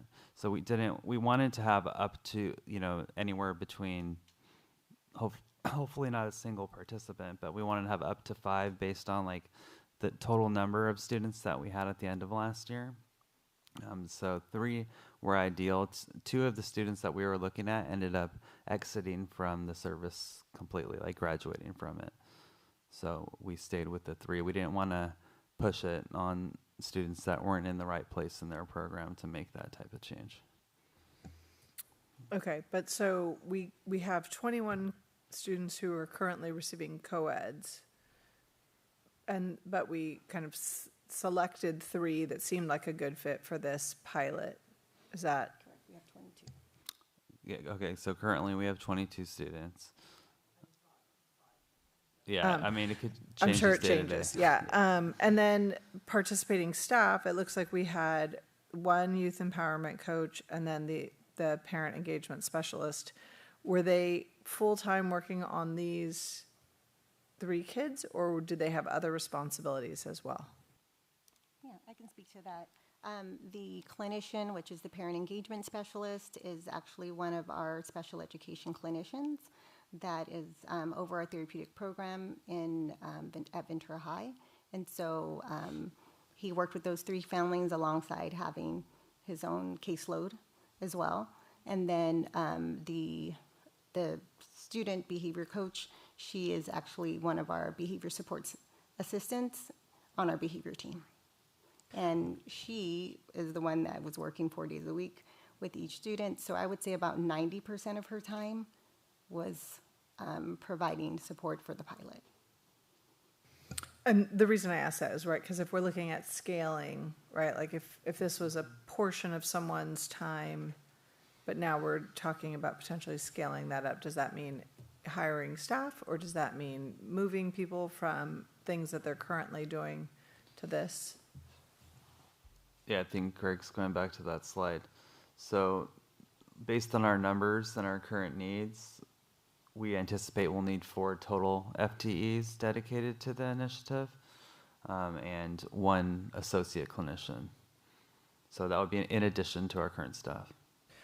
But currently we have a contract, and so it sounds like we're going to continue to have that contract with co-eds, because people, as they get to sort of a junction, right, like they'll have the opportunity to either opt into this or not. So we're not getting rid of our co-eds contract. We would be keeping both of those things. Well, we would continue the contract with the students that have that service currently, because the way it's written into IEPs, it calls for that contract. But as students graduate from co-eds, we would, in exchange, be offering this in-house program when the need comes up for additional students. And then I just remember that when we had this conversation 6 months ago, one of the things that some of the parent comments were about having an outside person, like not having some of the services not be provided by VUSD staff, gave families an opportunity to have kind of more of a neutral third party. Did you get feedback from these families about that part? Yeah, we did. We added an additional component that's not in these slides either. So we've partnered with United Parents. I think we may have touched on that in the last presentation. They were very enthusiastic to work with us. We have an existing MOU through the county with them. So they have programs where we can refer them. We can refer our parents and guardians to United Parents, and same day they'll set them up with a parent who has lived experience. So if they're in a crisis, they're available after hours. They have a ton of resources for parents so they can connect with one another. And they ensure that they have parents there available, at least one parent all the time in their locations. On top of that, we don't have it all fleshed out right now.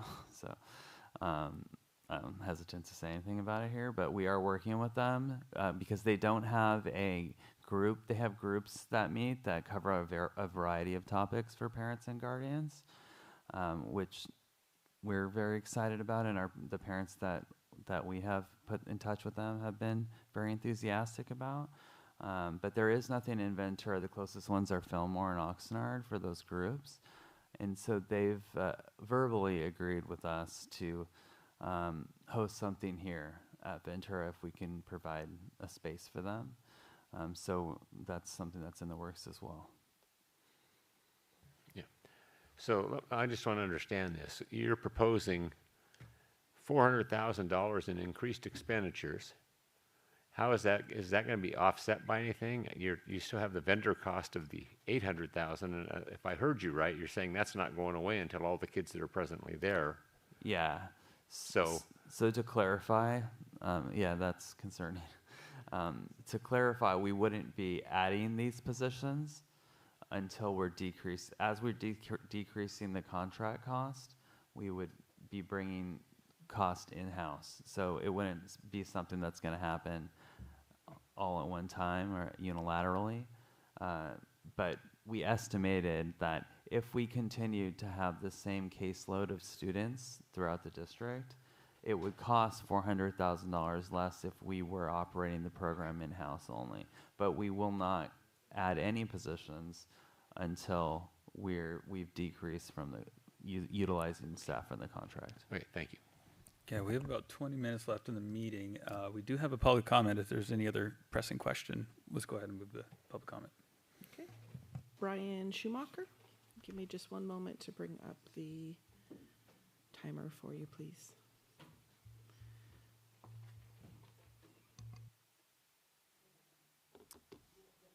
All right. Hi, good evening. My name is Brian Schumacher. I am Advocacy and Community Impact Manager for Autism Society. And I'm here representing our advocacy committee, who each week review agendas to ensure that people with disabilities have input in decisions that affect their lives. So, apologies. That's, oh my goodness. Okay, so thank you for the update on item A2, the presentation regarding the wraparound service pilot. We acknowledge the work that has gone into developing this model, and we truly appreciate VUSD's efforts to provide families with stability and consistency and support. That said, our role at ASVC is to raise family concerns, to advocate for the needs of students and their families, and to seek transparency and clarity before changes are expanded district-wide. Families want to know what happens now that the trial is over. While the district is presenting very positive feedback from the families who remain in the program, this model is time-limited, and it remains unclear what supports will be in place once students transition out. Autistic students rely on long-term consistency, and families deserve to know what happens next before the services they depend on are changed. Also, we believe it would be valuable to hear about the experiences of the 2 families who initially entered the pilot but are no longer participating, as according to your July presentation, the initial pilot began with 5 students' families. Cherry-picked reports of positive data help no student or family to truly benefit from this program. Their experiences matter. For transparency and accountability, the district must present the experiences of all participating families, including those left in who left the program early, and any challenges or unmet needs the participants had faced. If the district intends to eliminate the co-ed's contract, families need assurance that whatever replaces it will be sustainable, equitable, and capable of meeting the level of support that their children require. To move forward responsibly, the community needs clear answers to the questions of what were the experiences of all participating families, and if this new model is adopted, what is the long-term plan for students? Thank you. All righty, thank you so much. So if there's no further questions, we're moving on. I request that we actually table 16A3 to the next meeting, because we only have 15 minutes left, and move on to B2. Can I just ask before we do that, is there any non-executive cabinet staff here for this that has stayed till now? Yes. Then I would ask that we go ahead and, honor the fact that they're here until 11 o'clock and then have that item, even if it means we need to extend it. We can't extend it, right? We can only extend it once. Anthony? Anthony. That's always been my understanding. You only extend it once. Can we That's why we. extend past? Take a separate vote. Yeah. I am not familiar with that. Was it a practice that was put on by the board? Was it a board policy or? Okay. Yeah, I believe we've actually even extended it more than once in the Yeah, I past. think we have. We've definitely So- extended it more than once. All right, so we could extend it again then. Okay. So I move we extend to 11:30. Second. Thank you. Vote as follows. Trustee Peterson? Yes. Trustee Dannenberg? Yes. Trustee Rodriguez? Yes. Trustee Fredericks? Yes. And Trustee Forsythe? Yes. Thank you. Motion carries 5-0. Okay. 16A3, presentation, proposed VUSD core curriculum, math curriculum adoption. All right, we will be very crisp, but could we get the PowerPoint up on this item, please? That's okay. We will not bury the lead on this one, and so we are bringing this to you now. We understand the awkwardness of the timing of it, given the budget conversation earlier, but we are bringing it to you because we have a fundamental problem in that our current adopted curriculum is being discontinued, and the overall problem of piecing together something in the absence of an adoption is very likely going to be more expensive than moving forward with an adoption. So that's, I wanted to provide that background really quickly. And then we also have some other considerations, but it's most important to remember those first two things. We have discontinued curriculum that we're going to really struggle to find a replacement for without an adoption, and if we do right now, it looks like it's going to be more expensive than an adoption. So with that, I will pass it over to Karen. All right. So we are recommending that we proceed with a pilot, which is dependent on tonight, so thank you. We are prepared, should we move forward with this, to send out an adoption committee application before we go to break. And then select the committee in January, select the pilot materials this week, next week, into January, get them ready so that our first pilot can take place in February, second pilot in March, and then get feedback from teachers, staff, students participating, families as they go through, experience it with their kids. Pilot materials on display for review at the ESC during April, board presentation in March, and then with the understanding that it's approved, curriculum order in June, curriculum distribution, PD, and we start in August.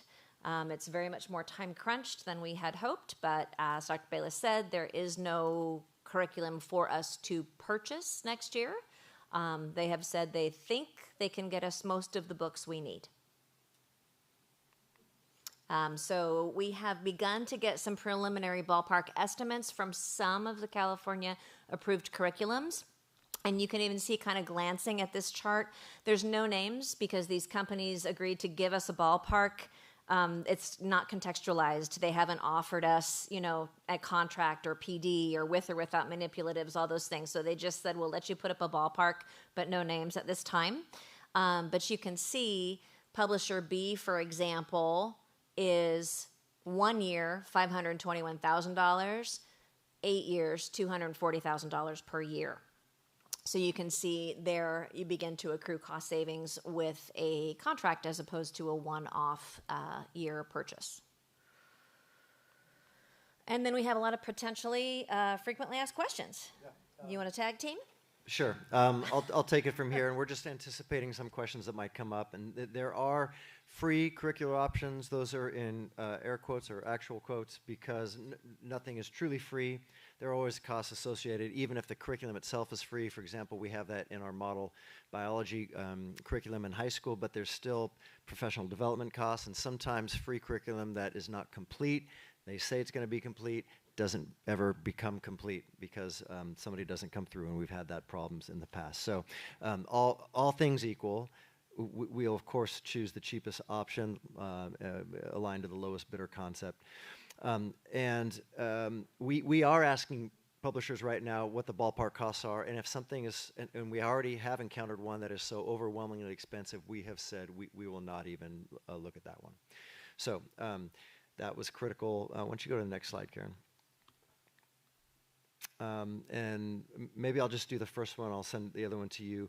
One of the questions, if we have declining enrollment, shouldn't we have enough books with our current adoption, even though they're no longer producing it? The problem is with student consumables.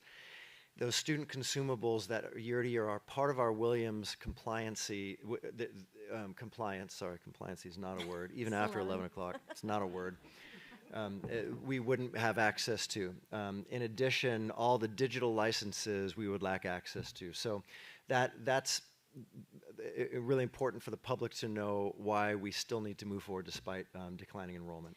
Go ahead, Karen. I want to build on that last one, that this year we have approximately 5,500 elementary students in the district this year.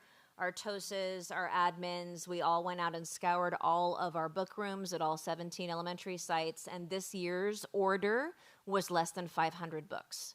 So we did that this year. Declining enrollment, we scooped up everything we could, and we did not purchase the online. It's a longer thing than tonight, but we looked for other ways that we could save money with really getting what we could get out of every available thing left to us. Another thing people might wonder, didn't we just adopt IXL? There is a California-approved IXL math curriculum, but that's not what we purchased. We purchased online practice, personalized practice for students. And then there are costs to pilot materials. There may be. Some publishers will charge. Others are sending us every free box available on the planet. We have a lot of boxes upstairs. And then, of course, there's sub-days for teachers to meet, learn about the framework, engage in surveys, that type of thing. So there is some cost associated with the pilot. Questions? Okay, Calvin. I don't have any questions at this time. Are these materials in both Spanish and English? Absolutely. Yeah, that's going to be one of our non-negotiables. So what we're doing right now, with your permission to move forward, we are setting up non-negotiables, having curriculum that is focused on supporting multilingual learners is critical for us. So that would be one of our few non-negotiables that we would give to the pilot team and say, choose pilot curriculum, but so long as they conform to these three things. It has to be affordable, has to include supports for multilingual learners. Thank you, and sorry for making you wait this long, but I didn't want you to have to come back in January. I'm fine with this. I guess one of the things I would like to make sure that we agendize is a conversation about what the board's priorities are going to be when we are looking at these, when it comes back to us. I just sent to Dr. Castro the framework that CSBA sent out, and CalTOGS has one as well, that are some sort of guiding questions for boards to consider as we're looking at specifically math curriculum adoption with the new framework. So I think that it just makes sense for us to have that conversation, but there's no reason for you not to get started with the part you can do. Yeah, will the materials be available for board members to review? Yeah. Yeah. Okay, I'd love to come check them out. Yeah. We are in the process of putting together some of those. We're going to have an area upstairs with tables out and samples on it. Great. Dr. Castro knows I'm super passionate about this topic as a classroom teacher myself, and I'm currently involved in a 2-year training through my district with the UCLA math program, which is just phenomenal. And so I'm really hoping that we're going back in time, like to 28 years ago when I was working on my credential, and we were a lot of hands-on, open-ended, and developing concepts with numbers. So I'm really hoping that we'll be, and again, that's a way that our English language learners can be more successful if it's, not a bunch of word problems, but actually manipulating things and playing with their numbers. That's what we call it in my classroom. You're not allowed to play with food in the cafeteria, but you can play with your numbers. Sounds so, yeah, I'm very excited to see what adoptions we have to pilot, and I'm very passionate about this topic. Okay, is there any other questions? We'll go ahead and move to public comment. Thank you. Great, thank you, Brian Schumacher.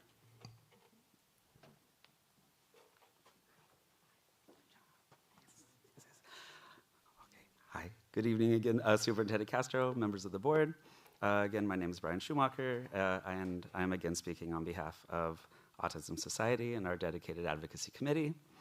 Turning to item A3, the proposed elementary math curriculum adoption, we recognize the need to move quickly given the publisher's discontinuation of current materials.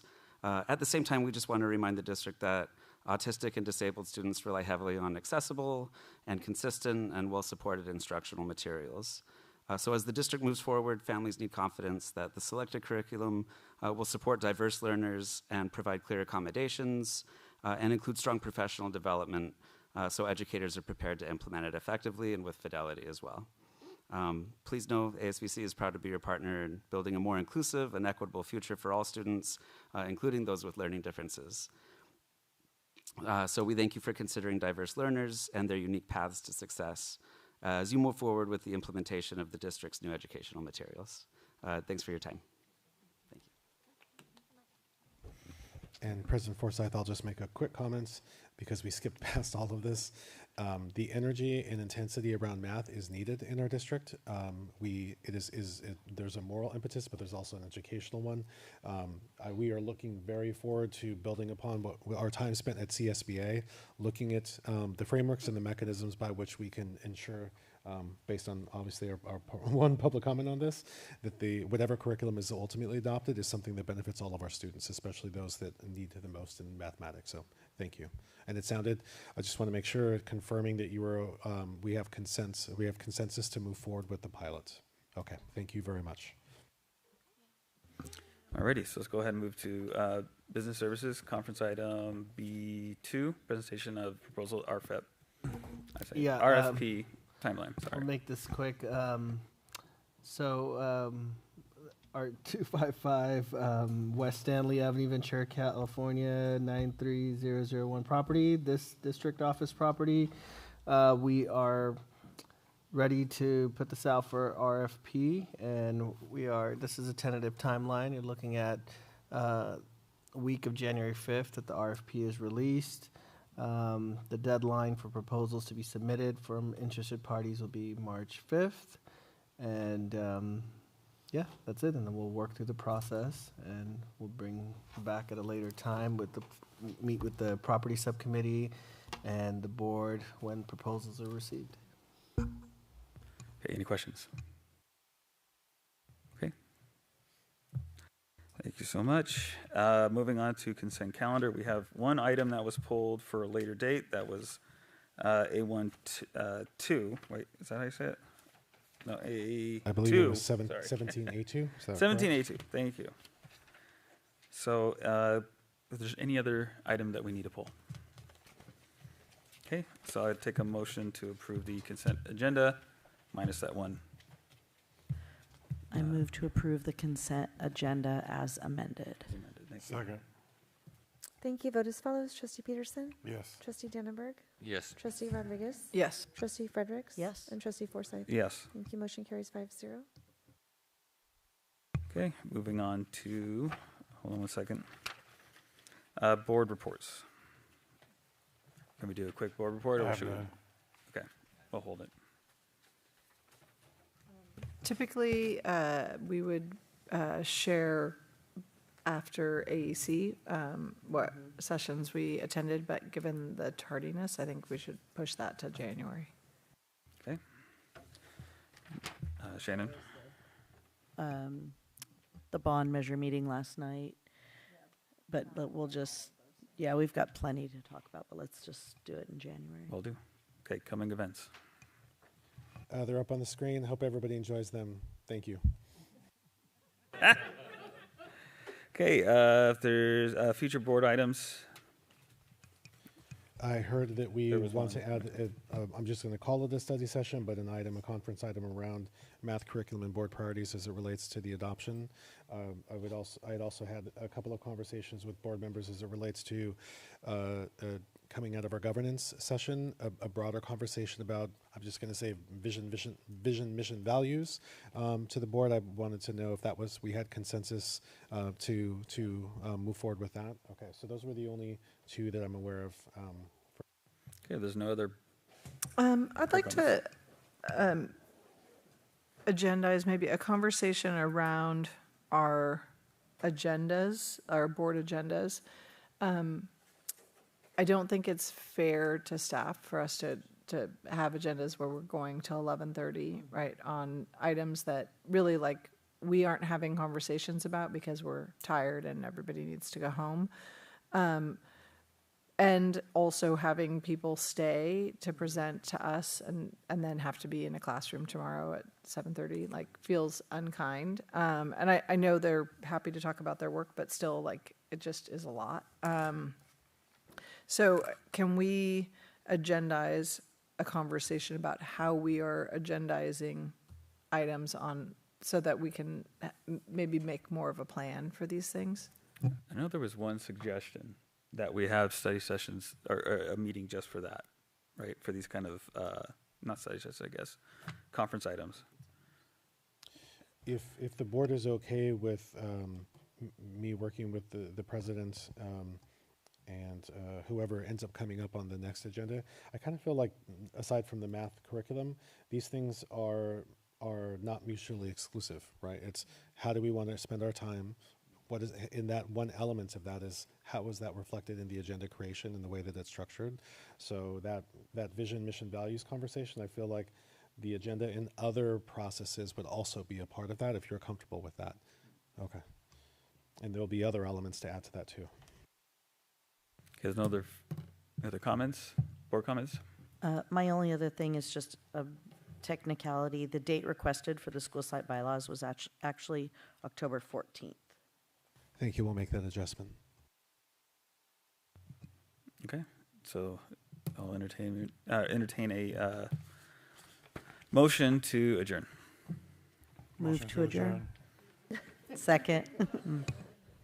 Okay, so Calvin moved it. Shannon, okay. Vote as follows. Trustee Peterson? Yes. Trustee Denenberg? Yes. Trustee Rodriguez? Yes. Trustee Fredericks? Yes. And Trustee Forsythe? Yes. Thank you. Motion carries 5-0.